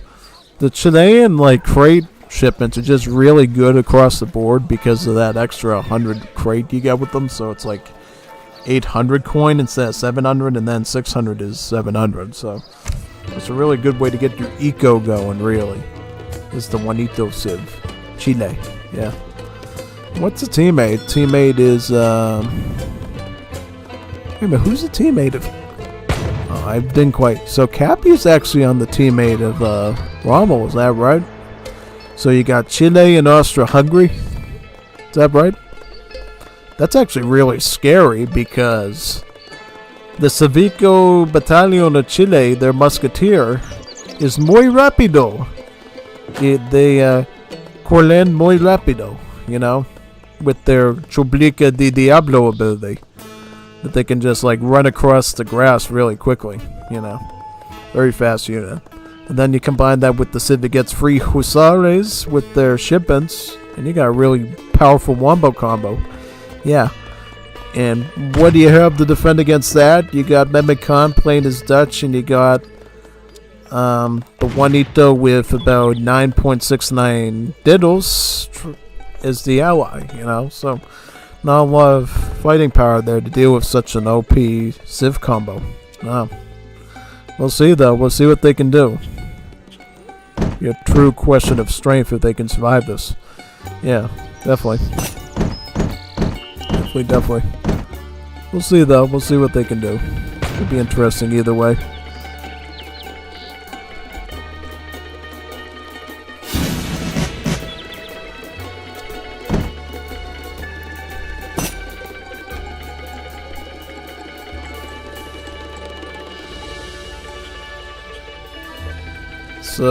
Austria-Hungary goes right. They're going for a naked FF, I know. This is typically what Cappy does with Austria-Hungary is he goes for the naked FF so he can get some spicy Hussar shipments in age 3. Because notice how Austria-Hungary gets an 8 Hussar shipment here. Pretty big. Pretty big. I think they nerfed it in the patch 1D. It's now a 7 Hussar shipment. Because, you know, 8 Hussars in one card in age 3 is like, ugh, that's kind of disturbing, you know what I mean? Like, that's like nightmare fuel. Then you got like this card that gives you about 2 Hussars and 6 Dragoons. Yeah. Quite brutal, actually, yeah. Really, really disturbing. Oh yeah, big time.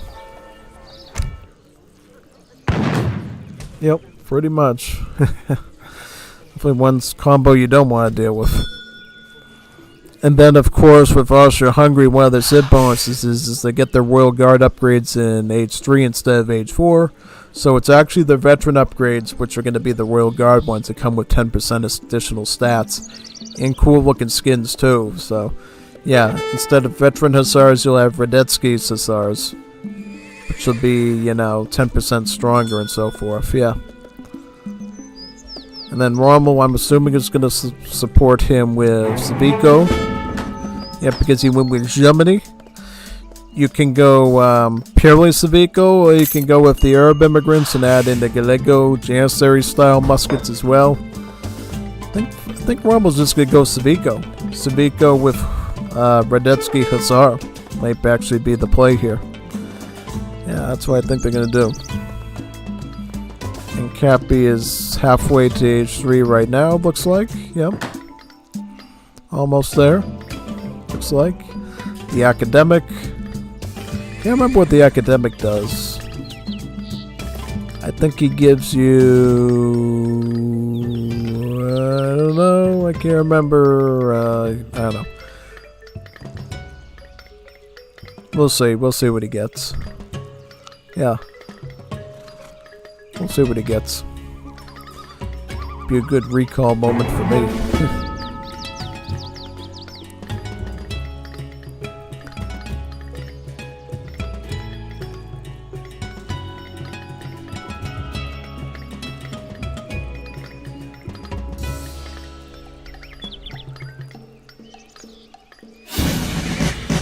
What did he get from that? I think he got something like a faster age up. Oh yeah, I think the academic makes your age up cheaper, if I recall. Yeah, that's right. It makes your age up cheaper. That's right. Okay. So basically, Cappy was able to do an even more naked FF than usual. And that's saying a lot since you're playing on the map where Bill Clinton inserts his Cuban cigars in weird places, of all places. So, yeah, very interesting.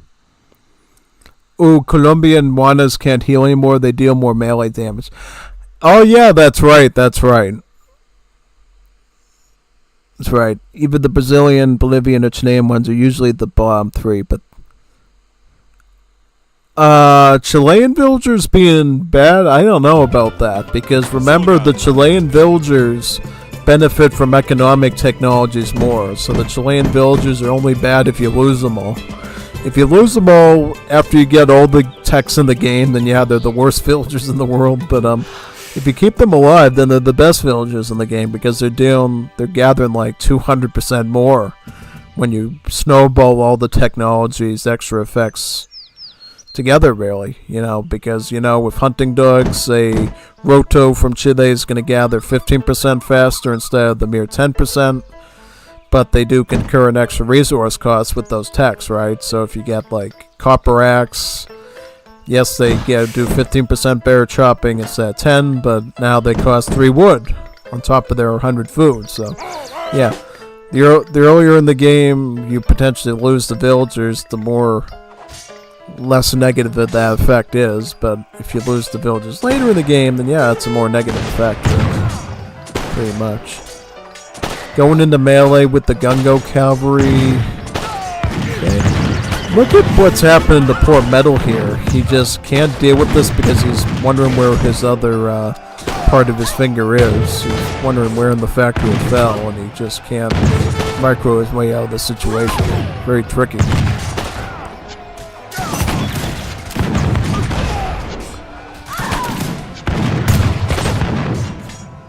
Here comes the artisanal canones. Yeah, I mean, what is, oh, look at the Husarles. Thankfully the Radetskis ones are there to help, also the Civicos can provide a little support. Oh, Memikan, got the, he's in H3 too. What's Memikan doing in H3? Is he can? Oh, he's going for Marines. He's going for Marines with Grenadiers. Okay. Because he got the card Shore Leave, which basically lets you train Marines from barracks and upgrade them there. Because believe it or not, Marines are actually the Dutch's second Royal Guard unit. They can upgrade them to the Royal Guard Cryotropen soldiers. Yeah. Yeah, it looks like Korea got way outmatched in that one. Really well outmatched. Exactly. As you can tell from the thumbnail of today's stream, there's going to be a rematch with these exact civs. I don't know if they'll be on the same team or not, but yeah. Absolutely brutal how this turned out. Absolutely insane. I can tell you Rommel with Cap is much stronger than Bell with Bevan. It's like severely outmatched. Put those two on the team. And now you got naval skirmishers or grenadiers against Royal Guard, Radetsky Hussars. That's asking for trouble. Absolute trouble. Oh yeah. I think they're gonna... I don't know. All I can say. I don't know. Ich kann mich nicht bewegen.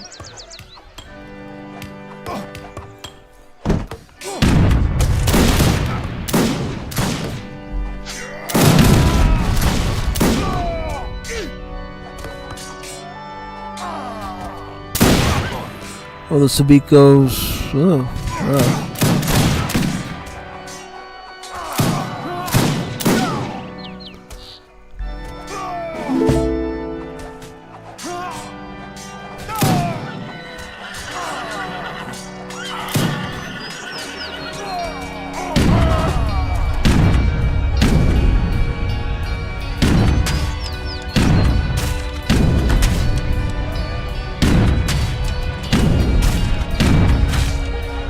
Alright. Good match.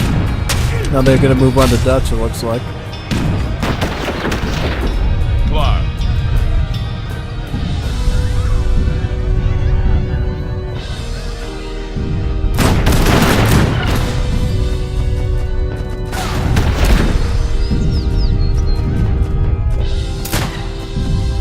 Commando, ja. Dutch barracks.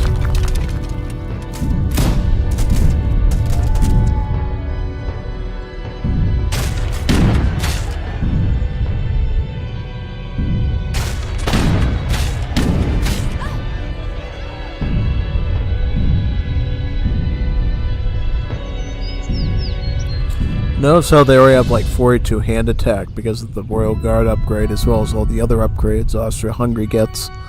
Because if you look closely, the Hussars for the Austro-Hungarians actually get 2 combat cards in Age 3.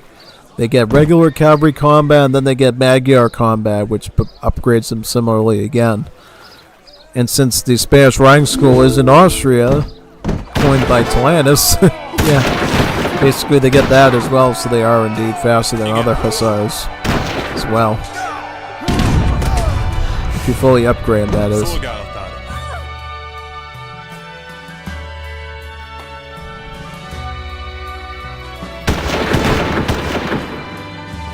GG, well played on that one.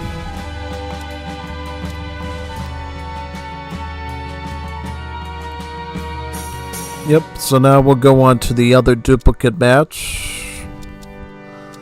And that will be the final game of patch 1.1.1c. And then we'll move on to the first game of patch 1.1.1d. Yeah, so let's boot into this one now. So what's the chat say? I'm going to check that as soon as we get in.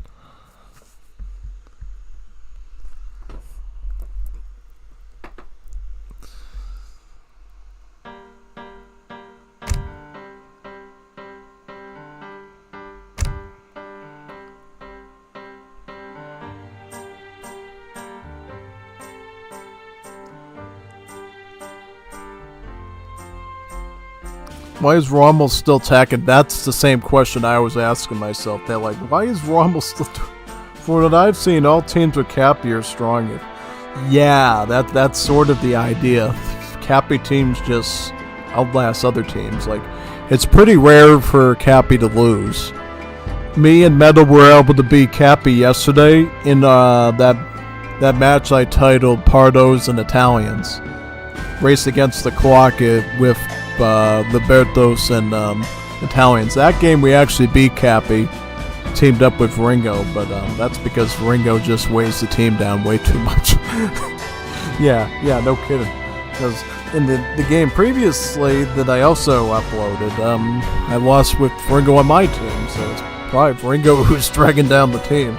But, yeah, that's all I'll say about that. So now we got Lamento Fiero Tisco. So, is Fiero gonna come in this one?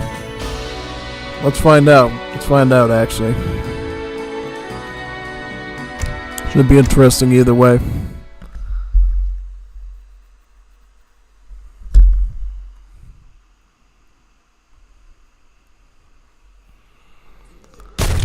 Alright, so... Wait a second, so Rommel... Wait a second, this is misinformation. This isn't the same civs. It's Rommel with Maori. And you got Mehmet Khan with, what's Mehmet Khan using? Mehmet Khan is using Chinese. And Fiero is using USA. And Nicolas is using Australia. So it's an Anglophile team going up against Maori and China. Totally different than what I thought this was going to be. Yeah, so it's going to be a game on Kamchatka. Should be an interesting matchup. I mean, honestly, team of Australia with USA is going to be very strong anti-infantry, I think. Just saying. And then from there, we're going to basically see if Team Rommel and China can get the necessary swarms to combat them. Yeah, basically. Yeah. This is going to be a long match, isn't it? Yeah, I'm looking at like the little timer thingy down there. It's barely even filling past it. So this is going to be a really tough duel here for both sides, it looks like. Now, I think, what are going to be the biggest strengths of this match for both sides? So, beyond the stuff I already mentioned, I think on both sides, you kind of have a really good late game master in some ways. Like USA, I think in the late game masses really well with really good upgrades, whereas China masses really well with just overwhelming numbers and some really good cards. You know, obviously the Banner Reforms card is going to be really good. Western Reforms card is going to add a little bit of extra stats as well. Impelling Volley obviously puts him on par with counter infantry rifling. I mean, it really depends on how many upgrade cards you get to China here. But yeah, overall it should be an interesting war. We'll see though. We'll see how it turns out. Should be fun either way.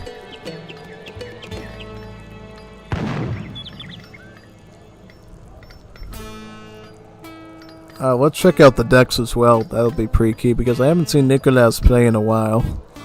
So Nicolas, this is his Australia deck. He's got options for both native faction, aboriginal faction, as well as colonial faction. But most of the cards lean in the direction of the aboriginal faction because we got native combat here, warrior combat, we got the Mary, we got empowering, and then we got Dreamtime. So we got some really strong aboriginal cards, but we also have rebellious combat, which benefits the bush ranges and the rum corps. So I mean, it really is up to Nicolas which route he goes here, really. As for Fiero is running a very treaty-esque, not a total treaty deck, but no unit shipments. I mean, he's got crates, he's got frontier defenses, but look at all the late game upgrades. You got like Reef Ridge, you got Royal Mint, you got Textile Mill, you even got Rum Distillery here. He does have the Louisiana purchase to get some 3 CBDs with the food trickle. Even has extensive fortifications to synergize with this. So if he has the turtle in his base to have like 14 outposts, I mean, that's what he's probably going to do, you know? Has the American Dream to cheapen his ecotechs and get better factories. Dub both fort and cash imitation. So, I mean, he's playing turtle. This is going to be a U.S. turtle here. With all the upgrades as well that he needs. Yep, he's got all 4 upgrades. Patriot Combat, Repeating Rifles, Melting Pot, and, you know, Revolution Combat. Alright, so basically like a very turtle TR type of decky here. Yeah. And what about the other side? What's the other side going to be running? Because Maori, depending on how they play, can really do some interesting stuffs. I never noticed that the building for the livestock pen for Maori looked like a dock. That's very interesting. Basically got winkers in here. Pretty much, yep. How much of these are actual pigs? The actual pigs. Yep, this one, a goat and a pig, yeah. Because every time you play as the Maori, you start with a free pig, and you found a goat on the map. I was trying to figure out, were these real herdables or not, basically? Guess they're not. Comes about 2 dingoes. Dingo ate my baby. Yeah. Now the paws, because I haven't gone over many earlier today, are a bit different than normal town centers because the paws serve multiple purposes. They can trickle food. They can be upgraded to have even stronger stats in a normal town center, both in terms of hit points as well as their range attack. They can be upgraded to provide additional population, and they can train infantry too. They can train your unit's Civ's mainline infantry. So your marksmen, spearmen, and fighters. Yeah. So that's basically what makes the Maori town centers, the Paz, really strong. Yeah. Now the catcher is that the Maori don't actually have houses, no casas, no tienen casas. You know what I mean? So what they have to do is build more of these pa buildings to be able to field population, as well as get their upgrades to be able to support more population individually. Pretty much. So where's Rommel sending here? So he sent a really big shipment of about 16 marksmen, and if you think that's an insane cheat-like level shipment, it's because he went with the greedy 2-shipment card. You see this little double boat icon here on the side? If a card has that, that means that the card costs 2 shipments to send. But it more often than not has more value than 2 combined cards.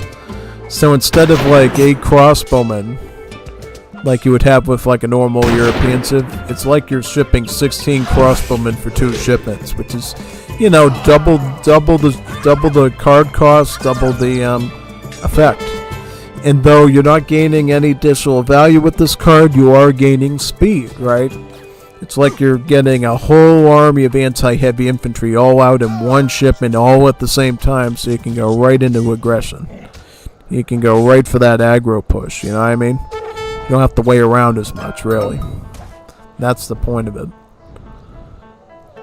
Now, I kind of wish Rommel would try to group up his stuff a bit here and try to target down these leathernecks. It's a bit of a different choice by Fiero. I don't think leathernecks is really the option here. You probably still want to go with the Louisiana Tiger, especially with all these marksmen. You know, and also the ability to take out spearmen by kiting. But that's at least my opinion, you know. Maybe he feels like he's going to need them for the Maori siege units, you know. Because Marines do have multipliers against siege troopers. So it could potentially be using them against the ads rams or the grapnel teams or something. Who knows? Who knows what even Rommel's going to be doing? Is he going to go full sort of infantry, or is he going to add in some siege workshops and add in some of the more melee-based siege weapons that the Maori can do? Really depends, actually. So we'll see. The Maori actually probably get the most coolest looking siege weapons in the game. You know, they get everything. They get catapults, ballistas, cannons, battering rams. They get and they also get these cool things called grapnel teams, where the Maori will take a log, throw it across an enemy's wall, and then they'll start tugging on it like it's a tug-of-war game. They'll literally pull the log out, so it basically, the log being pulled backwards will force the wall down. Yeah, it's like a really cool little mechanic, basically. Yeah. It's a really cool mechanic overall. So we got Rommel with mostly a comp of marksmen and spearmen, supported by some Tigermen and Chukonus from China. Yeah, so this should be an interesting combo here. We'll see if Nicolas and Fiero can defend. Spearmen are only going to be the only real siege that we have here. How much siege do these spearmen get? About 35 siege? Quite good, actually. I mean, these are fairly cheap, too, right? Like a 30 cost. For what they do, not bad, you know? Tigermen, similarly, like just under 1 siege compared to that. But here comes USA to the rescue with their light cavalry, going right up against the marksmen. But Tigermen there just to swing them off, really. And then the dingo's going to bite the horse and try to snare them. Maybe the Tigerman can take on... Ooh, fire sticks! Oh no, right in the spot! Oh no, that's horrifying. Look at that. Perfect timing there by Australia to get the fire sticks. These are basically the same as Musketeros, so they're basically a foot assault unit that has splash. They actually deal more splash damage than Musketeros do, because Musketeros have about 1 splash. These guys have about 2 splash, so they really do really well. And unlike Musketeros, they also double as siege troopers. So that means that they also have 48 siege, which is, it takes 1 million assault units normally to take down a building in the form of Musketeros, whereas for these fire sticks, well, they're fire sticks.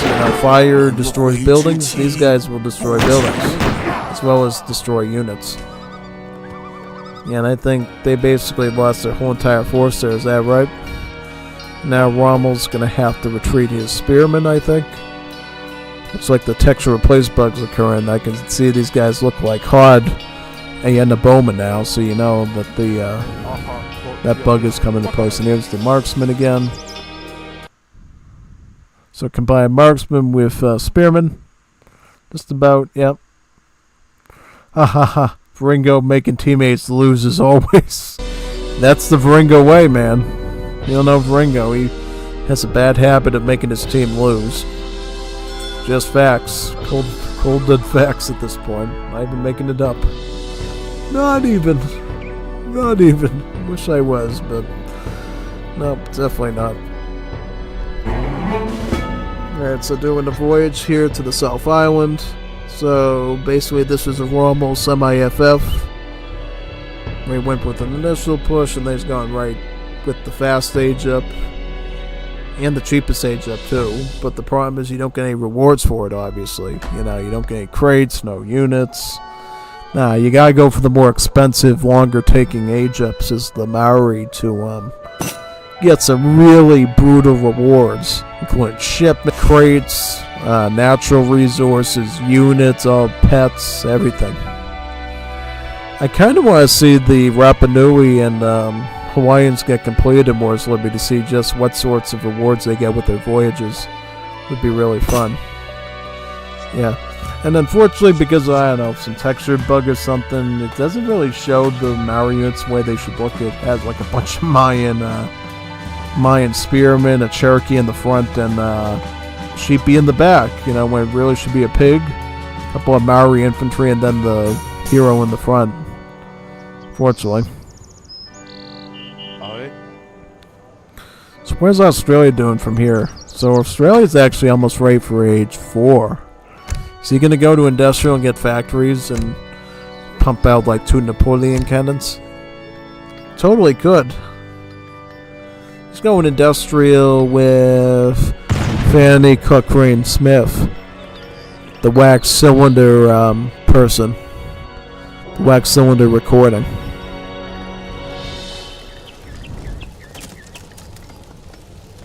Just like that guy broke in that Antique Roadshow episode. I don't know if it was Antique Roadshow. It was one of those like historical shows that I remember seeing on Vinny Vinesauce's stream before, where he's basically trying to use the wax cylinder and showcase it to the people, and then he presses too hard and the whole thing just shatters onto the stage. Like, oh my god, that can't be good. Like, yeah, you're not supposed to do that during a historical thing. Like, imagine if you were going to like a museum or something, they're showing you like a 2,000-year-old artifact from Egypt or Samaria, and the klutzy curator of the museum basically breaks the thing in half in front of you and like, oh no, 2,000 years of history gone. Carry on. That was bad. Like, you can never know what's on that wax cylinder recording ever again because it literally shattered into a million pieces. I don't know if you can glue it together or not. I mean, can you potentially take like a hot glue gun and, form the wax cylinder again, or press it together or something? I don't know, because, well, that's the thing about the wax cylinder. It has grooves and everything in it, and that's why you're able to put it into the recording device, because it's able to read the grooves and then, play the audio, just like you have grooves in like a record, in a record player, and it's able to tap on and do the right frequencies and everything, and basically pop out the sound that the grooves in the record do. That's similar to how the wax cylinder works, really. So if you shatter it, all the little pieces of the tape of glue you stick on it probably ruins the entire, sound process, and probably having that type of material there will, basically ruin the fabric of it, really. Yeah. So industrial age for Australia picks up 2 Napoleon cans and then the factories. I just don't know if that was the best option, because I think he probably could have went with the colonial faction and gone the pom-pom cannons with an industrial age. I think pom-pom cannons would definitely be a much better option. Yeah, and they still need to worry about unit numbers too. That's the other concern. You gotta make sure you have like enough units here, because if you don't, you got some serious problems here. Really, you gotta get on top of that, I think. So they don't. Could be a bit tricky, definitely. So we'll see though. We'll see what happens.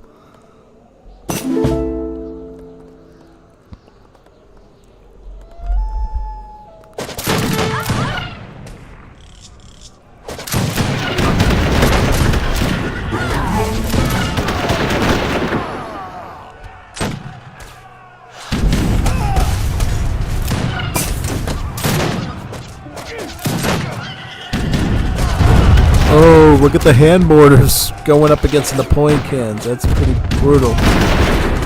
Looks like they're sniping the cans quite effectively. Hand mortars are one of the best artillery pieces in the game, particularly in Arena.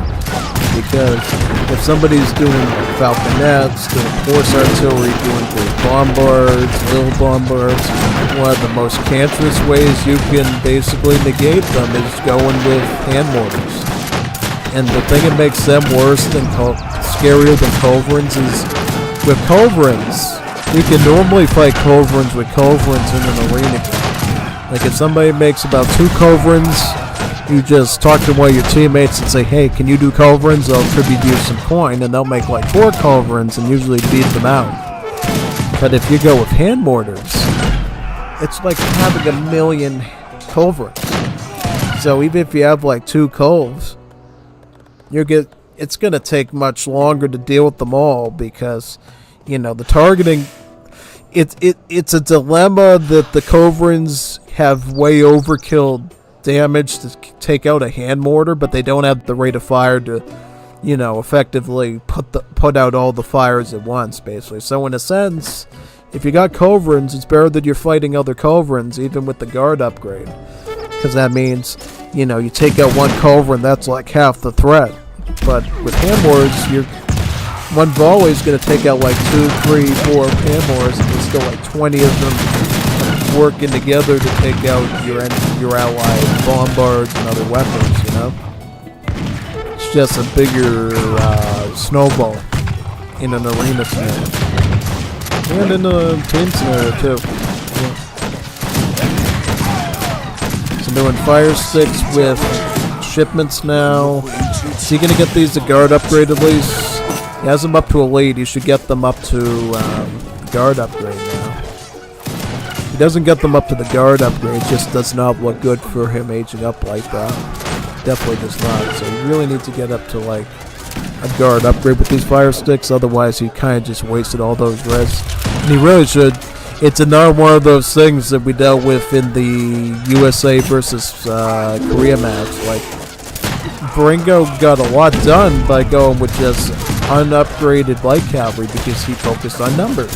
Because it's better to have like 50, 60 fire sticks with the elite upgrade than it is to have like 20 of them with the guard upgrade. You know, you just get much more done having a larger stack of things, and that's why, you know, in team games and in just 1v1s, we see Cappy with his timing attacks completely ruin people who think it's safe to go to H3 and it's not, and they just get completely lost out. Yeah, that happens like all the time in the Cappy games, and we see it time and time and time again. It's like a constant ending cycle, really. So, that's what happens. You know what I mean? Yeah. Pretty much. Pretty much.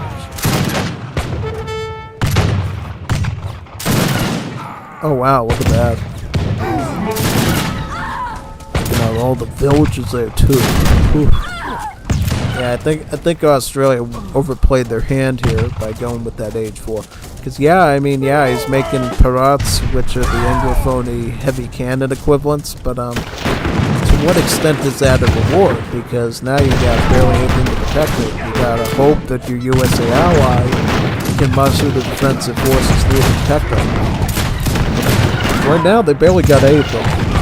And you're just starting to see a few of the End Riders now starting to challenge that, so we'll see.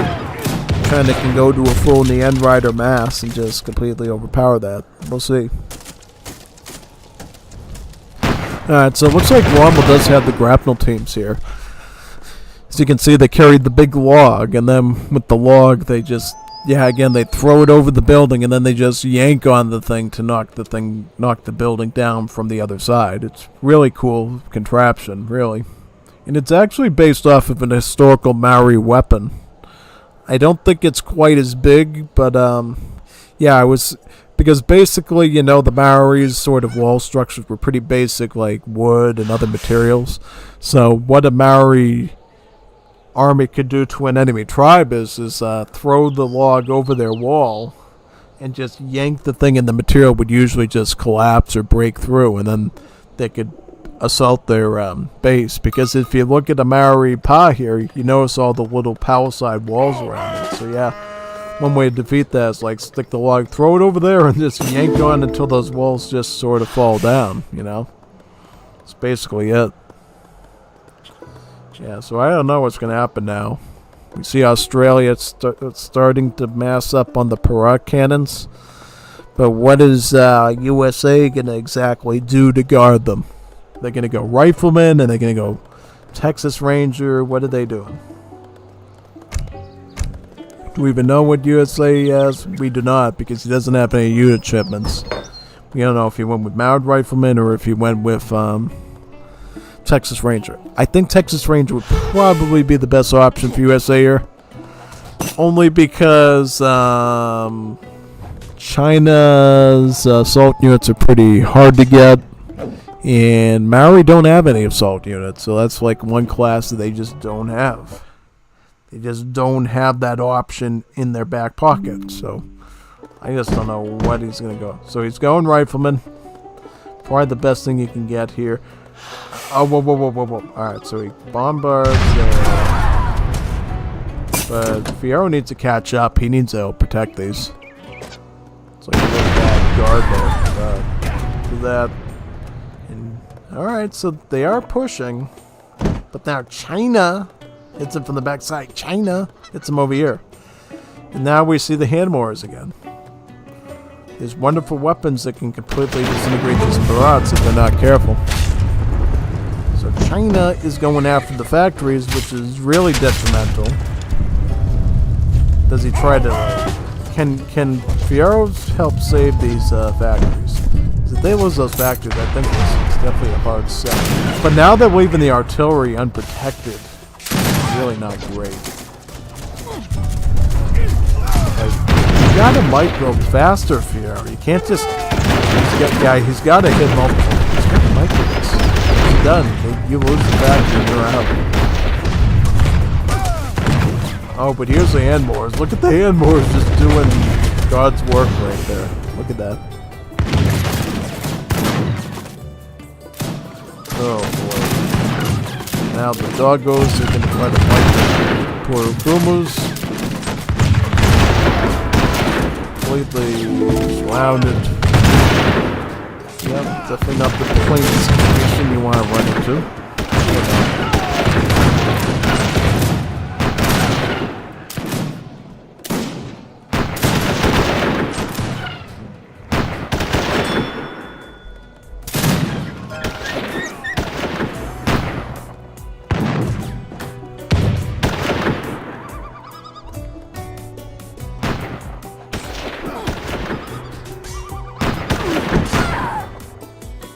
Yep. Are these up the guard yet? No, not even up the guard yet. What's Australia's res? Okay, so he still has a town center. He's still doing eco, right? Okay. Does he have a town center up here? Nah, he lost that one.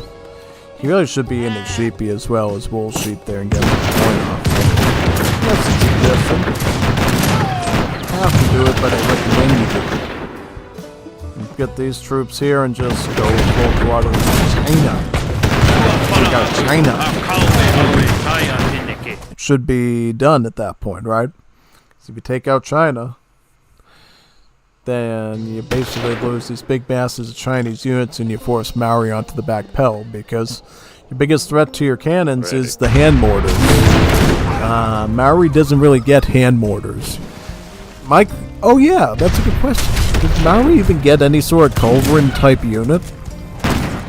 I think all their artillery is basically some form of anti-infantry, whether it's the stone throwers, the ballistas, or the cannonades. I think they're all mostly anti-infantry. So if you can down the Chinese and their hand mortar capabilities, I think the Pirats become a real threat that wins you the match. At least from my understanding of it. Look at Rommel just letting his grapnel teams get completely cooked there. It's not good. To boot, you got like Marine infantry here, so those are just going to do extra multipliers to the grapnels that are just sitting there. Here comes the hand mortars though. This is the real test. And you just break through that. I mean, Friero should be here taking out those hand mortars with his Marine infantry. That would be a really smart... Alright, well he's going to take this one out that went too far. But yeah, you need to get... yeah, you just need to pull back and let the Marine, the Leathernecks handle it. The Specialist Leathernecks handle that. Because if you don't, it's just not going to bode well for you. Really not. You gotta get into some better positioning here. If you don't, it's not looking too good, you know? If you get that one, alright. Oh, good by Friero here. Get them on both sides. Take the hand mortars out. Take the hand mortars out. And then the Pirat cannons takes out the castles. And then the hand mortars are no more. Oh, but it looks like they're getting overrun by the Tiger. Why is he retreating? Don't retreat. Regroup a bit and then take out the hand mortars. That's what you gotta do here. That's about it. Yeah, that's about it at this point.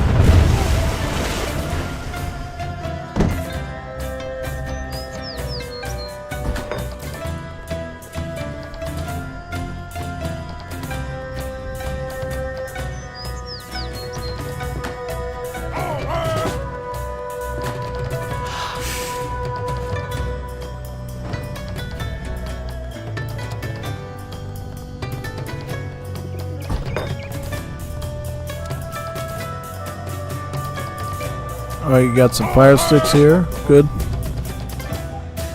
Come on, den är första.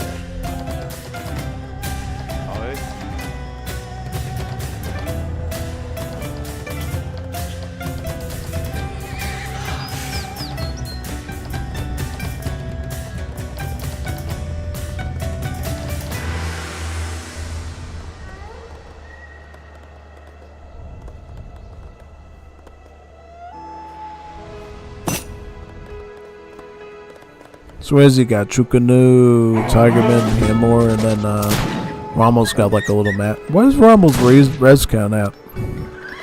So he's like missing a lot of food and coin. Oh, he went up to Industrial Age. He's following this. He's following the same trajectory as the last Maori we've seen, going for the Van Diemen Island, Tasmania age up. So sticking to the same sort of track as Jeff in that first game did. Alright, very interesting. Definitely. So we'll see how this one turns out here. It's got the Siege Workshop. Once you get to Industrial Age, then you can get, you know, your next level of siege weapons. You can choose between, I believe, cannonades and ballistas, and you can choose between whip spearmen and adz rams. With the whip spearman being like good against units, and then the adz ram being, well, just pure siege. And then on the other side, I think the ballistas are weaker but cheaper, and then the cannonades just do better. I don't know what the cannonades do compared to the ballistas. I don't know the specific statistics on the units. You know, like, when is it better to go ballista or cannonade and so forth. I actually don't know the definitive answer to that, really. So yeah. And here comes the the Tasmanian Devils. I'm not talking about Looney Tunes, like actual Tasmanian Devils here. Lucifer, the pet devil. What a perfect name for the devil. Lucifer. Yeah. Okay, so he goes with the Whip Spearman, is that right? So he's going to unlock Whip Spearman. And we'll probably see those right away here. What makes the Whip Spearman such a horrible unit is the fact that they have splash, they do crush damage, and I think they have multipliers against infantry, is that right? And then he also gets the British Expeditionary Force again with the 2 rockets and redcoats. Yeah, this is a pretty formidable duo here. It's going to do quite a bit of damage across the board.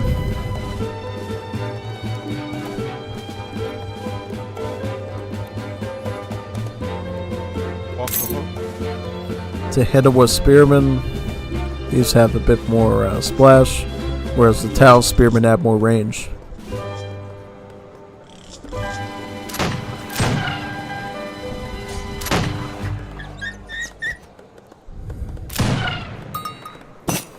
So these are the stats on the Whip Spearmen. Yep, so 50 pierce and 2 splash. So they actually deal pierce damage and not crush damage. Okay. So yeah.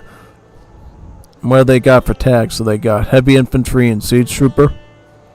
But they get faster movement speed than standard infantry. They almost got as much speed as a Viringo of Sweden, so they can actually run pretty fast and run around. Which makes them pretty strong in that regard.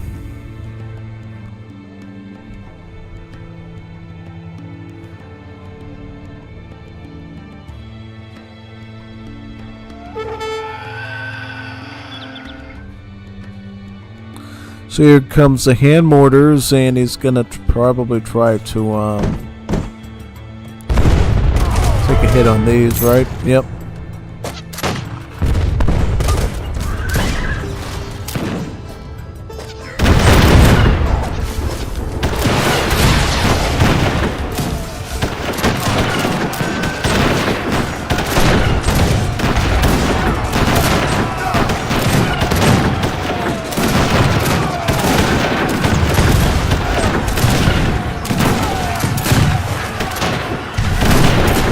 Oh, okay. Looks like they can probably break through thanks to the Whip Spearman. The Whip Spearman just completely changed it up there. Seems like it. Seems like the Whip Spearman just completely changes the battlefield. How many do we still got? Like 9 of them? So yeah, they just completely changed everything up here. And also the rockets are helping too, because those are fully shadow cat guard rockets. Mimicon's Hammor's up. Oh yeah, he's even has the Hammor's up the guard, so everything all around is just really good against the Paracans of Australia now, depending on.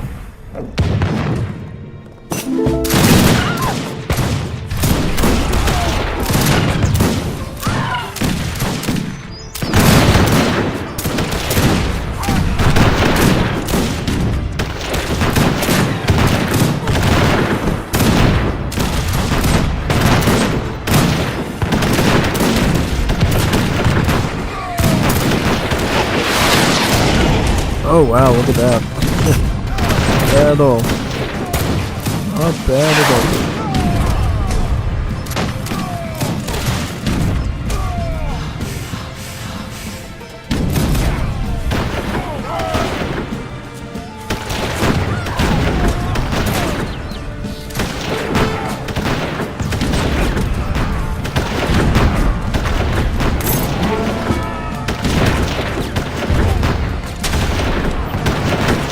Comes to Juarez to try to save the rockets. Oh, they saved them both. Saved both rockets. Quite a good maneuver there, but the light cavalry, I think, are not going to quit. They're going to try to maybe cycle around again.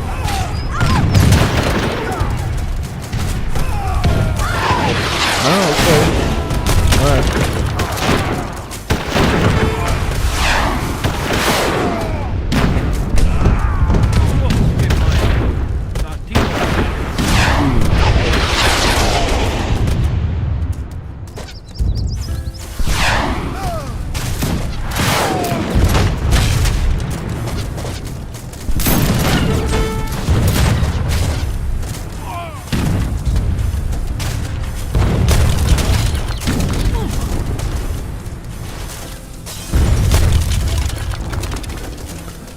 Yep, the Tigerman will basically just stomp down that Fort Columbia.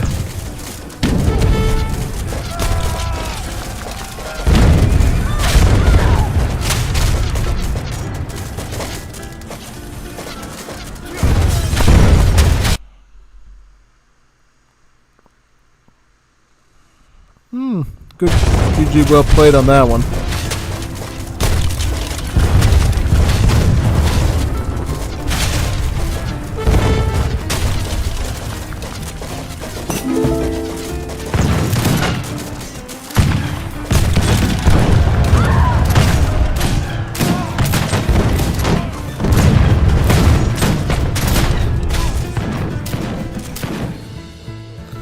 Nice, nice, nice. Wonderful. Let's look at the post game here. That is our last Wars of Liberty patch 1.1c game in history.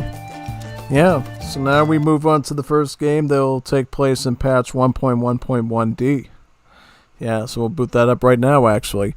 Then in a little bit, I can actually clear up some disk space on my computer, now that we no longer need patch 1.1.1c. Yeah, it's awesome. I can get back another, like 8 gigabytes, is it right? Yeah, that's good. What is this game called exactly?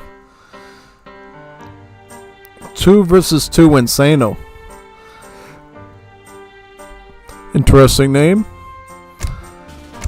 Let's see how this one turns out.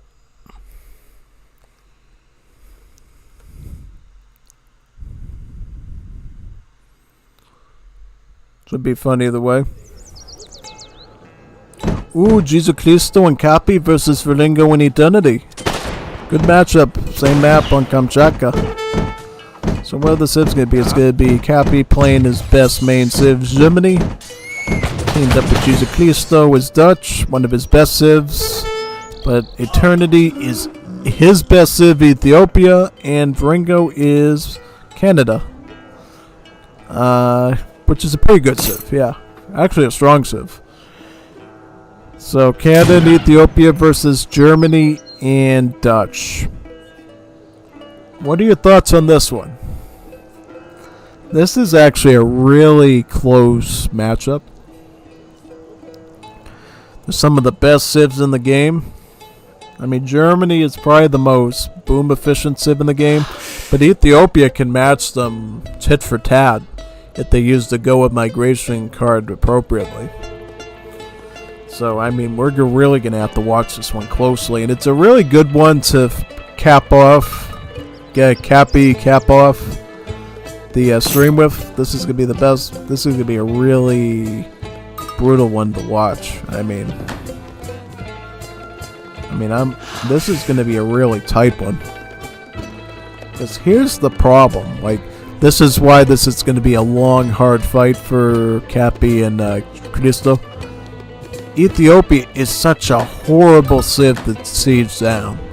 Even if you can beat them, it takes like forever and ever and ever to do it. And I do mean it. It takes like forever and ever and ever to take them down. You know why it takes them forever and ever and ever to do it? Because every time Ethiopia researches a blue library technology from their library, all the buildings get more hit points. Town centers, military buildings, towers, houses, otherwise known as apartamentos, will get more HP. It's already starting to get one now, actually. He's starting to get the piped water, so basically you're plumbing. Grain economy, this is basically the same as Colbertism, so it's a food trickle card. What's the deck look like in general? We got Go and Migration. This basically turns Ethiopia into a mega boom civ. Because, well, it does have the villager training rate. Well, I mean half in a bad way. It doesn't, like, cut down the villagers' training rate in half. It actually makes them train 50% slower. But at the same time, it allows your town centers to produce villagers for free over time. Which, even though This card is based off of Indian diplomacy. It's more or less like an Ottoman bonus. Basically you get Ottoman town centers. But at the same time, while the Ottoman-style town centers are pumping out vills for free, you can still train villagers for food. So what does that mean?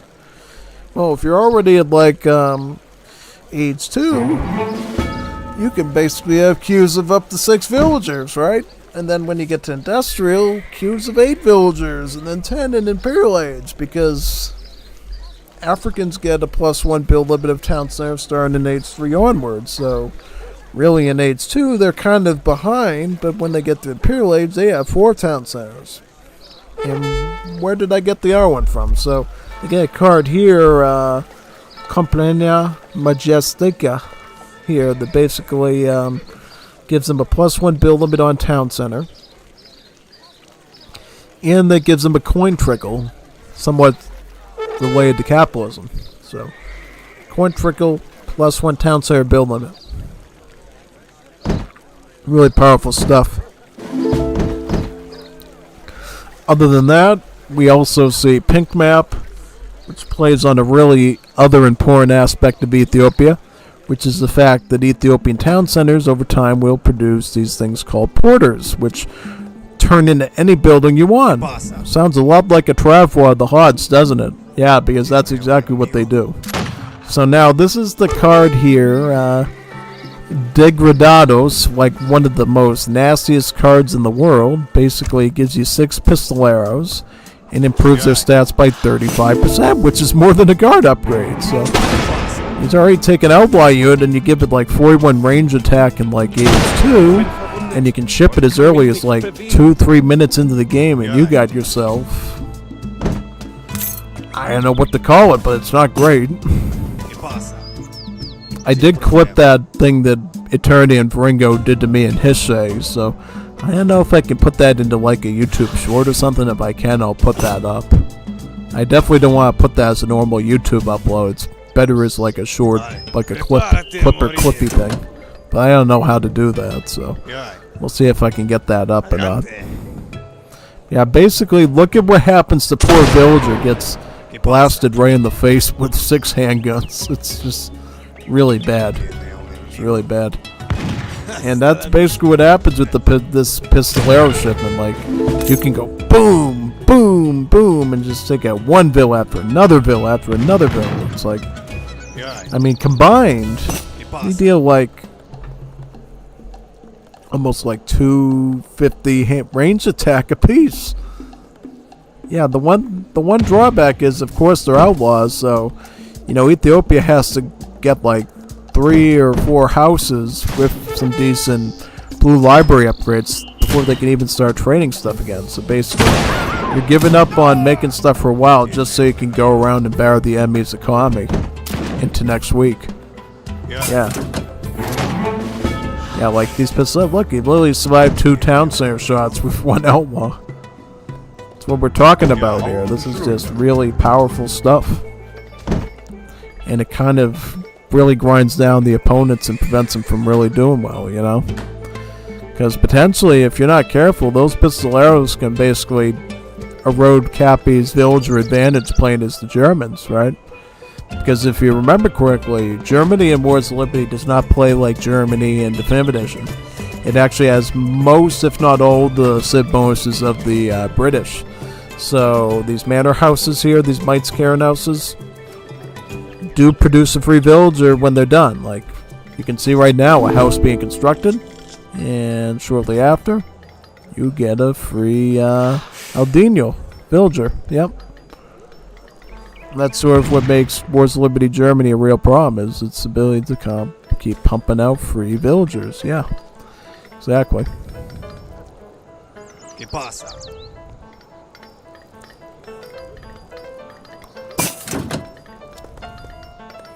Dutch is going to take it into their own hands, though, and start making the flankers. Now, flankers is probably one of the few units that can completely dispatch these pistoleros properly if they can maintain the range and the speed. GG. Yeah, that's right, James Mendez. That was a good game before. Now, this is going to be probably a GG muy grande.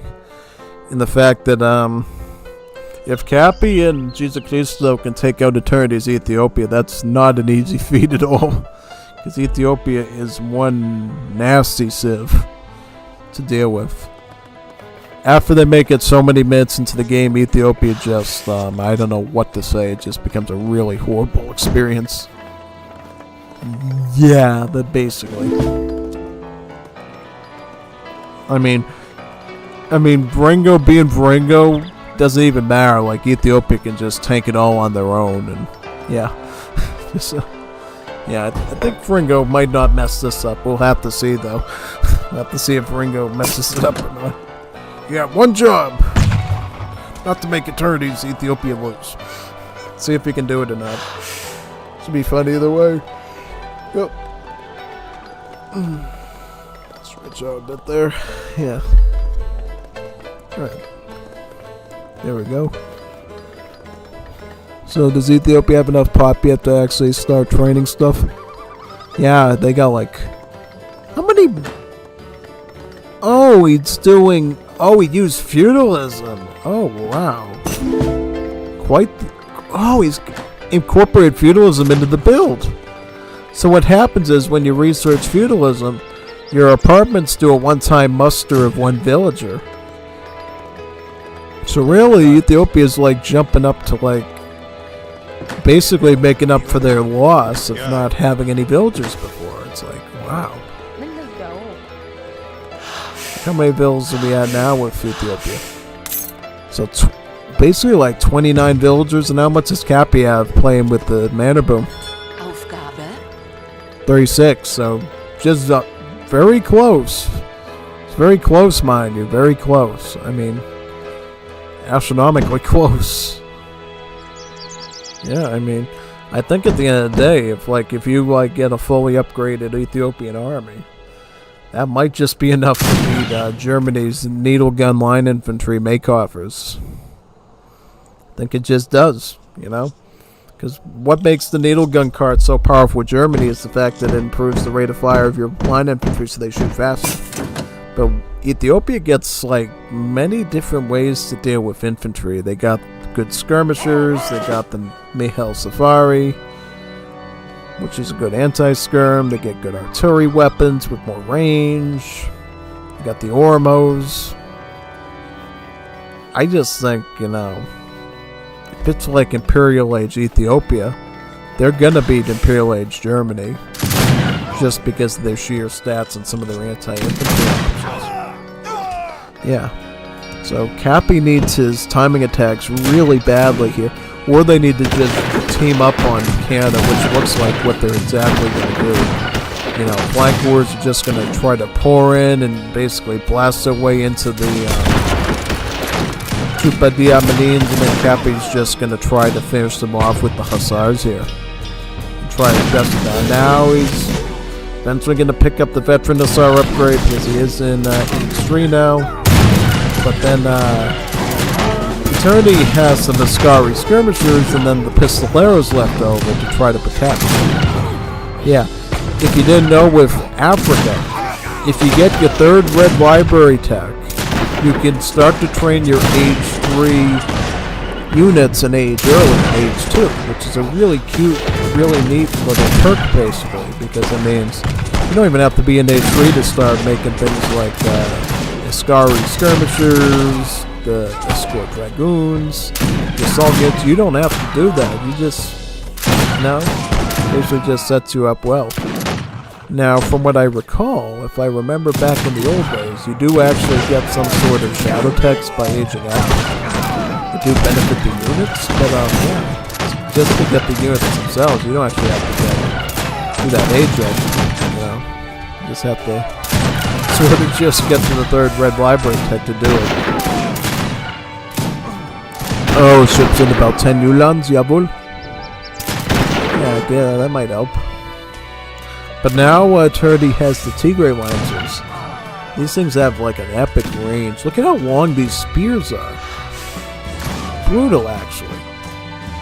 And it's kind of funny to think about because they actually ended up recreating these in the Age of Pirates mod. If you recall, because in the Age of Pirates mod, on the Santa Christmas maps, they have this 6.995. I forget the Grinch before the night before the Grinch, how the Grinch stole Christmas, basically. You know, the song about not touching the Grinch with a such and such pole. Basically, they took a Santa-style elf unit, gave him a spear is that long, to basically fight the Grinch units with. And it's pretty cool, actually, because I think the spear is even longer than the one that the Tigray Lancers have. It's like super lengthy. It's the longest spear you'd ever see in your life, you know. Like, it's a spear that would scare P. Diddy into next week. Like, he would not want to have to deal with that spear at all, basically. It's like a really big spear. Yeah. Biggest spear you can imagine. I guess. Yeah, and that's basically what the Tigray does on a smaller level. It's basically a replica of the Kamiyuk from Age of Empires 2. If you recall what the Kamiyuk does, it basically deals anti-cav and good melee damage, but from a longer range, which means it's harder for melee units to creep up on it, and it's able to actually, you know, set up a bit of a better offense that way, basically. Let me check.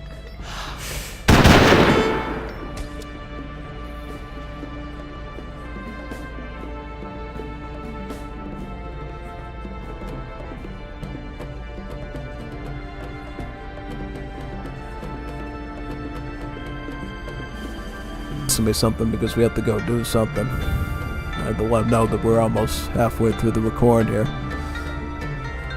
It's a good fight, so I'll make sure we go over all the parts of it, basically.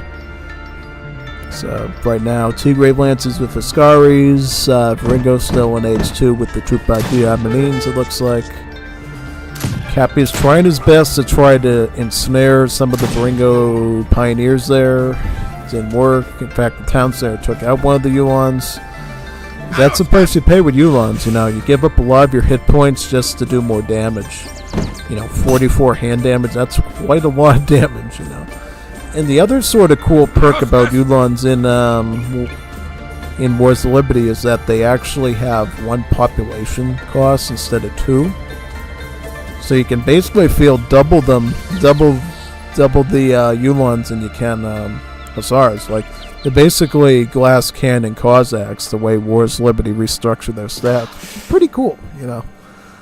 You can actually do quite a bit of damage with them, actually. So, definitely consider that when you're making units.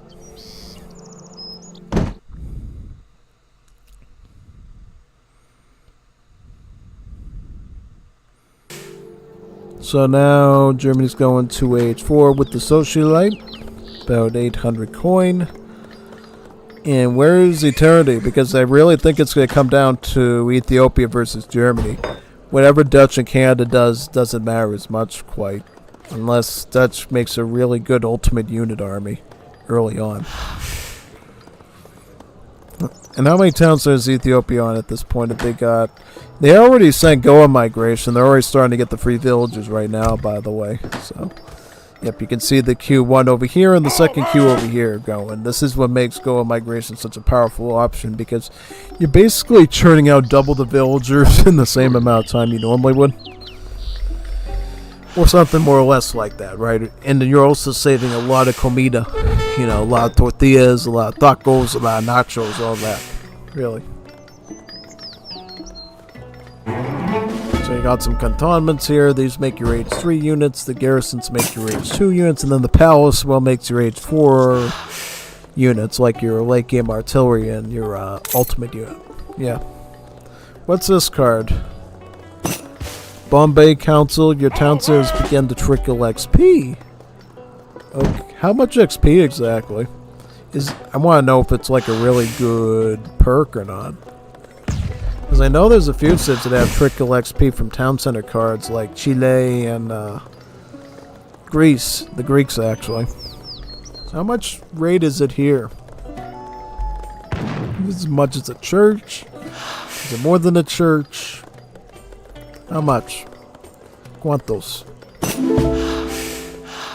Does it even tell us? No, it doesn't even tell us. I don't even see it in the UI.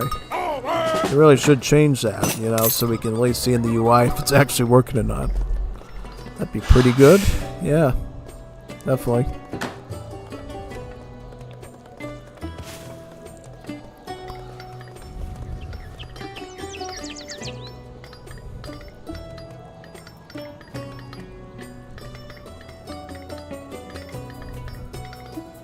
Dutch sticking to Flanker and Dragoon. Germany with veteran Hussars and skirmishers. I mean, I would be careful with the skirmishers just because Ethiopia has some strong ways to blast skirmishers, so they really need to be careful with that. Actually have to be really careful with that. Yep.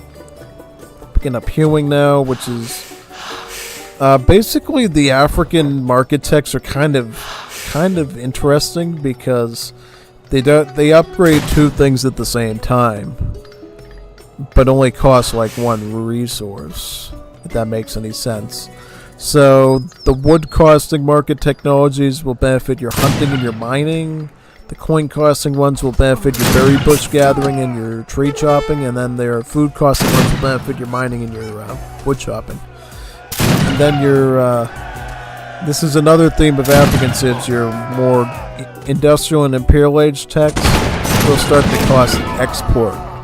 Yeah, which you have to get through spice stalls, which you make at the spice shop, which is this Carnamata looking building that you can build as the African civs. Yeah, so a lot of weird mechanics with the African civs in Wars Liberty. And I think almost in a way, the fact that Africa in Wars of Liberty uses export as an extra resource almost is what Talanis and the Definitive Edition team ended up doing with the Africans in DE, because in DE, instead of export, what do they get? They get influence, and in some ways the way we use influence in Definitive Edition is almost congruent to the way we use export in Wars of Liberty, because one of the things you can do with the export in Wars of Liberty is you can make foreign units from the spice shop, which of course is going to depend on what nation you are. Like for Ethiopia, their unit selection involves like Italy, India, Portugal, and Russia. If it was Egypt, it would involve the Greeks, Spanish, Ottomans, and French.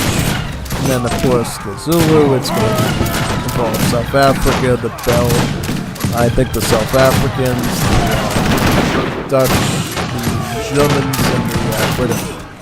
So forth and so forth. But from what I heard from the Wars of Liberty team many years ago, I guess the original idea was that every African civ was going to have its own unique ambassador from the other countries, but now the devs sort of realized like eventually it's going to get so messed up that eventually one of the African civs is going to have the Tupi war chief as like their ambassador. It's going to be so weird, like having Pomberos coming to help us in the tropical rainforests of Brazil or whatever. So they're going to have to overlap some of them, like the British, the Germans, the French, the Portuguese, the Spanish, like some of the more prominent European powers, and maybe even the United States, you know. Like obviously any Congo-based civ would be the only one that has the Belgians, for instance, so that might be unique, but other ones not so much, you know. Yeah. I know for the Sudanese, the Mahdist Sudanese, they were actually thinking about giving them an ambassador from the Hods, because apparently during the war against the Mahdi in Sudan, British actually recruited the Hods, like Native American Hod warriors from their tribes to help carry their boats up the Nile, and many of them actually ended up dying at the hands of various Sudanese defenders, either using explosives, firearms, arrows, lances. It was a pretty big mess. So basically the concept was that they were going to have like Hod tomahawks as like their foreign unit from the Hods, or possibly even mantlets, and it would be like sort of a very different thing, you know. Yeah, and I guess the other ones they were concerned for them were maybe Albania, Egypt, and what was it, like Egypt, Albania, Pods, and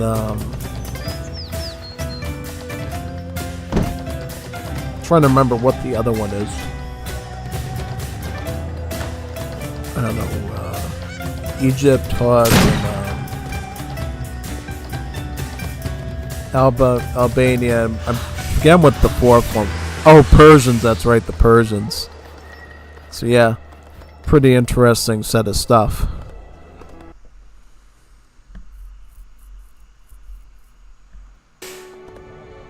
So Ethiopia is going to get a factory now.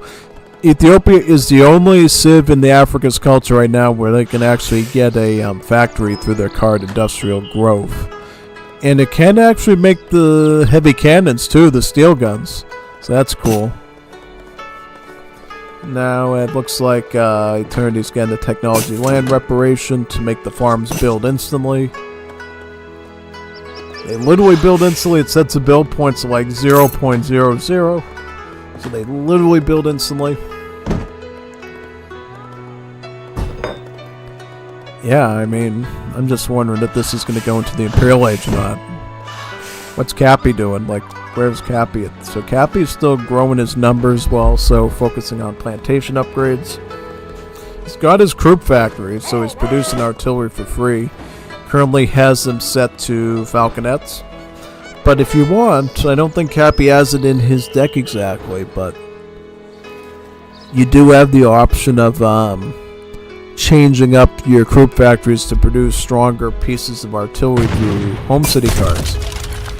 Either the steel guns, which is your European heavy cannon, or the Farpanzers, or the mobile armors, which is the more nation states heavy cannon. Yeah. Pretty much, yeah. Looks like the Trupa Diabolines are starting to siege down the mares now. I'm going to keep moving forward. Looks like a Canadian fort is down right now.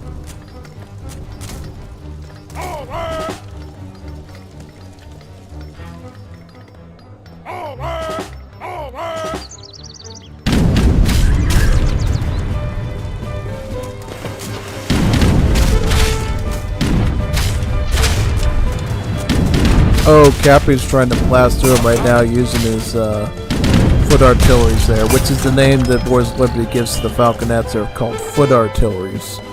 Not to be considered with foot fetishes, but rather just foot artillery, like artillery on foot. Nothing to do with feet, you know. I mean, I don't know if Cappy likes looking at feet pics, but he definitely likes foot artillery, or feet artillery. Which with the proper plural would be feet artillery. Yeah, feet artillery.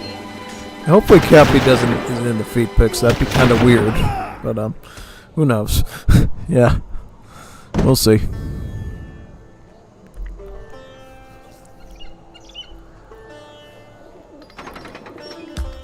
Here comes the Oromo horsemen right now, using their Chotel sickle swords.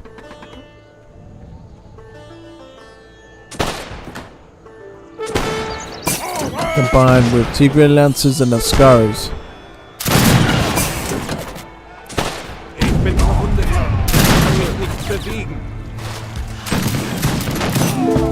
Oromos are basically the same as Spanish lancers, statistically. Just so you know, and then the Tigres, we already went over them. The Scars, just African skirmies. Ooh, look at the massive artillery here, but then the Oromos come in. And then, of course, the Tupa Diamanines can snipe artillery as well. Look at this 4-can cable. Like, woo, like that. And then the Tigres, of course, once they get up in the close range, can actually start sniping cannons themselves. This is a lot of lost artillery here. It really is. Huge loss. Now Dutch is starting to do the Marchazi ultimate units, it looks like. Those will be a pretty good asset. These are basically Mushateros, but they only cost wood. and they have tube splash instead of just one, so they do a really great job at what they do.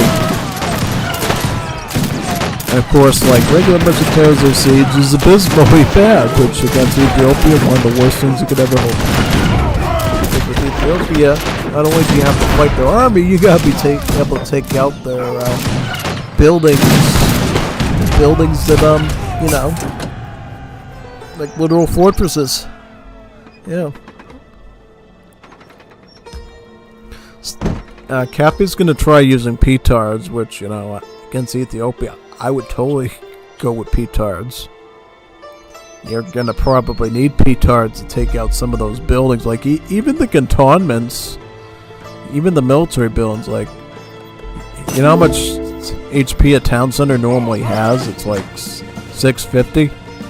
At this stage, the cantonment has an HP of about 4,300. And that's not even completely done yet, because Eternity can get even more library technologies. It will get it even more. Yeah. Oh, he's getting, looks like Eternity's getting Armism. Rocks cost less wood, and I used to get this card a lot. It's called the Gold Standard. It basically reduces the gold costs of your units by 10%, as well as technologies. And I used to think that was just like a really efficient card. Yes, Eternity thinks so, so he's got that. Look at the petards though, just, oh wow, he took one out with the petards. Problem is though, he's gonna have to keep making them. He's gonna have to keep putting in the food in the wood to just keep pumping out petards to take out these buildings. If anybody can destroy Ethiopia, it's Cappy. Cappy and his timing attacks. I think he might be able to do it. But Eternity sure did a great job of walling up everything. Like, look at all these walls. Ethiopia gets like, what, like 4, 5, 6 technologies in their wall upgrade. It's like insane. A million wall upgrades. Back in the day, the walls you upgrade used to be really good. And Ethiopia's walls would have like over 100,000 hit points. Like, you could sit there sieging them with infantry for like 5 to 6 minutes. Now they're like nothing, they're like rubbish.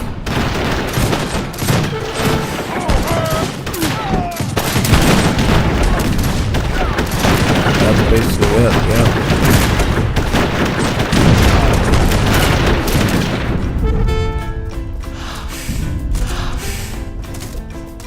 Oh, attacking from the south as well with the Maycock. Good choice. Try to confuse the Ethiopians a bit, I see. Not bad. Does Cappy have needle gun yet? I think he does. He does not. He's probably going to get that rare soon, I would think. And then probably short range attack and hit points. Yeah, I think so. Yeah. Bereit.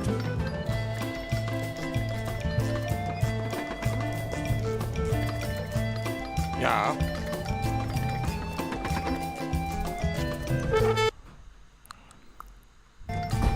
Bereit.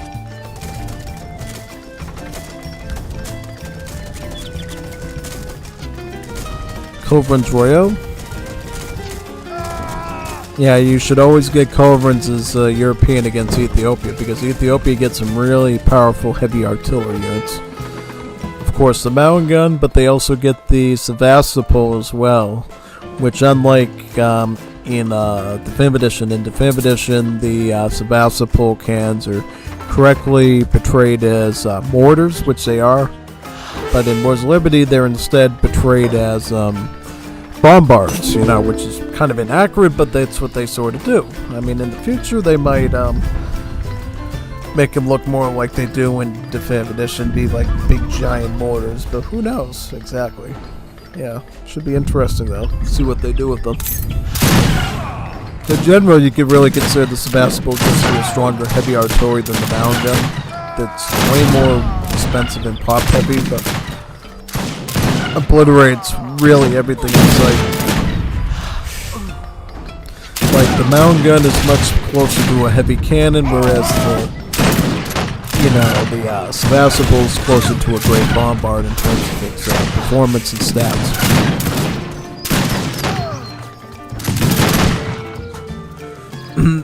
But doesn't look like Eternity has a long-range artillery card here that gives the artillery more range. Kind of surprising. Civilizing Mission. Is that really a good card? I don't know. He has Battle Honor. So, I don't know. I mean, I think Battle Honor combined with Gold Standard basically still does less stuff than that Bolivian card we saw in Age 4. So I'm not too sure if that's efficient or not, really.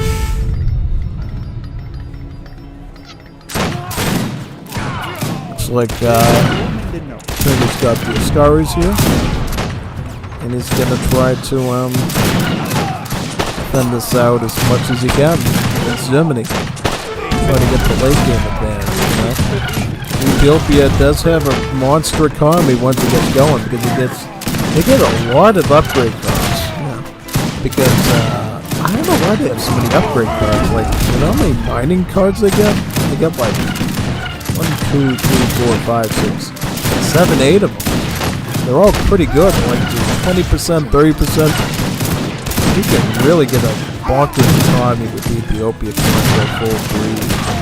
If you wanted to play full pocket position economy, you could like really supply your allies really well. So here comes the Mihel Savaris. These are basically anti-skirms that get better stats when they're near town centers. Yeah, when they're close to town centers, they're statistically more efficient. So they basically have multipliers against artillery, skirmishers, and dragoons. So they're good at taking out maneuver units, skirmish units, and cannons. So believe it or not, these anti-skirms, the Mihel Safaris, actually deal about 82 damage against guard skirmishers, which is pretty substantial. It's pretty big. Can do a lot of damage overall. Yeah. So definitely nothing to laugh at all. Really not, you know. So you really gotta be careful with them. Some BLs right here.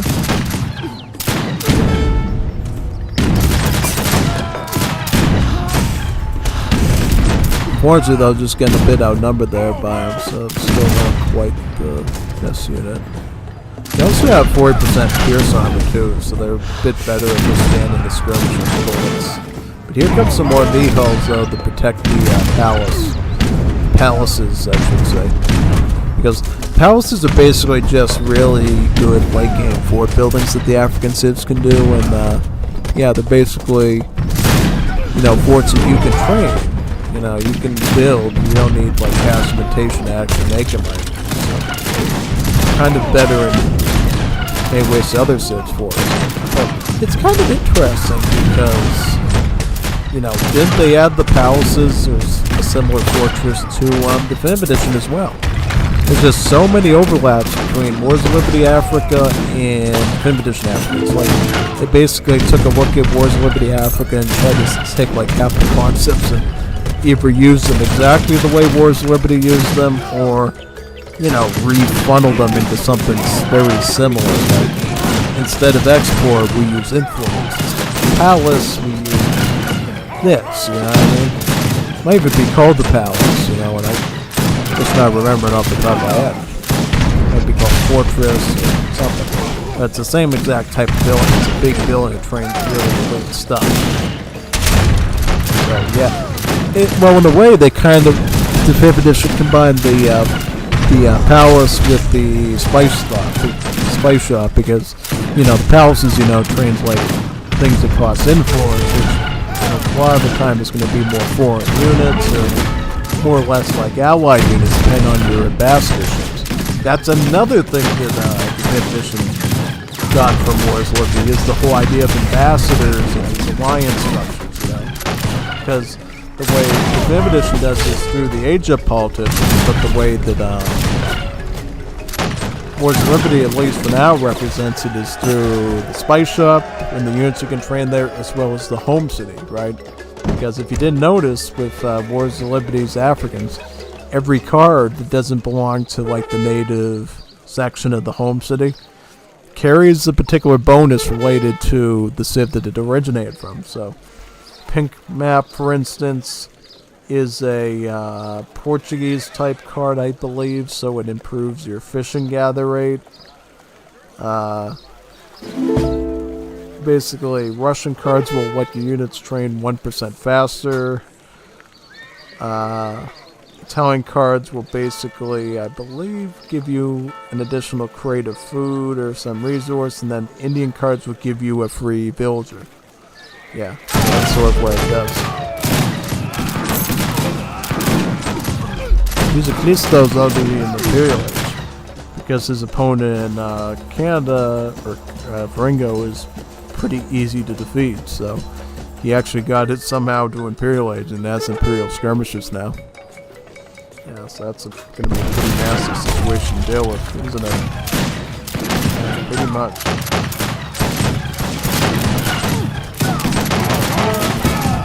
Got some more horsemen here from Ethiopia.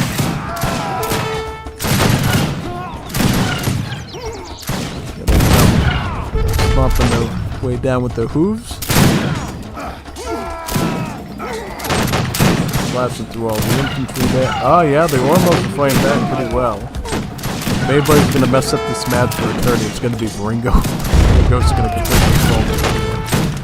But it looks like, because Eternity is a Juanita Diana muy fuerte, caliente, he's actually going to be able to defend himself and Viringo at the same time.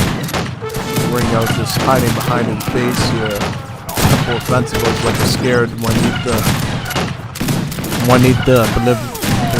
Puana, who basically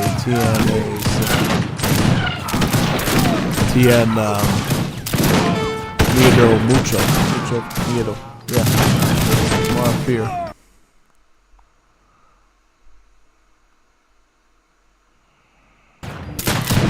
I don't know though, I'm trying to figure out who's winning here. How much res is Ethiopia at? This is Cappy.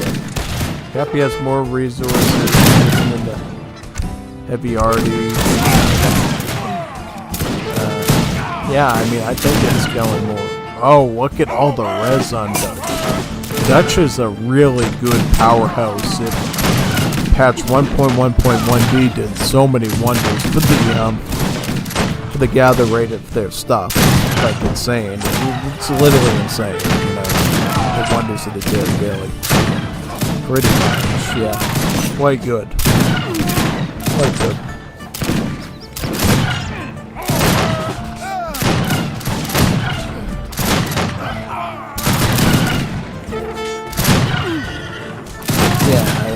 GG, well played, I think it looks like. Viringo, you gotta do better, man. You gotta help out Eternity a bit. You can't be like a Cappy or a Jesus Cristo and just steamroll people. Or to the Juanita Pluana. Gotta do better.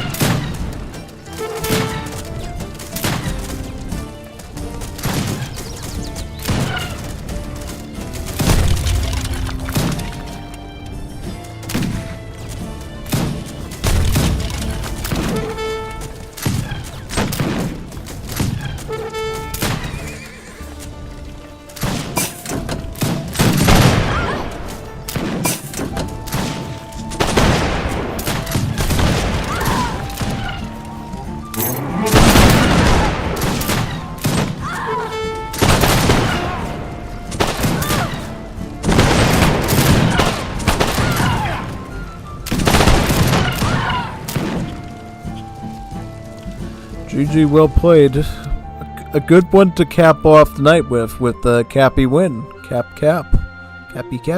Yeah. There we go. Fun stream it was, yeah. Just wish we had a few more records to do, you know. It would have been good.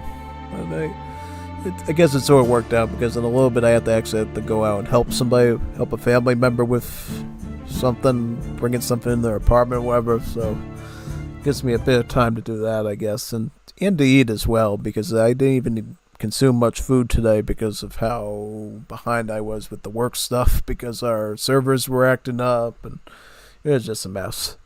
Hopefully the servers are working better now, definitely. So it was a fun stream.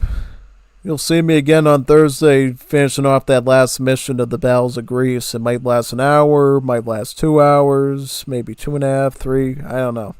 It's definitely going to be a teeny weeny stream either way. So, see you then. Sign off now. And thanks to one of the Juanitos during the stream today for suggesting I do a tier list on Sunday or whatever for Wars of Liberty civs. And I should probably do one after every patch, just for fun, just for funsies to see where we're at. So I'll figure out how to set up the tier lists in the OBS and everything for you. So see you then, all right? Adios, Juanitos bonitos and Juanitas muy bonitas and anime cat girls muy guapas or whatever. Yeah.